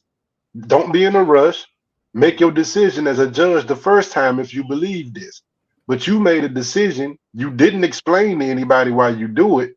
My thing is, yes, you understand, it has to be repercussions of judges. It seems like we don't want any repercussions for judges. At the end of the day, it was a repercussion. He Or lost a his job. police officer. well, yes, he lost his job. It has to be a repercussion for what he did. I'm not saying whether he should or should not. But part of sentencing. Hold on 1 second. Part of when you sentencing is you revisit the trial to see how crucial it is or how long they supposed to get. So him revisiting the information is not a problem, especially if he was responsible for sentencing. Personally, hey, Aaron, what's good, nigga? I think the judge got paid off, bro. I mean, that's the only thing that could really happen in that situation. That kid knew somebody that knew somebody. They paid the judge off. The judge threw the case out, bro. Like, they can find loopholes easily. I didn't think of that. So are you assuming that only because he's a white kid? If he was a black kid, would you say that the black kid knew somebody that knew somebody that knew the judge? Well, if it was a black kid? being that he went back and overturned the ruling, yeah, I think. And if it was a black kid, I think it'd have been the same thing. Because at the end of the day, the defendant knew somebody. Okay, just making sure you stood on that. I got a question. Look, I got a question for those who think the judge was wrong for overturning that. Look here, especially black guys. What if you was accused of something, and I ain't saying the dude did or not. What if you was accused of something, and the judge said, all right, yeah, you guilty, but then he said, some said, let me go back and look over the evidence again. You know what? I made a mistake. I'm gonna have to overturn my decision, even in the face of a mob crowd coming after you. Would you be glad that judge went back and looked at that and overturned that? Hell yeah. Yes, Yes. Walking out and of great that whole point. head up. These You guys get can't do so that at blinded. sentencing, though. You can't do that at sentencing. You can't do that when it's time to sentence the man, and you And come back and change your verdict. I would you don't want give them a to do it damn if as he was sentencing for sentencing you? or whether he went to jail. Like, yo, Once I you be saying the find out, once shit. you find out you was wrong, it's time to make right with that right then and there. If you It's better to right, do if it you then than for the dude to serve 15, 20 years in prison. can't believe y'all sometimes, man. Now that's my thought. Who is it? Quit knocking on my door. For the fact that it was a white teenage girl, that judge got paid off, bro. He never would have went back and revisited that, bro. Jesus All Christ. right, man. Sometimes maybe they starting to have a heart out there, you know. Maybe shit. I mean, because like I feel like what he said was so true, and it kind of gave us insight into how these judges move. I think a lot of people be going to jail, like, and be innocent, but it's like you don't want to go up against the mob. You don't want to have to go up against a bunch of people saying, yeah, you know, especially with one of these type of cases of sexual assault against a young teenager. People just will go along, to get along and just get through it. And he chose to stand on like, yo, bro, I didn't believe her in the first place, but I kind of went along, and then it haunted me like J. Cole got haunted when him and Kendrick had that beef. It haunted him, right? And then he went back and looked at the evidence and was like, nah, man, she capping. And I wish more So judges would what do that evidence shit. did he find to make him overturn it? That's what I want to know. That's a good What could, question. So This is pretty much a he said, she said situation. So the that's judge why I just think didn't he believe got paid the off. girl. That's a he say, she say. And to get a little extra money. It's not. It's how much make, money? bro? Like, How much And to money? be honest, and most of the time, it's a favor for a favor. I ain't even gonna care. I'm saying money, but in most cases, it's a favor for a favor, bro. For real. So Like, this Why is you this is giving this kid so much status? wait. Exactly. So this is where people just be in a delusion where they think no, the people can be kid wrong. dad knew somebody, bro. So even if the kid dad knew somebody, right? This is the problem. You don't think that the judge could basically have to recuse himself, and then another judge that he didn't pay off could just send his son to jail? Well, This you is not gotta a understand foolproof plan. when you got that type of power, bro, you rarely get contested on shit like that. Like I'm dead ass, bro. Once you reach a certain amount of status, they know they can pull strings If most they of the time. had that much power, listen, this I don't know. Maybe everybody's different. He got sent. He got basically could get up to 4 years. If that guy's dad had that much money, he could have went to the girl and said, "I will give you $1 million. Just let's do a settlement outside of court." If you think, you think, What if she wanted the money? She might have really wanted justice, my But nigga. You know what I'm that's what saying? 10, Like 17, everything ain't 10, about 15 money. She talking. might have wanted bro to go to prison. Right. And instead of going to the girl, I'm just gonna go to the judge. If I got that type of power, I'm gonna go over the girl is the middleman. I'm not about to go talk to the So middleman. I'm about to go talk to y'all the think a judge. judge that's getting so much fucking money you can't even fathom it, right? Y'all think he about to recluse and ruin his whole reputation over some money I'm just when bagging he's up the already been Well, the whole touching money thing is, probably I his think they whole life always do it. I don't think that was a one-time deal. I think they always do that shit, bro. over money, which they Well, already no, get paid handsomely? usually they doing favor for a buddy. Like it's like a favor for a favor or some shit like that. Okay, so now you're giving this kid who's this status of his dad being some judge's golf buddy. Like, what are we talking about here? It's Yeah, like, bro. I mean, that makes sense. I don't see why he would overturn it, bro. Like he didn't how see does that nothing make in the sense? evidence that made him overturn it, because the How do kid would you have been, know what he saw? He because just he would have told been you found on innocent television that he anyway. didn't believe the girl. She must have been.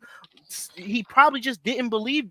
Never mind. so Go ahead, all man. right. So guys, let's just add some context here because a lot of people are going wild crazy. So this is a bench trial, right? Where basically the judgment comes down to the judge only, right?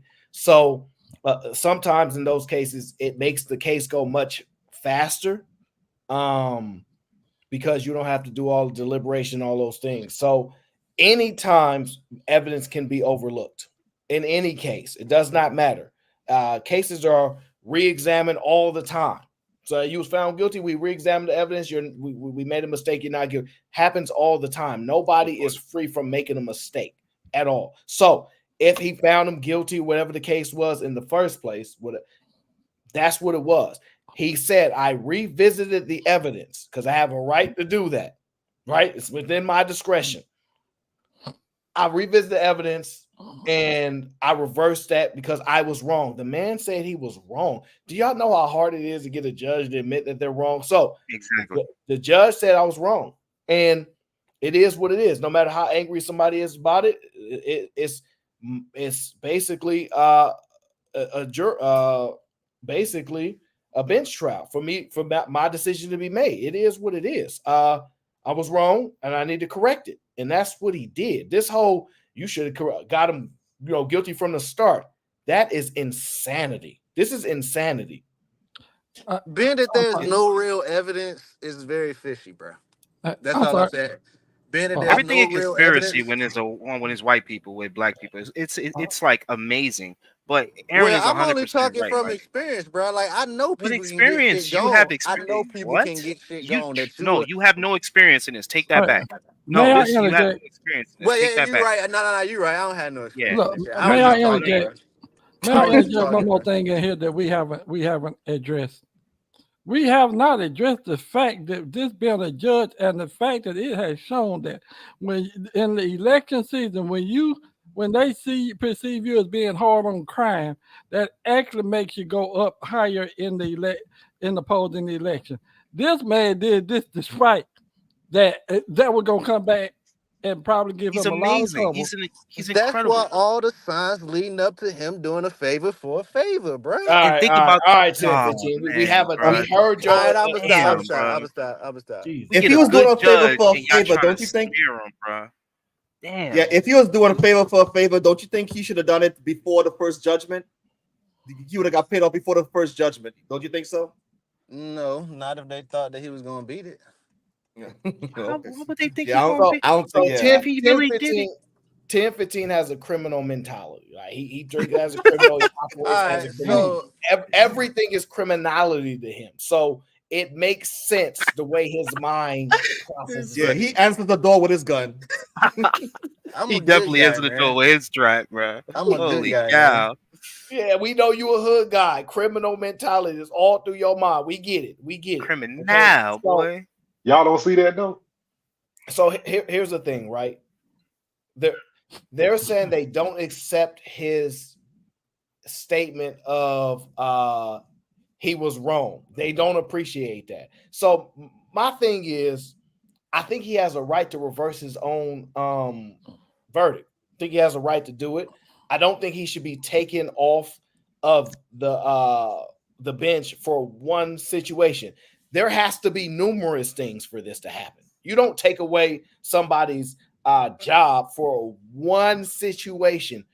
That to me, that don't make sense. If he had a history of making mistakes, letting people go free, all these things, and he's been wrong, I totally would agree with their position as the board to take him off of it.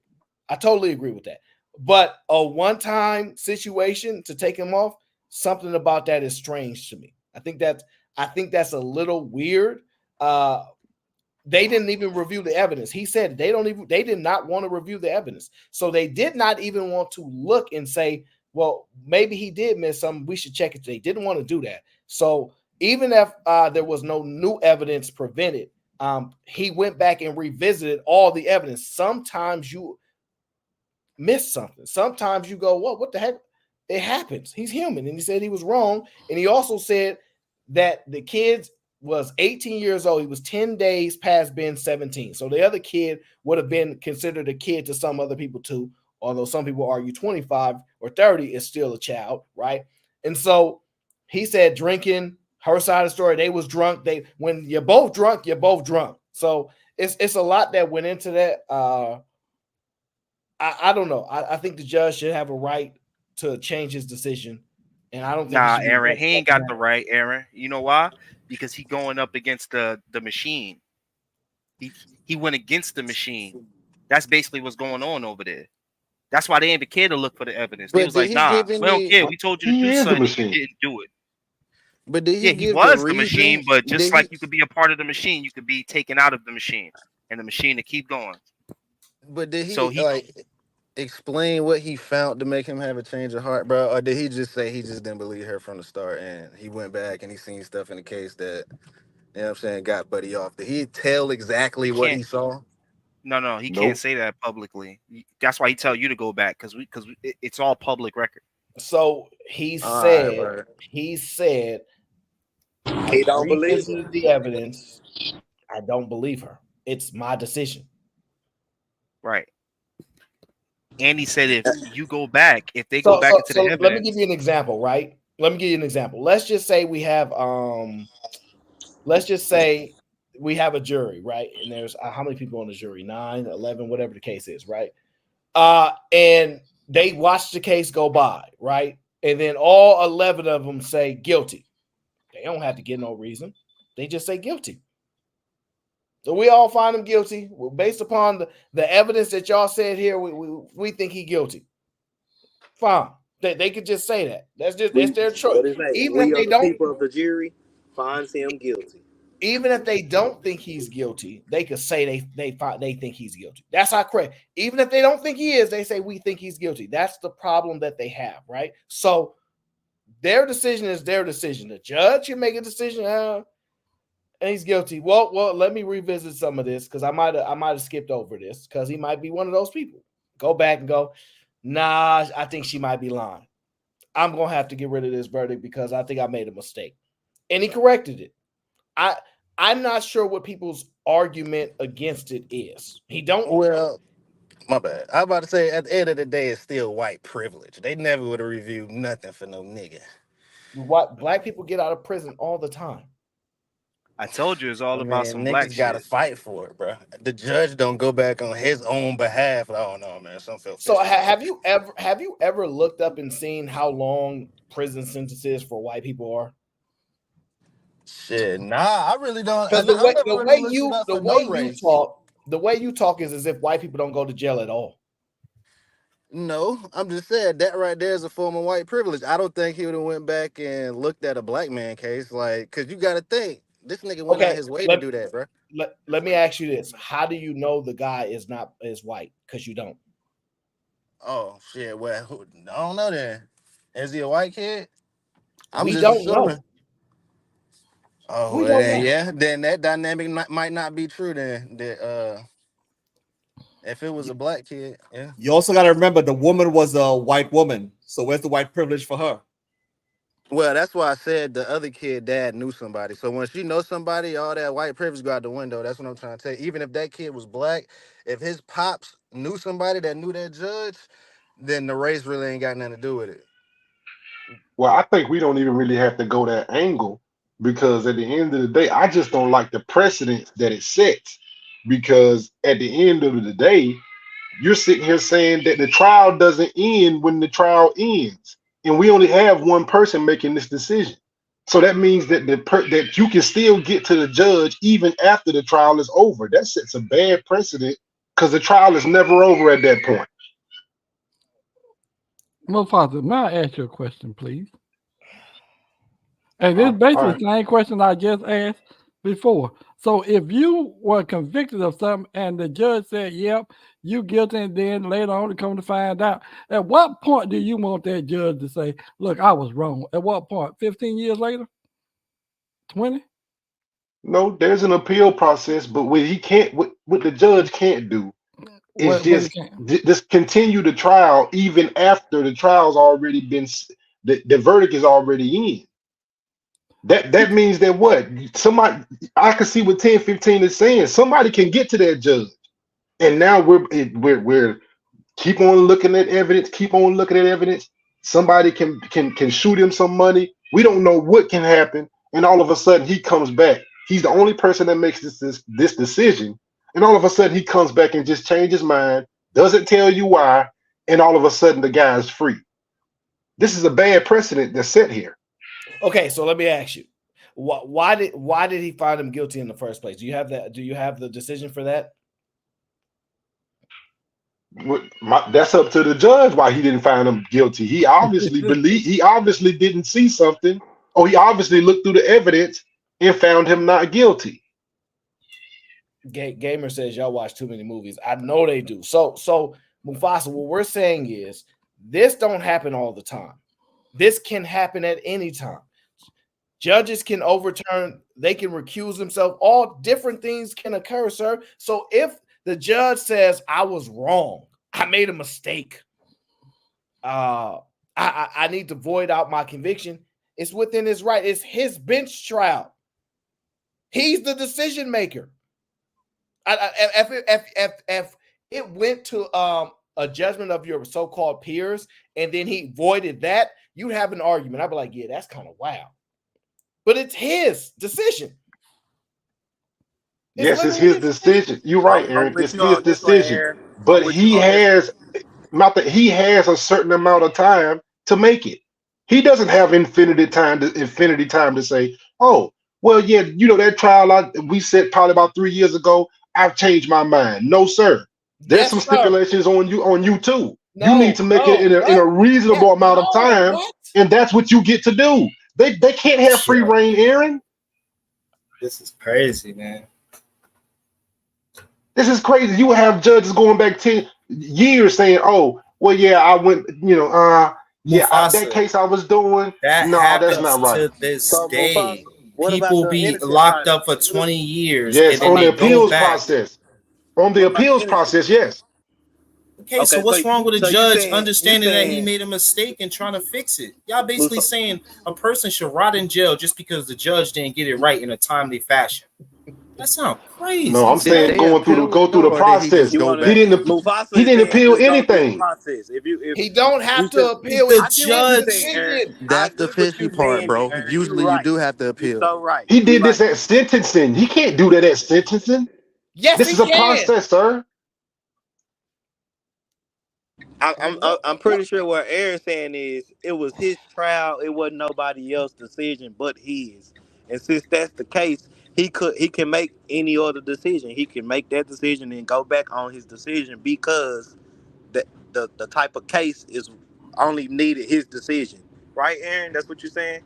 Now, if we was all us on the stand and we would have been like, yeah, okay, Aaron, we found him guilty. And then the judge just come out and be like, nah, he not guilty. Then we can be like, hell nah, you can't go over what we said. We found, but it didn't have nobody else to challenge the other side except him.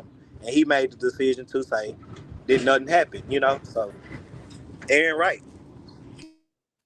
A judge could also overturn a jury's verdict too. So, like, y'all try to act like judges ain't them dudes, bro. Come on now, judge do what he want. You know what? All right, y'all fine. They can do it as long as we still have the ability, just like this judge, to get his ass out of here. That's fine.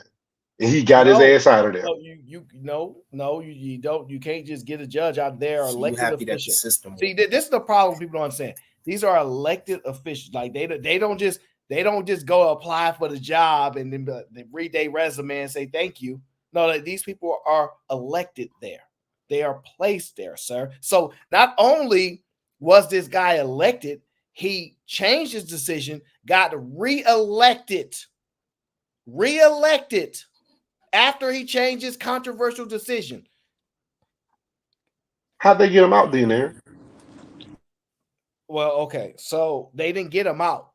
There's a committee, right, that have power over the judges to remove them from the bench, which they have their rights too. So I want to say I support them in their rights as well. I just disagree with this one because if it's a one-time situation, it don't make sense that you remove him from the bench. It just does not make sense for a one-time situation to remove him from the bench. It just does not. So they lobbied the people and got him removed, right? There was a lot of backlash because he did it. And he didn't do it in the most liking fashion. People were not super happy about it, and so he stood against the mob and said, "Nah, it's wrong." I didn't want to say she was a liar in front of everybody that was there. I didn't want to do that, but I think she was lying. And remind you, she has to convince him. This is what the part I have to understand. He has to be convinced, just him, and he said I was not convinced. Especially and he paid for it. Revisit the evidence. He paid for it with his job. Especially with that story that she came up with. I had a pillow over my head. No, come on, baby. Come on, baby. Stop that now. What was really going on? Okay, what was really going on? D-Town on his own with that. I don't. Yeah, think I'm not so. arguing I that. always been D-Town on his own with that one. I don't know if he's telling the truth or not. Yeah, I done had man say. I know women that have went through that situation, bro, and it wasn't like that. They be very dramatic, bro. Trust me, they be very struck. So I'm with the judge on this one. I'm gonna say this one little last thing about it, and I'm gonna be done with this one. I truly believe because of the nature of this crime, a crime of a sexual nature against a woman, allegedly, that's what brought. And when he found that, say that man was guilty, but he come back and he recanted, he repented of that, and said, "No, I in good conscience I can't do that," because of the nature of that crime. That's what he got all that. If it would have been a murder, if it would have been an M trial, if he'd have been the person, I don't think the backlash would have been that big if he'd said, you know what, I have to reverse my decision because something just don't sit right with me about that. I don't think it would have been that much backlash, as much. I don't know. I just think it's an interesting case. I've never really heard a judge really do something like this. I like the fact that he went against, the mob to do it.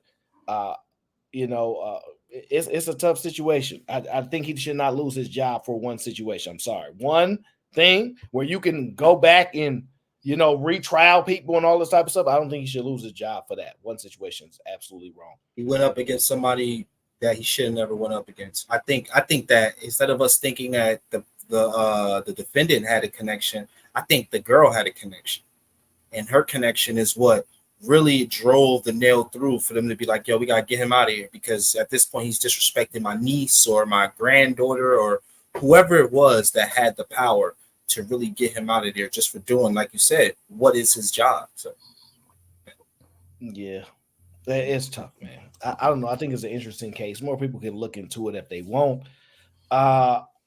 Me personally, I think he should be back on the bench. Unless you go through all his other cases and say he's this bad person or this and that, he should be back on the bench. I don't think they should be able to take him off for one situation. You think he want to be back on the bench after really seeing? Yeah, that's why he's doing the interview and going and basically trying to fight for his job, his livelihood. So, all right, so most of them got lifetime appointments. He'll be all right. We'll see. Well, let's get to the next video. How many of y'all will do the right thing even if you don't want to do it? How many of y'all will do the right thing even if you don't want to do it? I do it all the time, nigga. I think most I of us do it all the most time. of the time. Yeah. I don't agree with that. I think y'all do it all the time. I think most of us do the wrong thing. Most of us don't even want to go to work. Hold up. I think most of us do the wrong thing concerning the situation, because some of us will lie. If some of us got a loved one that's running from the police, we will lie at a heartbeat saying we ain't heard from them, we ain't seen them, and they could be up under the freaking bed. We'll lie at a heartbeat. No, break the law right then. Well, how many of y'all are trustworthy though? This is what I think. Let me ask y'all this: if y'all had to keep a secret, right? If I had a secret and y'all had to keep it, otherwise I get in trouble, could I trust y'all to keep my secret? How much are your secrets worth? As long as you didn't break the law or you commit murder or something like that. Look, it depends on the person. If someone break the law, Ron, you tell them no matter if it's your wife or anybody. Don't delete anybody. Then tell me, hey, the body's here. No, so if your wife get rid of somebody and tell you telling on her and turn it. Yeah, I'm telling. Yeah. Okay. Yeah. I'll depend on who they. Don't put me down as an accomplice. Bro, get this dude out of here, bro. You telling on your wife? You said, hold up, boom, I gotta hop on. What you say? You say you telling on your wife? Man, me and my wife going on a run, bro. We going on a race. Of course you will. Going on a race, dog. Yeah. We shooting at the police. We going. Wait. Stop. All right. So even if you know your wife is wrong, you still not gonna turn her in. So, like, for example, if my my wife get hit by, like, my wife hit somebody and we on the street and it's like in the middle of nowhere and like she's scared and shit and she's like, I'm like, yo, let's just hide this body and forget about it. Let's just hide this body and forget about it. Fuck this nigga. man, I'm loyal, bro. My loyalty is goes higher than what's right and what's wrong. If I fuck with you and I don't never want to see any of my people go to jail, that's some bullshit. Fuck jail. Excuse me. Damn, sorry, Aaron. But yeah, nah. Lee, you trying to get us to cancel the show, ain't you? No, damn. All right, I'm gonna get off the camera. See what I mean? Y'all, all this work I do for nothing. Y'all don't even really appreciate this. So I appreciate Ron keeping it real. He telling on his wife, which shocks me. I thought his wife was the one person that he would have her back through it all, rights and wrongs. But he said no. Right is right, wrong is wrong, and you going to jail, wife. And I just had to get me a new one. So that at least said I'm riding to the end, till the wheels fall off. All right, he on his Bonnie and Clyde thing. Okay, I don't know what to do. I think you should always protect your family, but to what degree? I think if you stand on principle, you gotta turn your girl in, Lee. What about you? If you stand on principle, right is right, wrong is wrong. You gotta what principle? The principle of the law for her to go to jail for life? Because years? If your wife does something that you disagree with, you send her to jail? No. I think you will have to. No. Why? Why would I have to? Because I'm scared of going to jail. Because I'm scared. Because say that. Say I'm scared. Say I'm scared. I'm gonna go to jail too. So your protection only goes as far as how afraid you are. That's what you guys basically are saying. Me, I'm saying my protection is at its highest level. Is up. You feel me?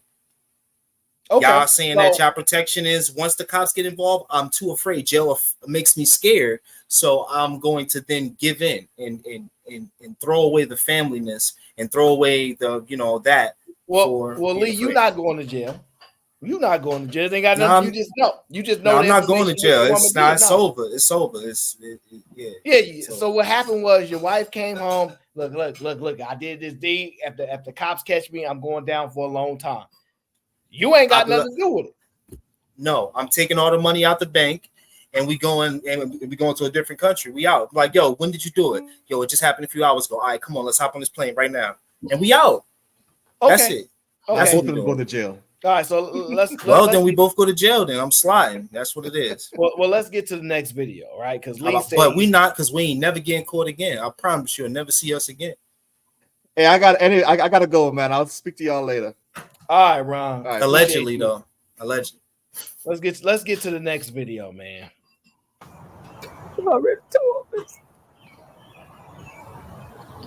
Because I don't want nobody to go through this, losing nobody or somebody taking a life. I never did that. I never had.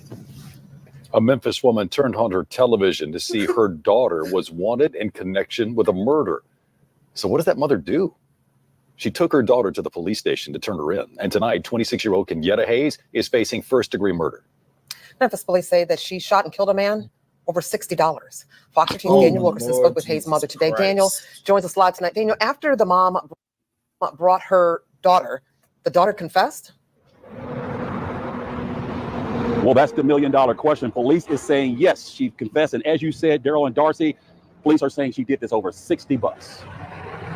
Police say this video shows 26-year-old Kenyatta Hayes just moments after she promised a sexual act to a man for $60, but then robbed and killed him. But her mother, Shantae Jones, feels otherwise. No, I don't. Why is that? Because the guy that she was with, I believe she was scared of him. Jones asked Fox 13 to blur her face out of fear she may be targeted. Investigators say Hayes met the man at the Marathon gas station in the 3000 block of Lamar. Hayes told police the man asked her for oral sex in exchange for money. An arrest warrant says Hayes. The prices did go up. Y'all was hollering $40 last time. $40. Don't tell me how to spend my $40. It's clearly now $60. But it can also come with the highest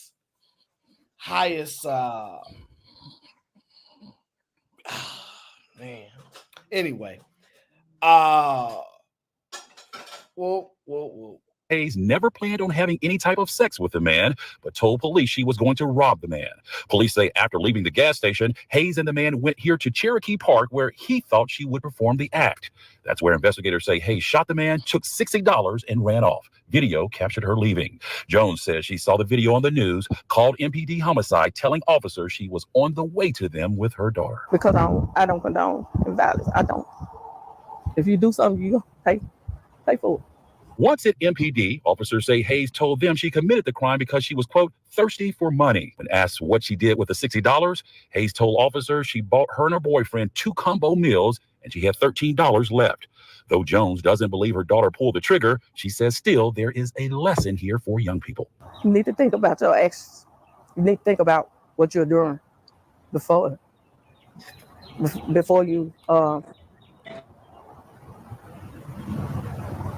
you do something.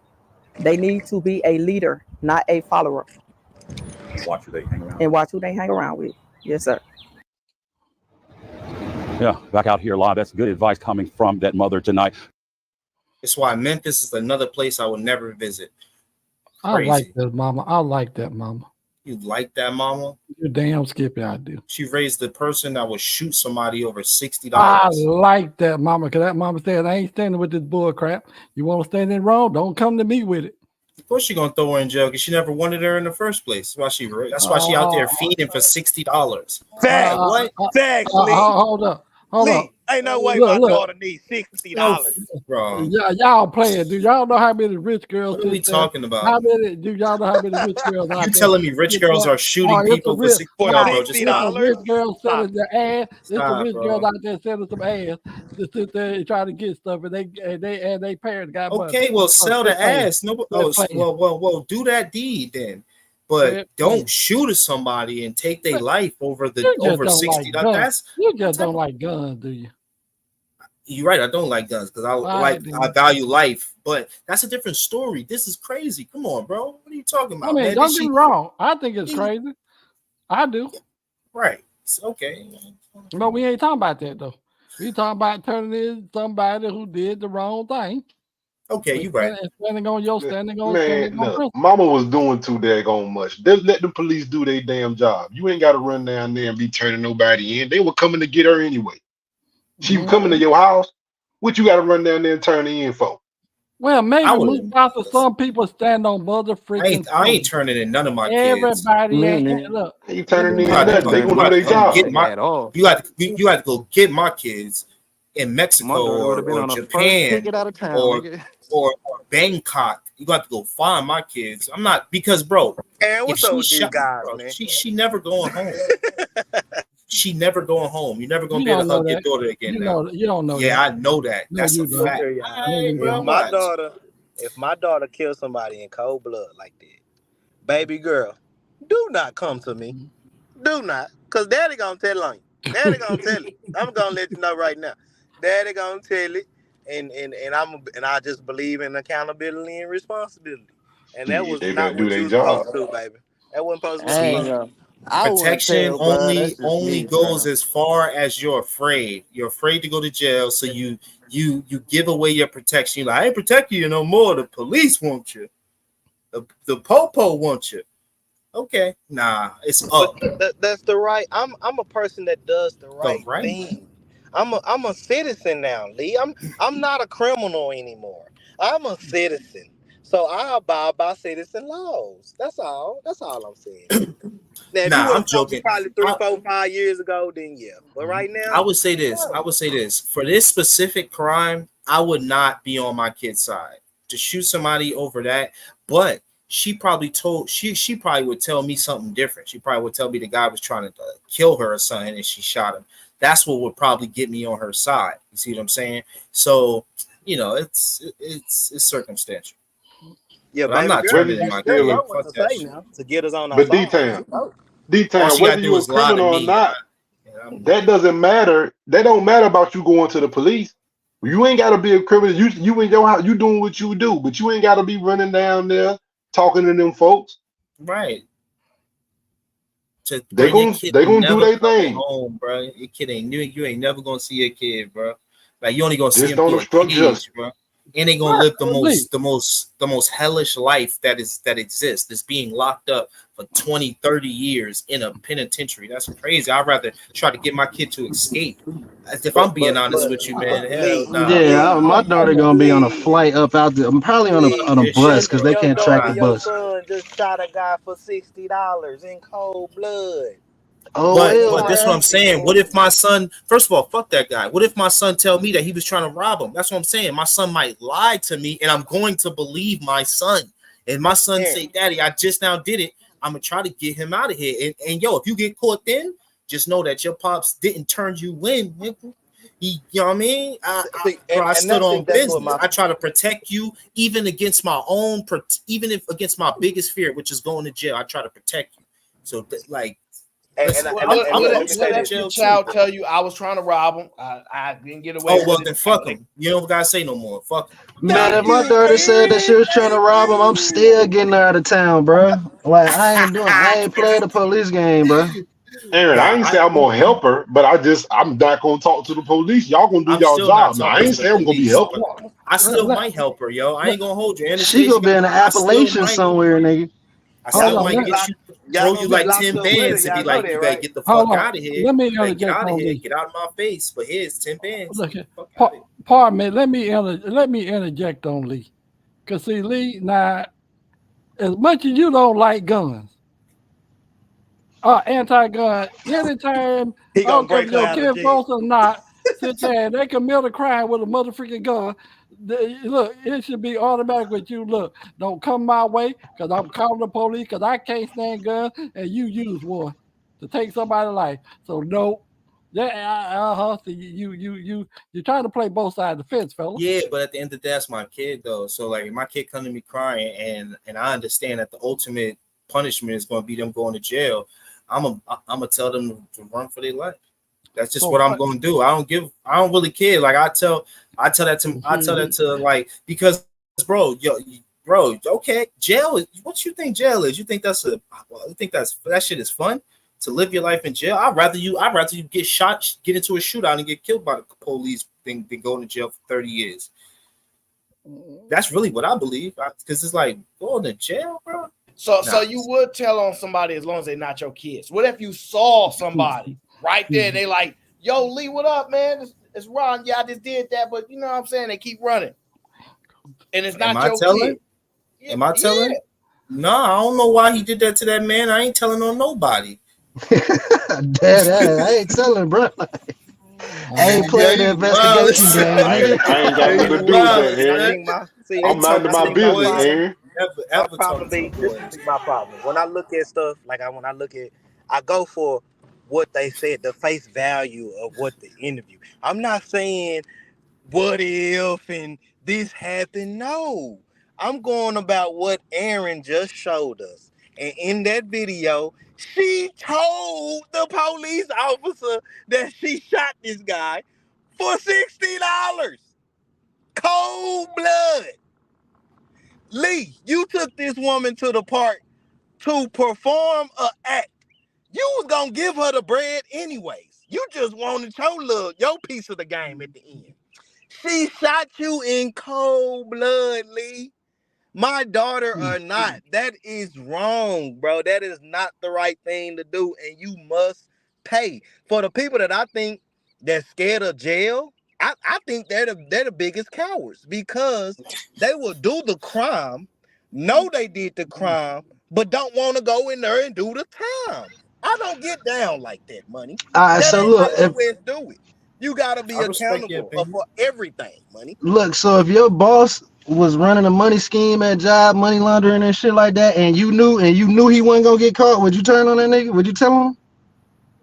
If the authority comes to me, yes, I am telling you. No. I'm talking about, would you go to the cops because you know this nigga money laundering? Would you go be like, yo, my boss is right? And that's why, and that's, look, 10-17, and that's why I preface it, and said, if for my kids, if they did some dirt, do not come to me.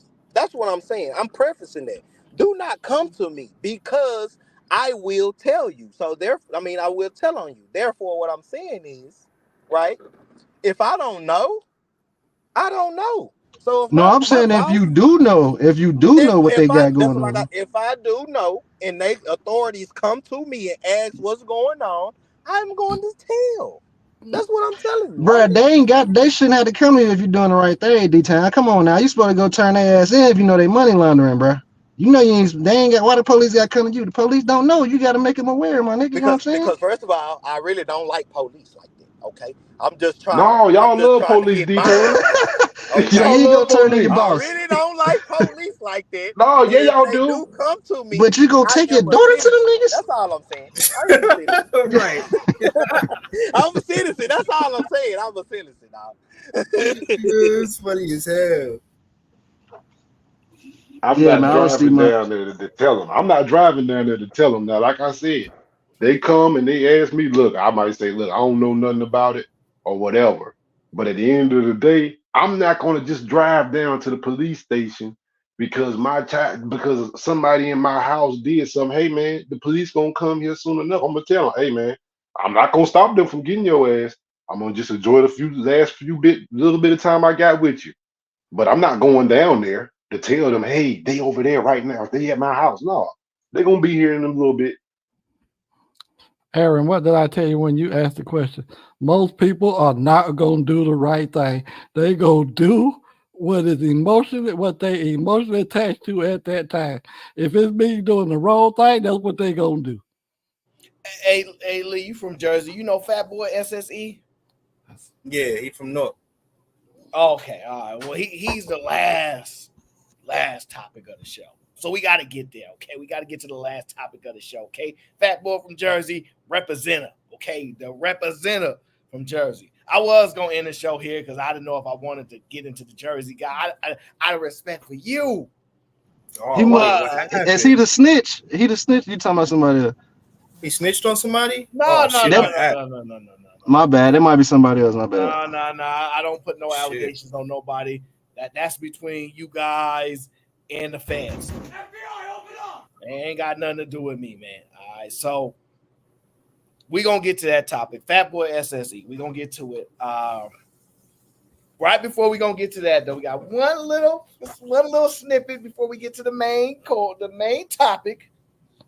One snippet before we get to the main topic, because I was just about to end the show, but then JJ popped up. He do this every time. I swear to God, he do this on purpose. I'm telling y'all that now. All right. So, where? This is what I want to know. I don't have a PhD. Lee, you got a PhD?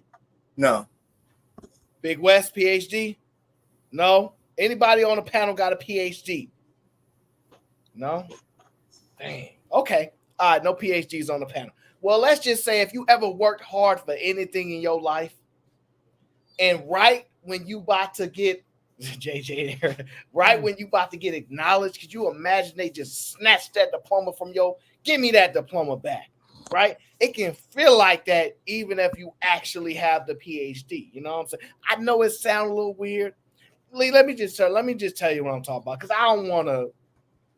Let me just fill me in, because I'm gonna fill you in, okay? I'm gonna just fill you in, okay? The stage at the Crampton Auditorium.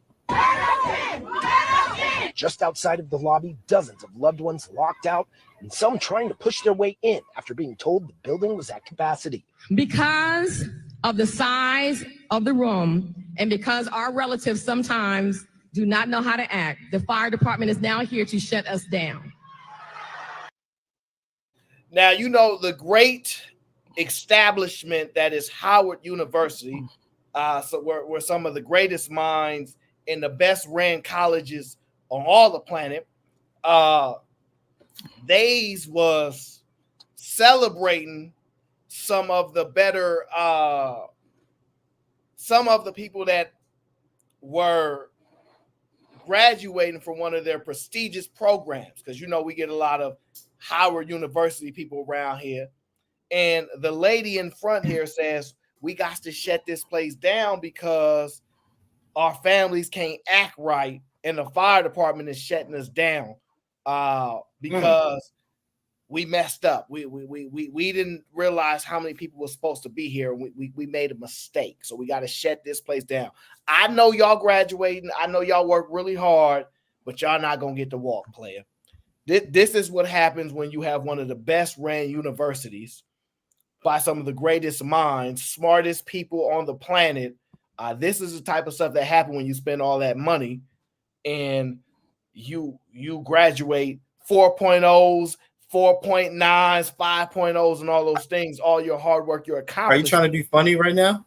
You still don't be able to walk the stage no matter how hard you've worked. Okay, so are you saying because people ghetto? Well, you let Aaron have his monologue without interruption. No, I'm not saying that. I'm just giving you some of the context into which the lady is saying why they had to back up this situation, right? So you might didn't hear. She'll tell you again why they had to shut down the graduation. Okay? No.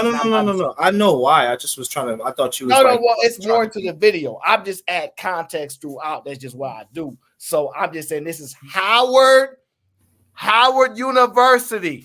So for y'all to understand. That's okay. So you are trying to say. So that's all we're doing here. Okay. Because of the size of the room and because our relatives sometimes do not know how to act, the fire department is now here to shut us down. Damn. Administrators doing their best to let the grads get their special moment and grab their diplomas before they cleared the room, but the damage was done. Like while they were doing the keynote speaker, there was like loud banging. Even before that, for like 10 minutes straight, just like boom, boom, boom, boom, boom.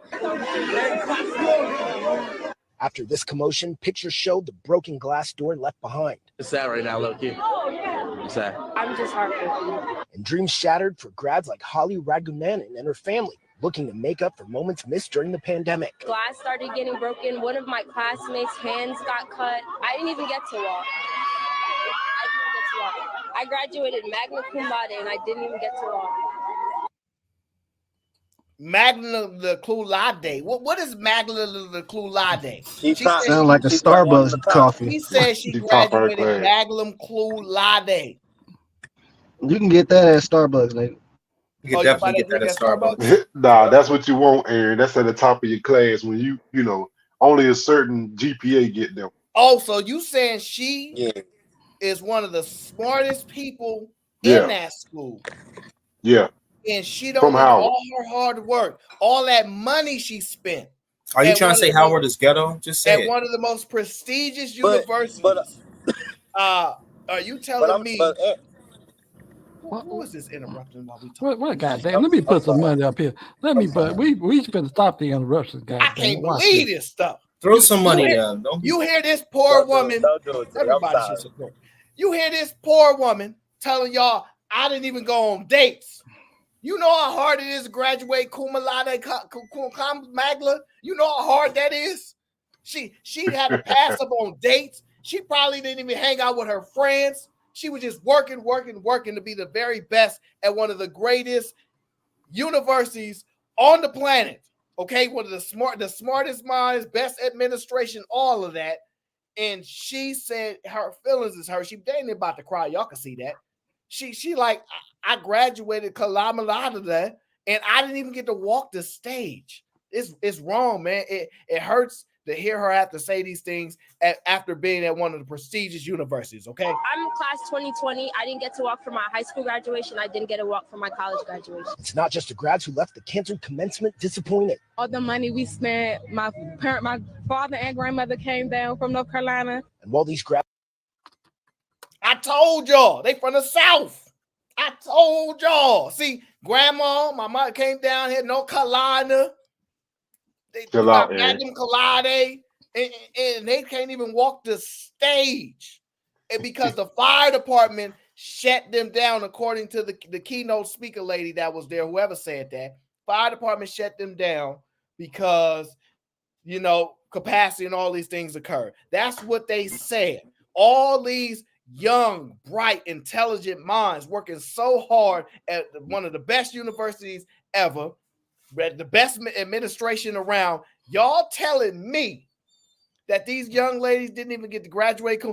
Don't let it be a guy up there that worked this hard and didn't even get to graduate, walk the stage. Hey, right. Let's try to salvage the celebration. Not long after, DC Fire saying in a statement, DC Fire and EMS did not shut down tonight's event. At 6:42 p.m., we responded to the Crampton Auditorium for a medical call at the request of campus police. The patient was evaluated and refused transport, and DC Fire and EMS departed. I'm confused. Oh, she lied. Oh, she lied. The representative from one of the best prestigious universities on all the planet told us while we was listening, the fire department is shutting us down because our family don't know how to act. That's what they told us. The fire department, the professionals, then reply and say, we did not shut down no event. It was not us. The event was not shut down because of us. That is untrue. That's unfounded information. We did not shut this place down. So y'all got to give us the answers. Why wasn't these cum laudes, men plades, why wasn't they able to walk the stage after all their hard work, spending all that money to be at one of the best universities? I'm talking top down to we talking about the dean of administration all the way down. These are the best of the best. You telling me you can't walk the stage? Why it got so crazy, how it got so quick, so bad, so fast. And some of these graduates will get to walk this weekend. The university's main commencement ceremony is set for Saturday morning. At Howard University, Walter Morris, News 4. Now, moments ago, Howard University responded to our request for a statement. The school said security removed someone from the building prior to the ceremony. That person returned and broke a window. The statement goes on to say this incident led to a disturbance among guests outside the facility, resulting in a disruption of the program. Guests in attendance were immediately dispersed following this incident. Howard says EMS treated one student for a cut. The school plans to give individual awards to students. Oh, Lord. So y'all telling me they lied. Somebody lying. Somebody lying. So first it was y'all grandma and aunties and them don't know how to act right, so that's why we shutting this place down. The fire department's got to shut us down. Fire department say we ain't shutting y'all down for those reasons. Now y'all come out with a statement saying somebody broke a piece of glass. Well, Eric, if I could say this, can you hear me, brother? Go ahead. What I was gonna say was, she actually said it, but in the black way. She said, because some of us don't know how to act. So with that being said, to me, just like the news just said, they was probably out there fighting. Some people probably got mad. They probably came in there smelling like some weed or whatever. You know, all type of family members coming just to see us graduate. You know, they coming just like North Carolina. They not coming, or they coming like Dallas. They not coming as Howard, or you get what I'm saying? They coming straight from the block to come support you. And it probably was a dispute and, you know what I'm saying, a little altercation that had to basically what's how you say it? Postpone the event. You know what I'm saying? Because I never heard about a graduation being too crowded. That don't even make sense. Because I was gonna say at the great state of at the great school of Grambling State University, we have a big ass auditorium, like a big ass gym. And it fits probably like 100,000 people, up to like 100,000. So that's where we have our graduation at. So it's no way you can be, you know what I'm saying, like over capacity. You know what I mean? We had Farrakhan's daughter graduate from Grammy, and he was there. So imagine how many people came just to see her. So.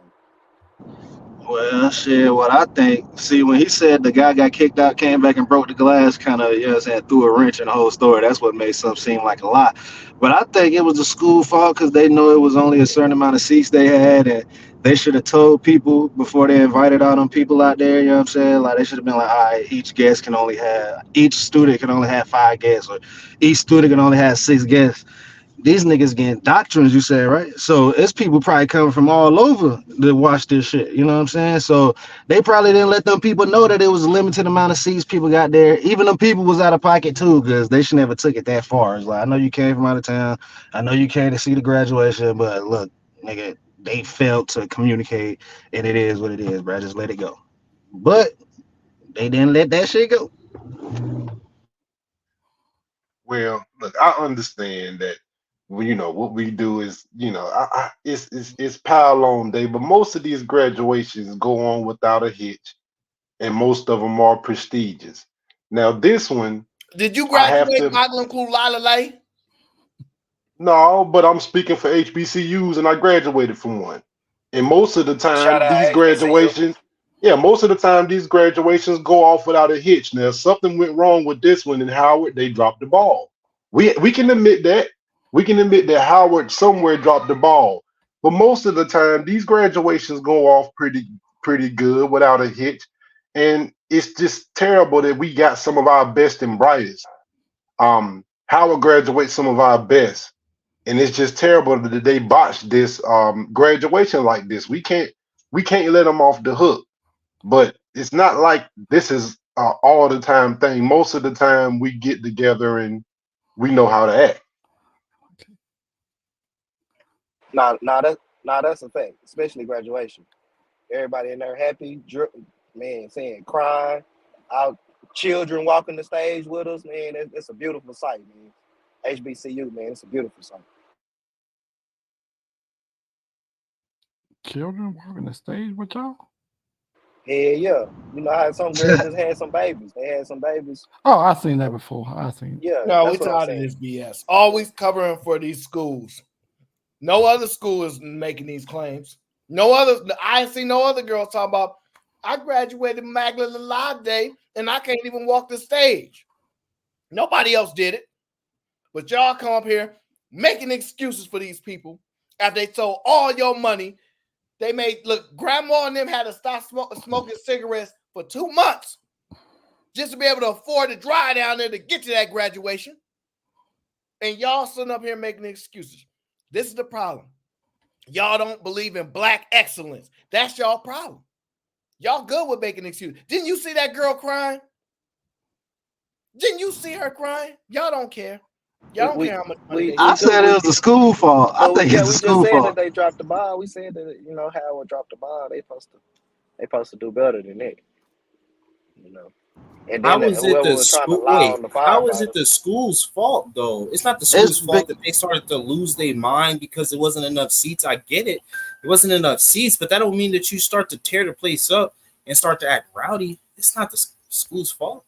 Yeah, I said they was out of pocket too, you know what I'm saying? Because they should never took it that far. But the school should have communicated better though. Like how many people was allowed in there. But check it out. But look, fellas, let Sound me like say this another though. excuse to me, I guess. Because the firefighters said that they didn't shut it down. Hold on, wait. Hold on. Let Callie I'm sorry. Bev. I'm sorry, Callie. I'm so sorry. I've been listening to you munchkins for far too long. And Callie Bev is a Southerner, so she come up here to represent the South. So go ahead and do your representation up in her, okay? Shout out to O'Shea for the support. Appreciate you. No, I'm a Southern citizen. But look, whatchamacallit, the thing is that even with high schools and stuff, right? They only give each student a limited amount of tickets to accommodate for the amount of students, the space that they're in, and the amount of family that you can bring. I don't see why it should have been any different for a college of, I don't know, several hundred students, right? You only have so many space, you limit the amount of tickets. I'm guessing, and this is just my assumption, I'm guessing that either somebody wasn't checking the tickets at the door, because how you let all them people in like that. And then number two, I reckon to say that the glass was broken after they tried to shut the shit down, and that's when people started getting mad and rowdy because I done flew all the way down here, X, Y, and Z, travel, yada, yada, yada. And now, you know what I'm saying, you telling me that I can't watch my child graduate. That's kind of crazy to me. That's all I'm saying. Howard dropped the ball on it by not limiting the amount of tickets given out and or not checking the tickets at the door to let the correct amount of people inside. So does that mean that you grown ass people get to become little kids and cry and whine and start a whole catastrophe? You know, where like I get it. You're right about everything you said, but like, what about the kids though? You know, what about like this girl said she couldn't even walk because of this? You know, Me as a student, I have every right to cry and whine because the school dropped the ball and now I can't walk across the damn stage. You damn right. I have every right to whine and cry. No way. The That's parents true. that came out That's there true. to That is travel true, but have that's not every what. right to cry and whine. He was talking about the people that broke up the place. He was talking about the people that fucked I'm up the talking about place. like the people that started like causing chaos. Like you could like I don't mind people saying, yo, this is bullshit, da da da. I'm 100% with them, right? But the chaos that made the fire department come and then have to like stop the whole show, because they could have kept going if those people didn't cause the chaos. The people would have still been able to walk. So that's who I'm blaming it on, specifically those particular people.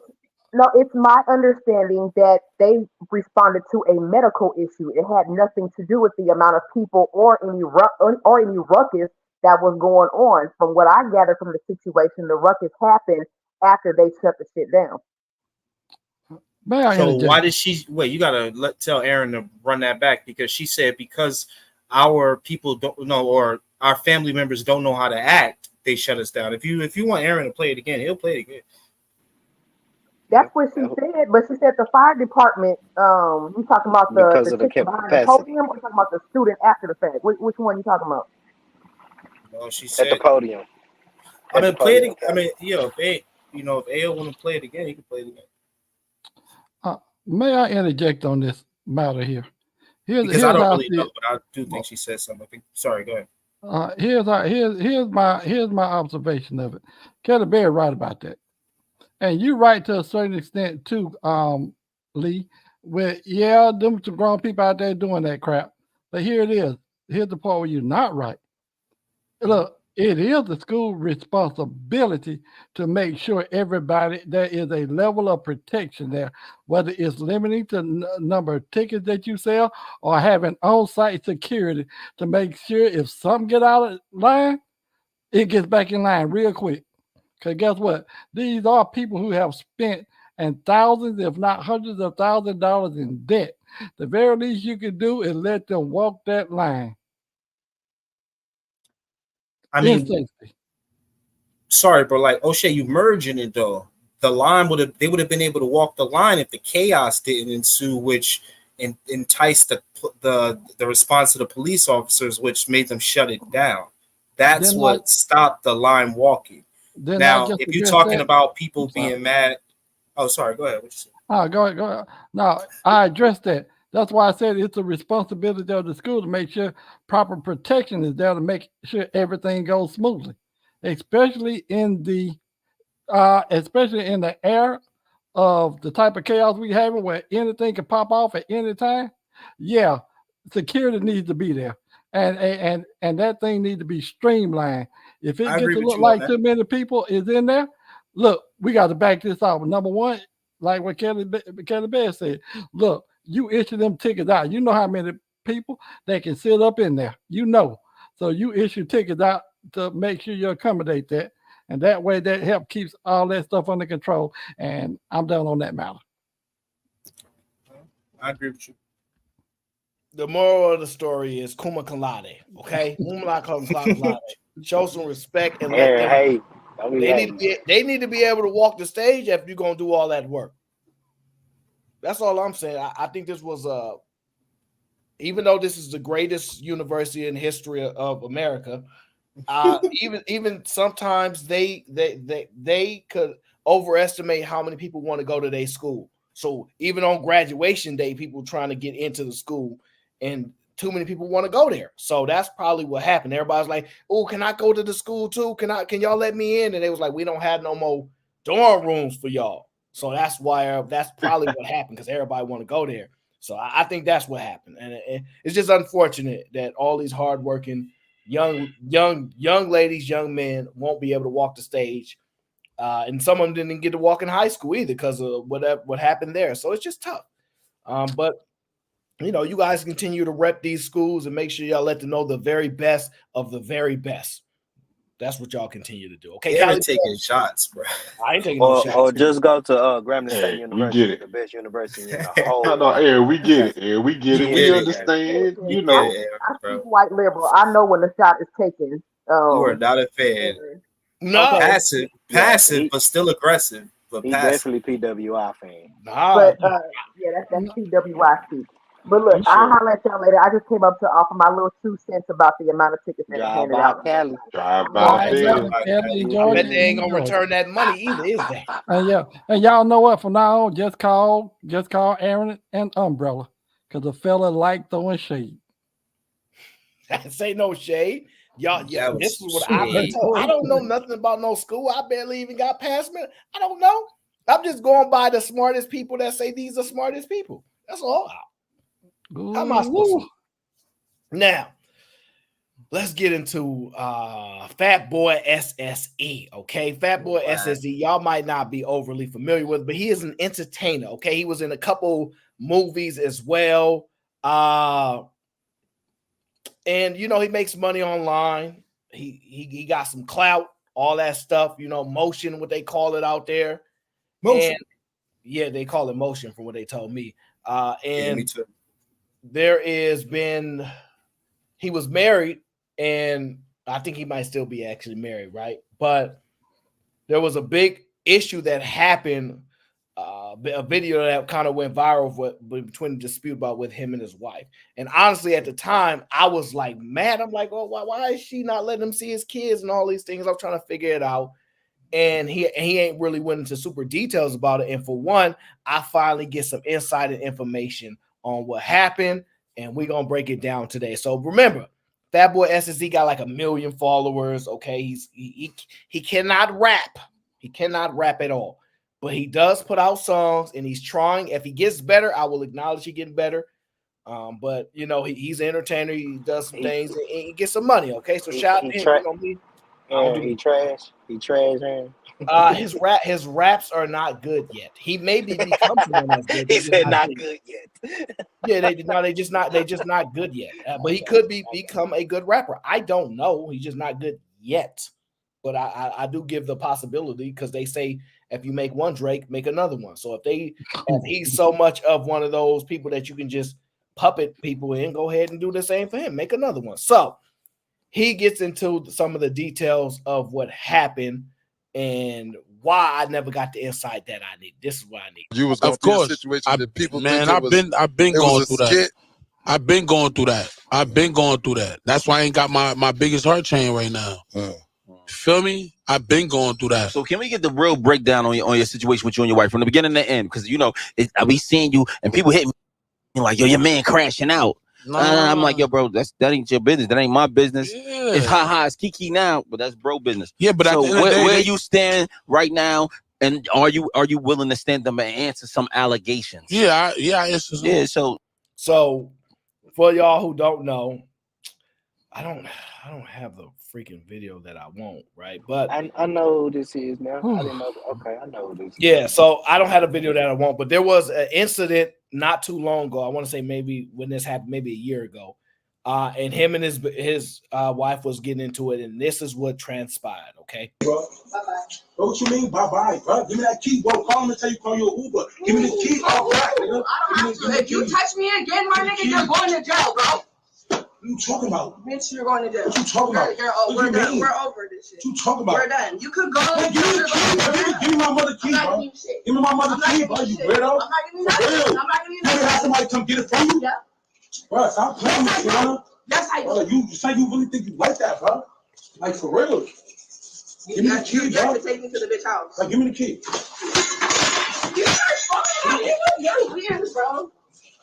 Guys, I don't want the cops to come.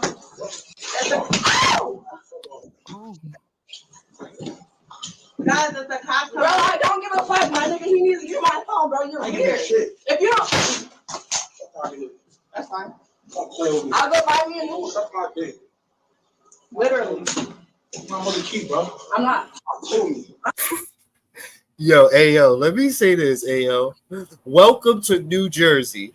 Bro, this is what I used to see all the time growing up as a kid, bro. This is the staple shit that be happening in Jersey, bro. Dudes be just always ready to fight with somebody, man. You will see them fighting with their girls. They definitely do. That shit is so crazy, bro. They love doing this shit. They definitely do. And I'm like, out. I probably saw like no O'Shea, bullshit, probably like you, 100 fights. Sorry, O'Shea. Like 100 fights like this. Here's my question. Why would he tell her to suck his Peter if that's what she do anyway? How is that an insult? It's an insult. It's Jersey shit, bro. It's All right, Jersey. so I'm out. Y'all can't take this no more. I gotta go. All right, O'Shea. Yeah, that's Yo, wild. it's Jersey shit, bro. That's like that's an insult, bro. So yeah, that's just disrespectful though. What it's supposed to mean, right? Because Israel was talking, Izzy was talking about when it said, you know. So I think he meant it in a way to be super disrespectful to her. He didn't even mean her to actually do it. He mean like, yo, how they normally tell another man that. He meant that type of disrespect to her, right? Yeah, because women are saying to you, and they don't even have a, you know. Yeah, so it just means to be disrespect you in the most disrespectful way that they can with words at the time. That's what that kind of means. So when this was happening, he was trying to get his keys from her, or whatever the case is, to his mom's house, or whatever the case is. She like, nah, she was in a video with another rapper from the Bay Area, you know, and he was mad about that. He from Jersey. And his wife was in a video with a rapper from the Bay. He took it a certain type of way. I think the rapper from the Bay might be a little bit better at rapping. I don't know. Don't judge me. So they got an interaction. You know, she said some things. She called him a B word. That's violation. She shouldn't have done that, in my opinion. You know, and he said, "You want me to have somebody else come get these keys from you?" And she like, "Yeah." So that's that ratchetness. You know, I don't like these ghetto ratchets, but you know, that's that ratchet. Yeah, go get her then. You know, like get her to take these keys from me. You know how they do, you know, because you ain't supposed to be going at it with the girl. You're supposed to call your cousin or whatever. And she come get those keys for you. Y'all know how it go, right? So that was transpiring. And, you know, his feelings was still hurt a little bit, in my opinion. Hurt a little bit because she was messing with her, the rapper from the Bay. And so he snatched her phone. She went off. Woo, give me my phone because my man in there from the Bay texting me. Woo, like all these things. He a real one. You not. Oh, you know how women do. Like, I got a real man now. Da, da, da, da, da. You know how they do that little thing right there, right? So that happened. And then she really did that? Hold up. She really did that? Of course. I mean, not in that video, but we both know what she did. We know how this go. Come on, you know how this go. You know how this go. You talking about with the phone and stuff? Sure did. I just had to make sure we was going down that rabbit hole. Come on, Lee. You know, bro. Nah, nigga, that's the rabbit hole they go down. What is you talking about, Lee? So tell you, nigga, we ain't just talking about all when that happened, I was like, dang, she really wild. Let the man see his kids. Woo, she over here tripping, all these things. He snatched her phone. He's still mad. He yak it, throw it on the ground, and she go, that's okay. It's mind-blowing how she's so mad about him having her phone. And then when he smash it, her anger go to, I get another one. Like, just immediately just drop it, whatever. Like, that's crazy how she. Because they don't want to get bullied. That's all that is. Like, imagine somebody just try to snatch your phone out your hand. And then, like, after that, but like, they're way bigger than you, right? So, of course, that's all she can say. She's not going to try to keep fighting them. It looked like she still kind of tried. All she had to do was give up the keys. She had his keys. All she had to do was give them up. But she wanted to play them games. Okay, but at what? Okay, so are you saying that this is what you would do? You would stay there and harass her to keep telling her to give up the keys?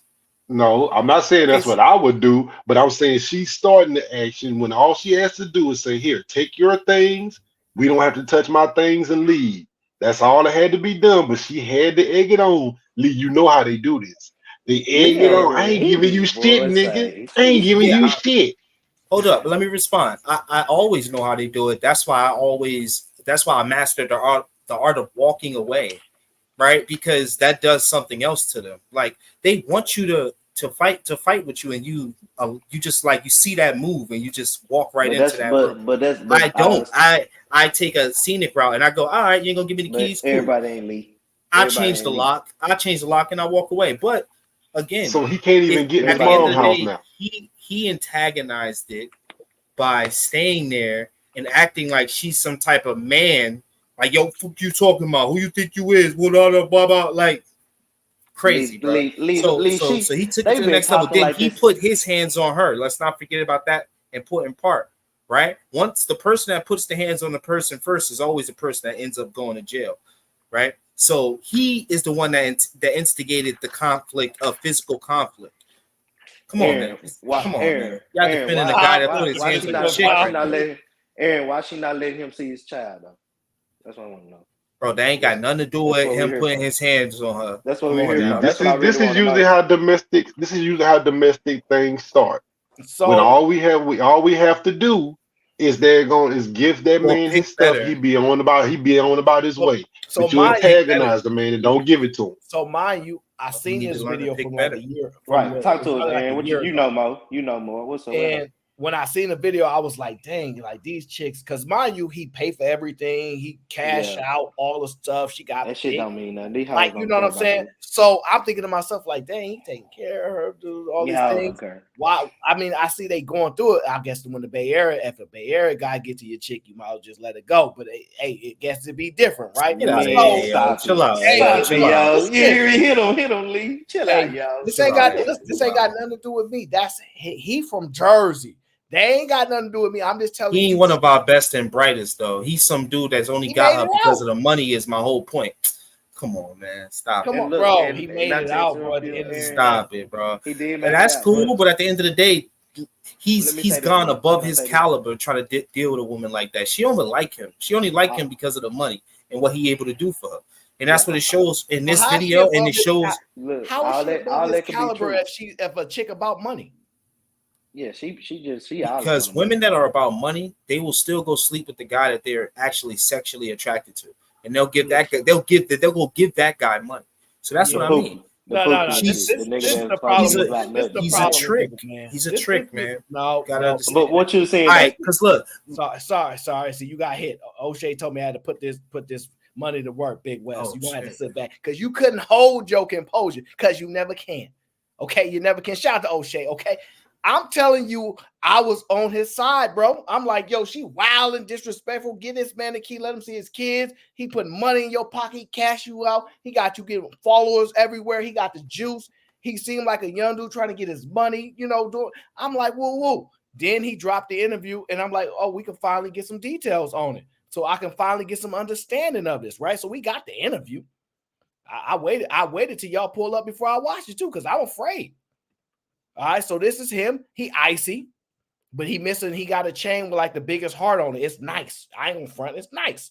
I can't afford it. But since they beefing, she got his chain. Like, nah, like punk, this mine right now. So he hurt right now. That's why he mad. That's why he said it.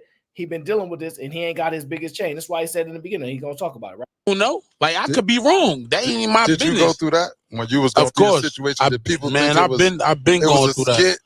I've been going through that. That's why I ain't got my biggest heart chain right now. See what I mean? He said it.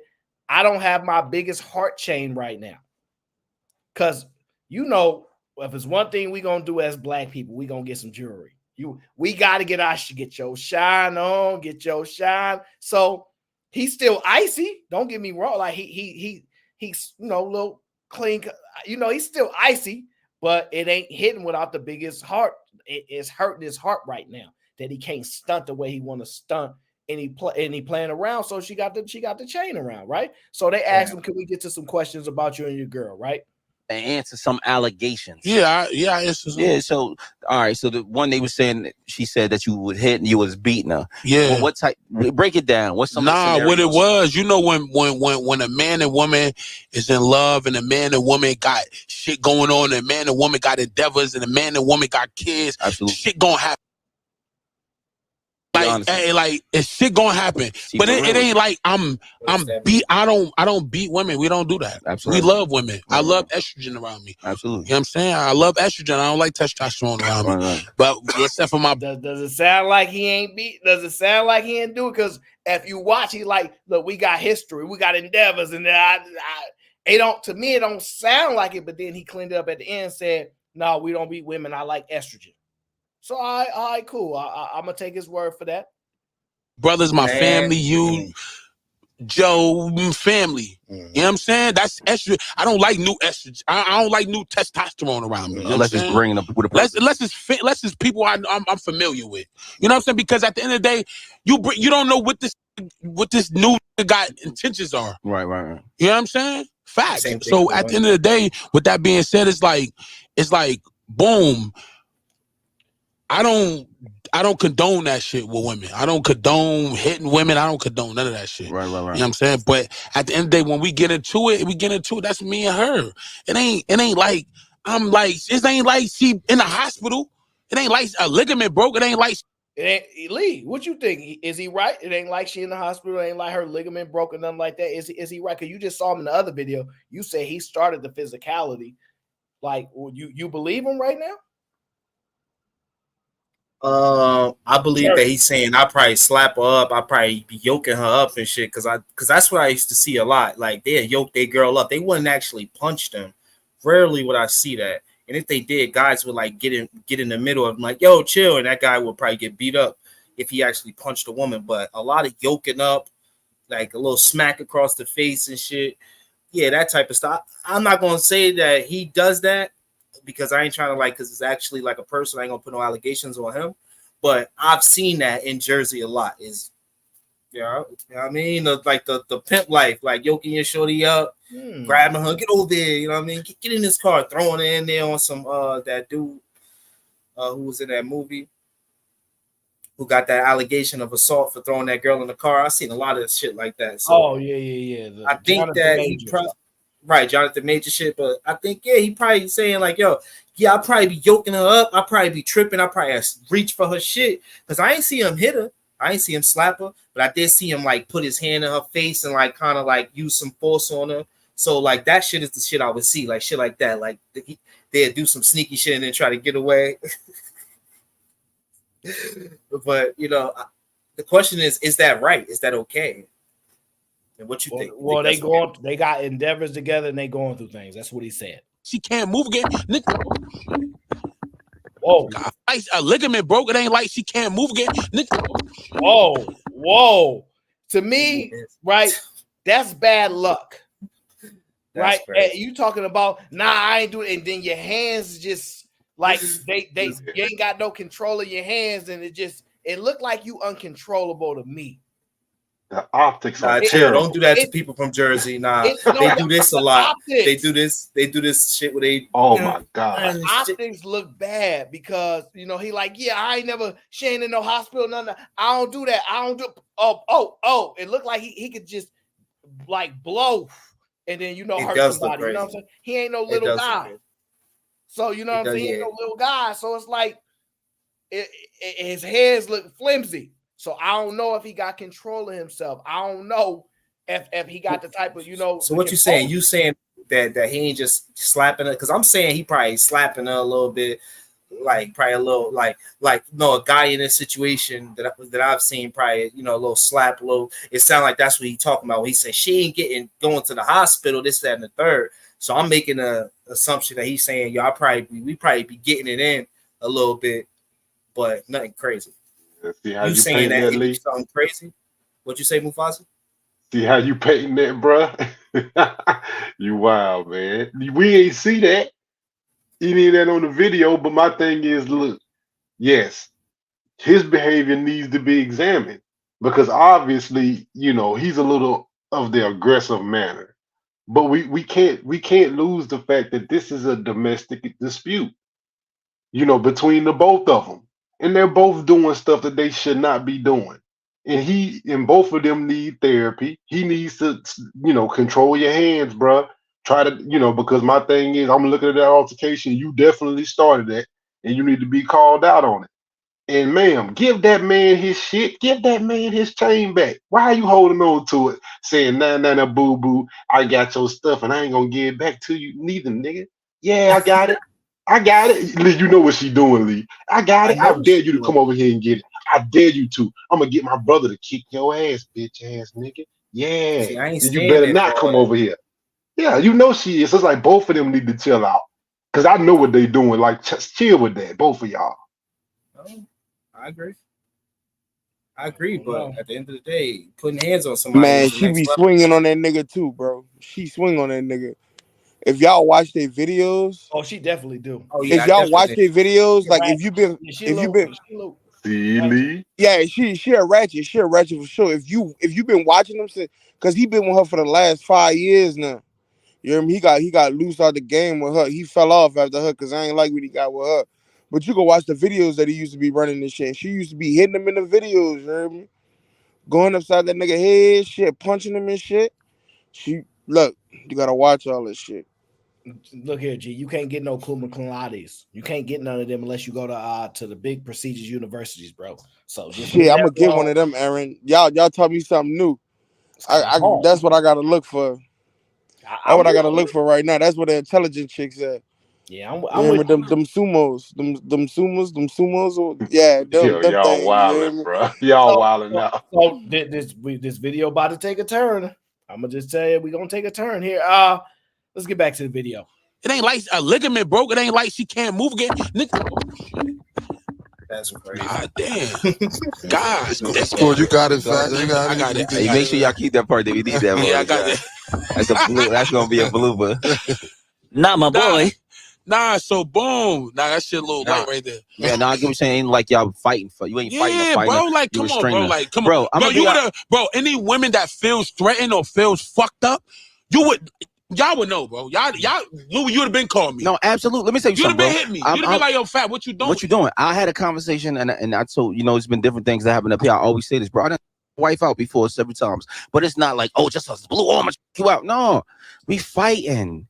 And now when I say fighting, sometimes 95% of the time, I'm not the aggressor. That's what I'm trying to say. My wife from the project. Bro, my wife from Chadwick. Bro. Yo, pause that, Aaron.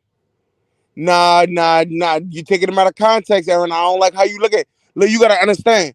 You gotta understand. I had to choke out my wife a couple times. But when he said she was the aggressor, is what he just said. Go ahead and make sense. but you gotta understand. So when you deal with them little hood chicks, you hear me? Like he said, he dealing with his wife, a project chick. They be getting handsy, son. They get handsy. Yeah. And sometimes you gotta stop them because once they start, ain't no stopping them, bro. You gotta really yoke them up. And when I say yoke them up, you gotta grab her by the shoulder, you hear me? Put your little body on her, like to get her to calm down and stop, because she about to go crazy, and she not stopping. She not. And it's gonna get worse and worse and worse until you stop her. So you gotta defend yourself. You gotta defend yourself because it could get crazy, dog. And most of the time, what they're not saying right here, the chicks be having something in their hands, son. They'll have anything in their hand. They'll pick up anything, you hear me? And they not paying attention, dog. Anywhere from scissors to a book, like a book, just crazy stuff. But here's my problem, right? You can't do it multiple times, bro. Like the first time she attacking you, you just like go to sleep. Now I don't think that's right. I don't think you should do that. But if you do it one time, I'm like, oh, okay, things happen, right? Because like they said, when you got like stuff with people, when y'all together, y'all got things going on, stuff happens. That's what they saying. Stuff happens. After you do it one time, you can't do it no more. You can't, because then it becomes a pattern. It ain't no one-time occurrence. You picked her, so that means you like doing that stuff. So if most guys, if you don't want someone to put you in a predicament where you can go to jail, you don't mess with chicks like that. They telling me they like messing with chicks like that. Oh, I'm not gonna deny that. I got that same problem because I ain't gonna lie, I like the little hood chick. You hear me? I like a little hood chick.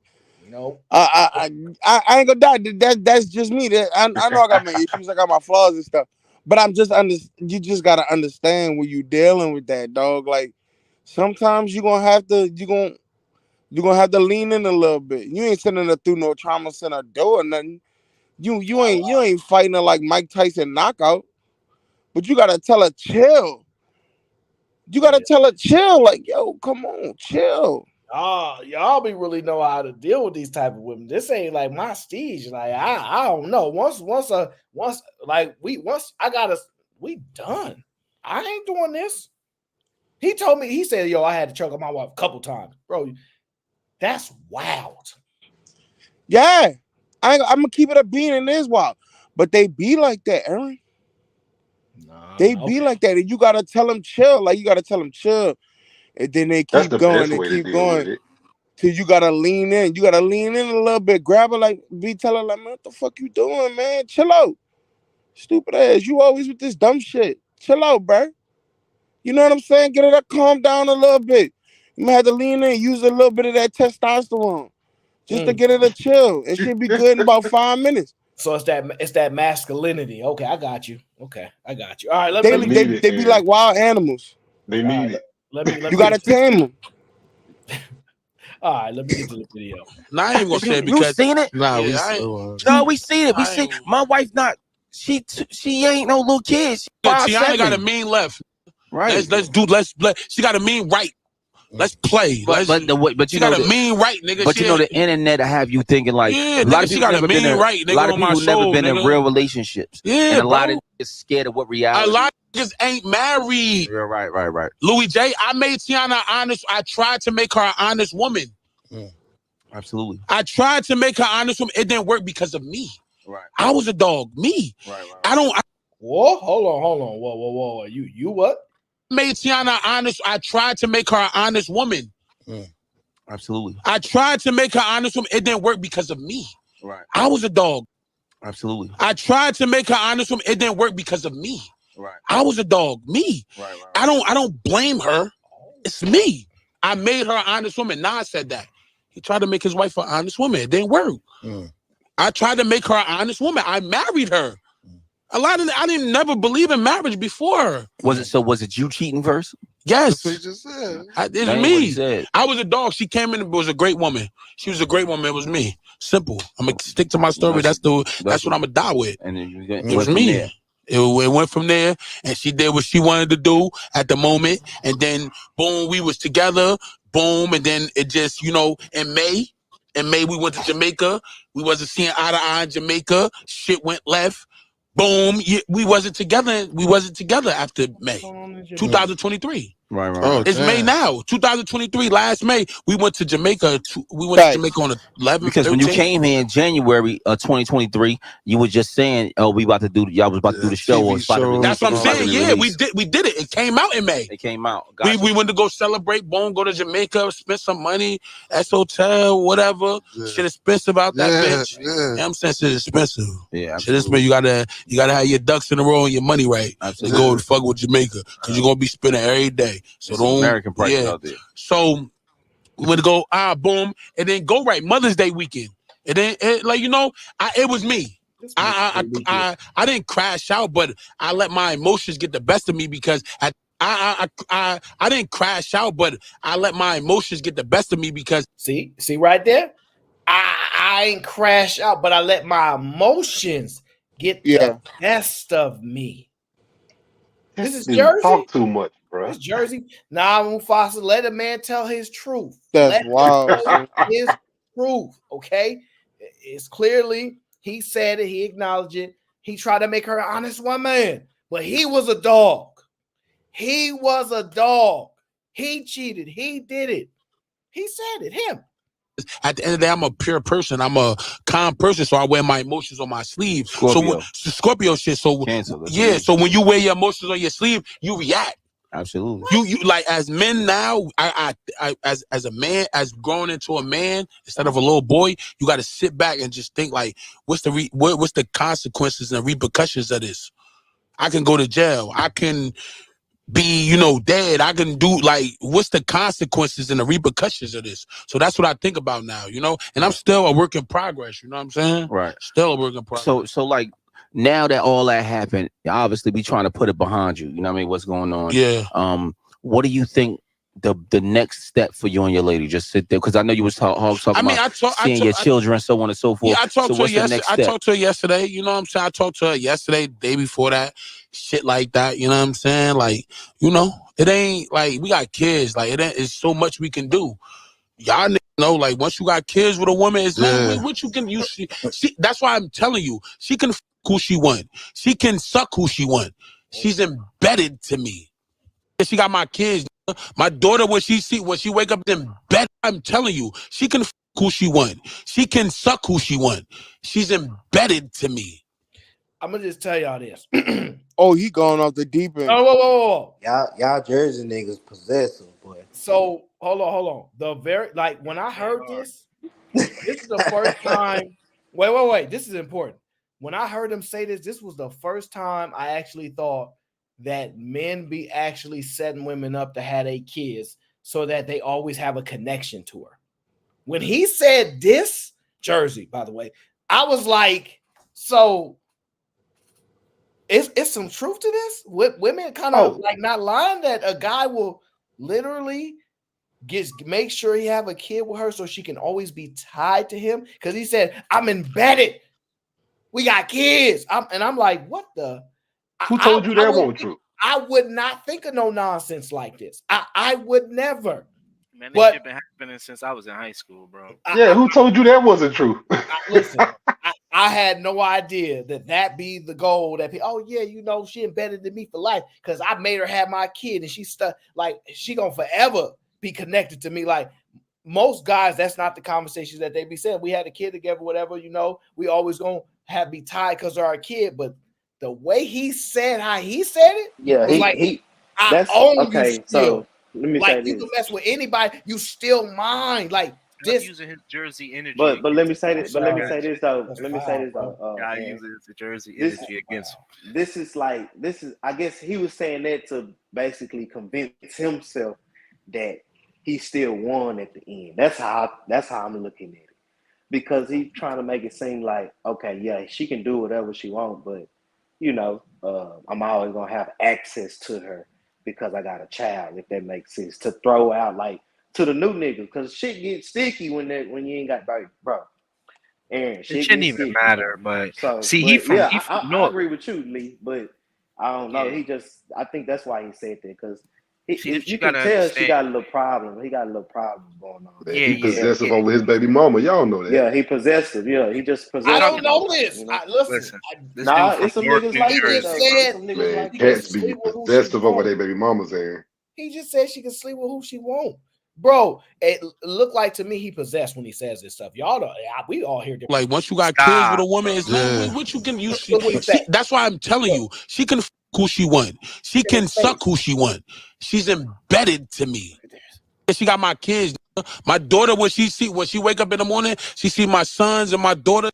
They look like me. You gotta see me. Yeah. There's no way around it. You gotta think about me. When you see my daughter and you look at her face, that's me.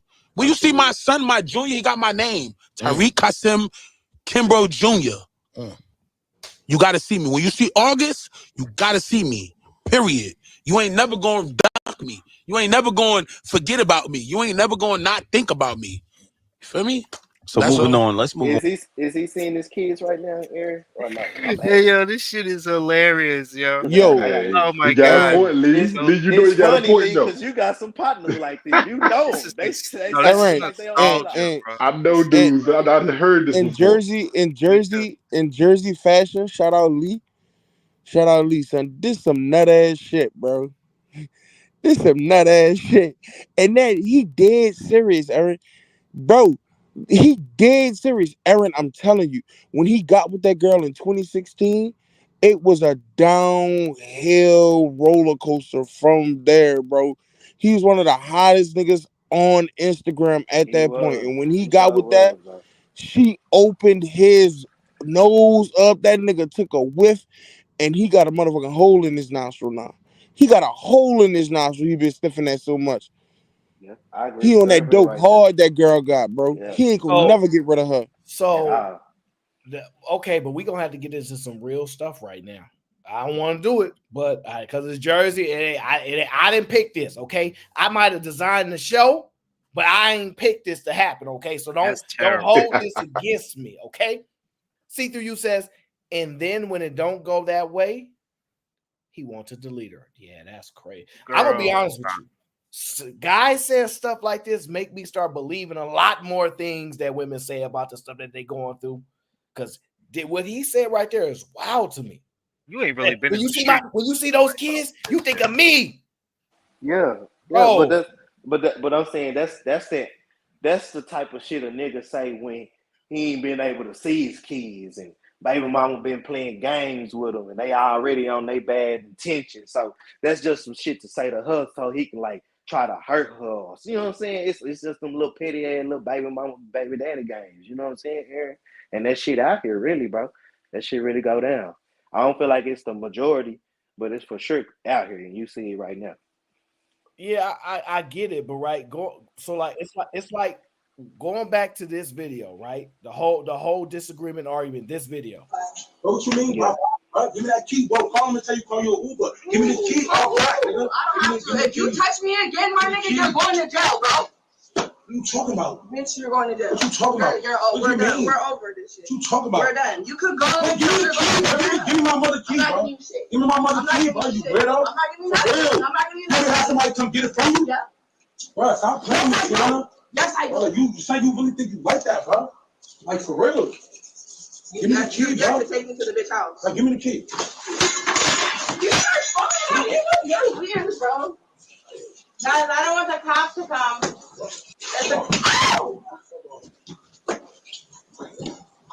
Guys, it's the cops. Bro, I don't give a fuck, my nigga. He needs to get my phone, bro. You're weird.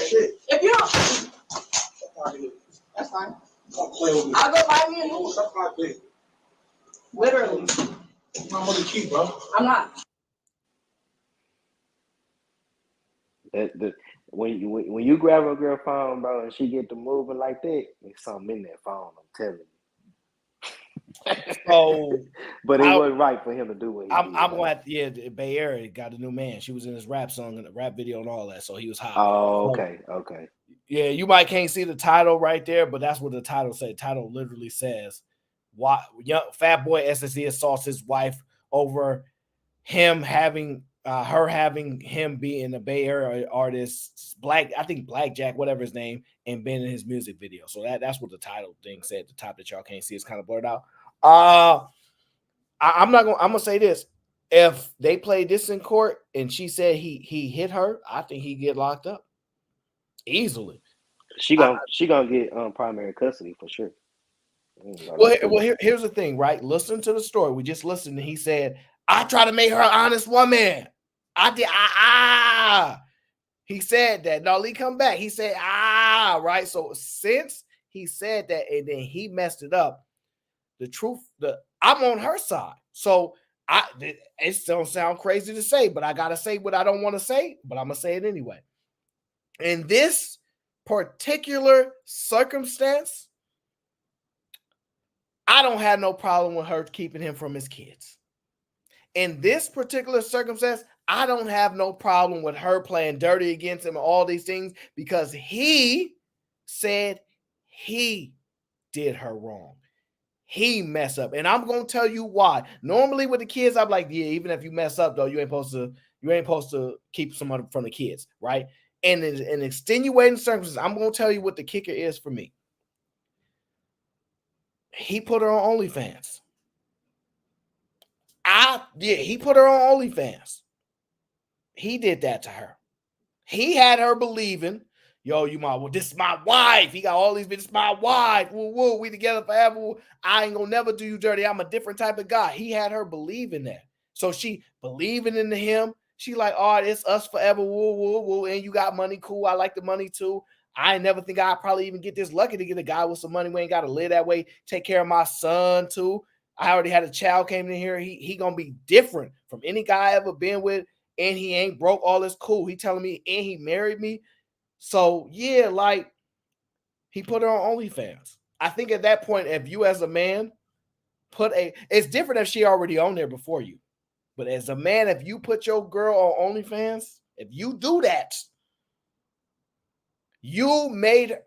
she still has her own decisions to make in life. I'm not taking her autonomy away, but you guided her into that life, bro.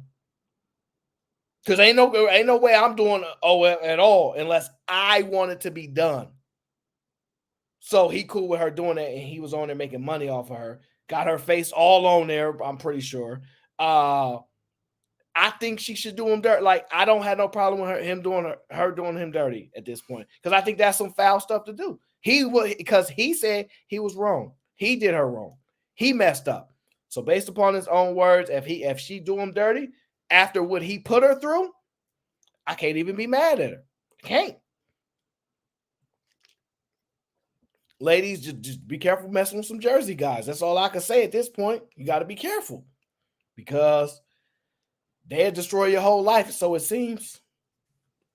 Hold up. First of all, he's from Newark. That's the most ghettoest place in Jersey. okay, and then it's Trenton and Camden. So, yeah, if you don't go to Newark, okay, but relax, okay. This happens all the time. Y'all in Cali, y'all just be shooting y'all chicks. That's just the difference. We have pat and y'all pow. So that's all the difference. But I will say that at the end of the day, listen, man, I ain't know about the OnlyFans thing. That's crazy. Yeah, she probably got some disdain for him. And again, like I said, she probably think like I could get a better looking guy than this, and I want a better looking guy than this. And he used to be fat, so we don't know how he look when he take his shirt off. So, these things can start to fester and then, create resentment. The woman will want to be with somebody else, and she'll start acting different, doing things to try to break up with you, which it seemed like she did by getting in this music video. It's up to the man to realize that, when to walk away as well. And he didn't know how to walk away. He wanted to have kids with her, obviously, because he wanted to capture her forever and think he would always be able to have access to her. But he ruined that by constantly sleeping with other women, which is hilarious. Yeah, he said that. Wild, right? Wild, right? So G-Ville, what you got to say about that? Crazy. Well, shit. What you mean? About what? Like she? Do you think she in her right to do him dirty after everything he put her through? Shit, this is who she was at the beginning, bro. But I think, man, the nigga foul. He took claim. She ain't really said nothing. I'm gonna keep it like that, bro. I'm not gonna try to look into it. But I just know when he clicked up with her at the beginning of this shit, I did not like it, bro. Yeah, that chick was a snake, boy. Cause this the crazy part about it. She had been around. And the other chick, Jazz, if y'all remember the other chick, the bad bill chick he used to be with, Jazz, she was riding for him, dog. She was riding for him, and this chick was around. This chick was dating one of his homies. One of the niggas that used to be in a video with him, this chick, and she upgraded from that nigga to him. And he was with the chick. And he was with the chick. He was with the chick that really cared about him. Wait. Are you talking about like some Floyd Mayweather, Ray J stuff? No, we talking about some. I don't understand. I don't understand the Floyd Mayweather. Floyd Mayweather was messing with Princess Love first. Then Ray J got with Princess Love. Remember, Ray J was part of the money team when he was going at Fab and say he would send like 6 guys to do something. Y'all remember? Nah, we talking. No, I don't remember all that, but I know this story. Harvey White. I remember this. I remember. Dog, Aaron, I've been following this dude since the Vine days. Since the Vine days. Ooh, them some good days right there. Jazz used to. This chick used to be in the vines and stuff, in the background and stuff. She was with another dude in his camp, and he was with Jazz. He left Jazz for this chick, and that was the worst decision he did in his life. He left the bitch that was really down for him. That was really down for him. Because he deserved this. He had money now. Right. You know how the songs go, we getting money now. So he wanted to upgrade in chick like the women be saying that men do, right? Yeah. Oh, so I stayed with him when he was down and broke, but once he got his money up, he left me for another chick. That he did the stuff that women say when they hold a broke guy down that they do. That's jerk. He did it. He actually did it. He did it. He did that. He did it. I'm not gonna deny it. That was the worst move in his career ever. Was to leave her when he got, and it was when he got money. It was when, oh god damn, bro, he should have just stayed with Jazz, bro. He should have just stayed. Oh my god, this nigga 5 years fell too late off, bro. He definitely fell off. He chasing, that's why, bro. Dudes be weak to the women, bro. All you gotta do is put the right woman in front of him, and he gave his whole career up for her. 5 years. 5 years later, and he's saying why, just so he could be embedded to her. You know what I mean? Just to be embedded. So that's what he got. He got embedded. Oh man, got what he wanted. That's what he wanted. You right, dog. He told the truth, huh? He told the truth. It was wild though how he swung and hit the mic though, fam. I'm like, my nigga just got bad luck right now. You know what I'm saying? Yo, did he? Yo, yeah, that was crazy. Yo, did he say he be choking her out? bro. Now that was his partner. That was his partner. But he did agree with the. It ain't like he was like, no, nah, I don't be choking her out. He was like, yeah, like like that's a common thing. But they both said they women are the aggressive too. They 95% of the time. You know how your woman be, Lee. I You wonder know what where I'm she saying? from. So, Yeah, no, I had shorties like that, but yeah, man, yeah, not a good look though. Bro, that man But said, she embedded in me. Like every time she wake up, she see me. Like, bro, this was scaring me. Shout out to my brother Harrison Davis says, "Ayo, who have you been talking to? Whoop, whoop, whoop, whoop, whoop. That's salute." Bro, I'm stressing out because this was a bad look. This was a very bad look because I can't defend this man in any way, shape, or form because he made her do some things on cam that she can't never take away because she believed in him. Even if she was a snake type of girl, she could look. We could assume whatever she want. He put her on there. He the guy. He told you him. He got the motion. He said other dudes she messed with ain't got no motion. So she wanted to do that. He did that. Like it's one thing if you cheat on a girl and then she leave you cool, but after you convince her to go online and show the goods, I'm sorry, bro.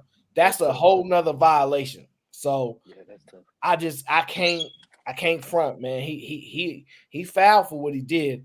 And if she do some foul stuff to him, she in the right to do it. That's the one extenuating circumstance where I'm like, it is what it is. I'm sorry. I feel you on that one. I ain't gonna lie to you. Me too. Yeah, so because man, like his honesty is kind of crazy, but he basically saying he only wanted her sexually.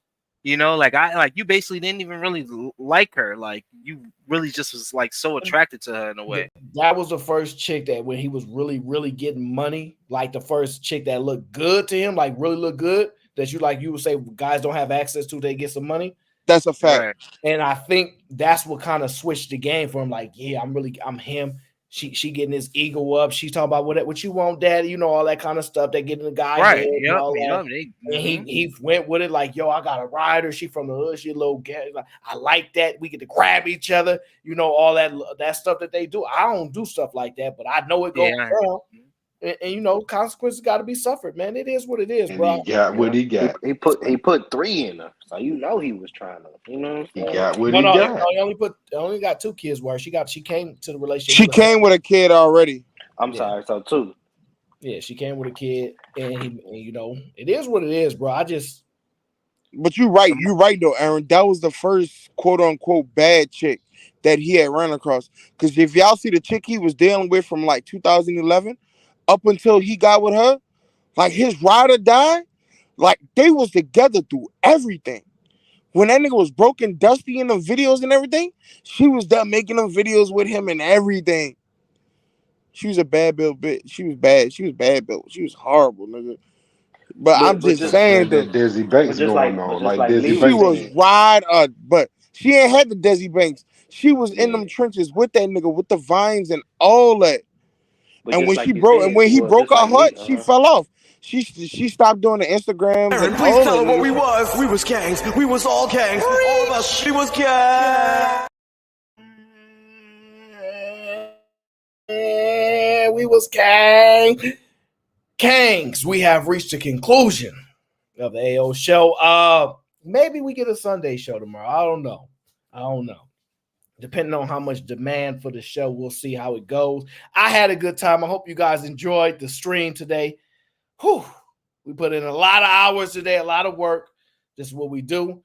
If you guys enjoyed the show, make sure you leave a like and a comment after the show. It helps. As you guys know, I don't stream a lot. So when I pull up, skirt, Corvette, I don't know. Either way, I appreciate y'all.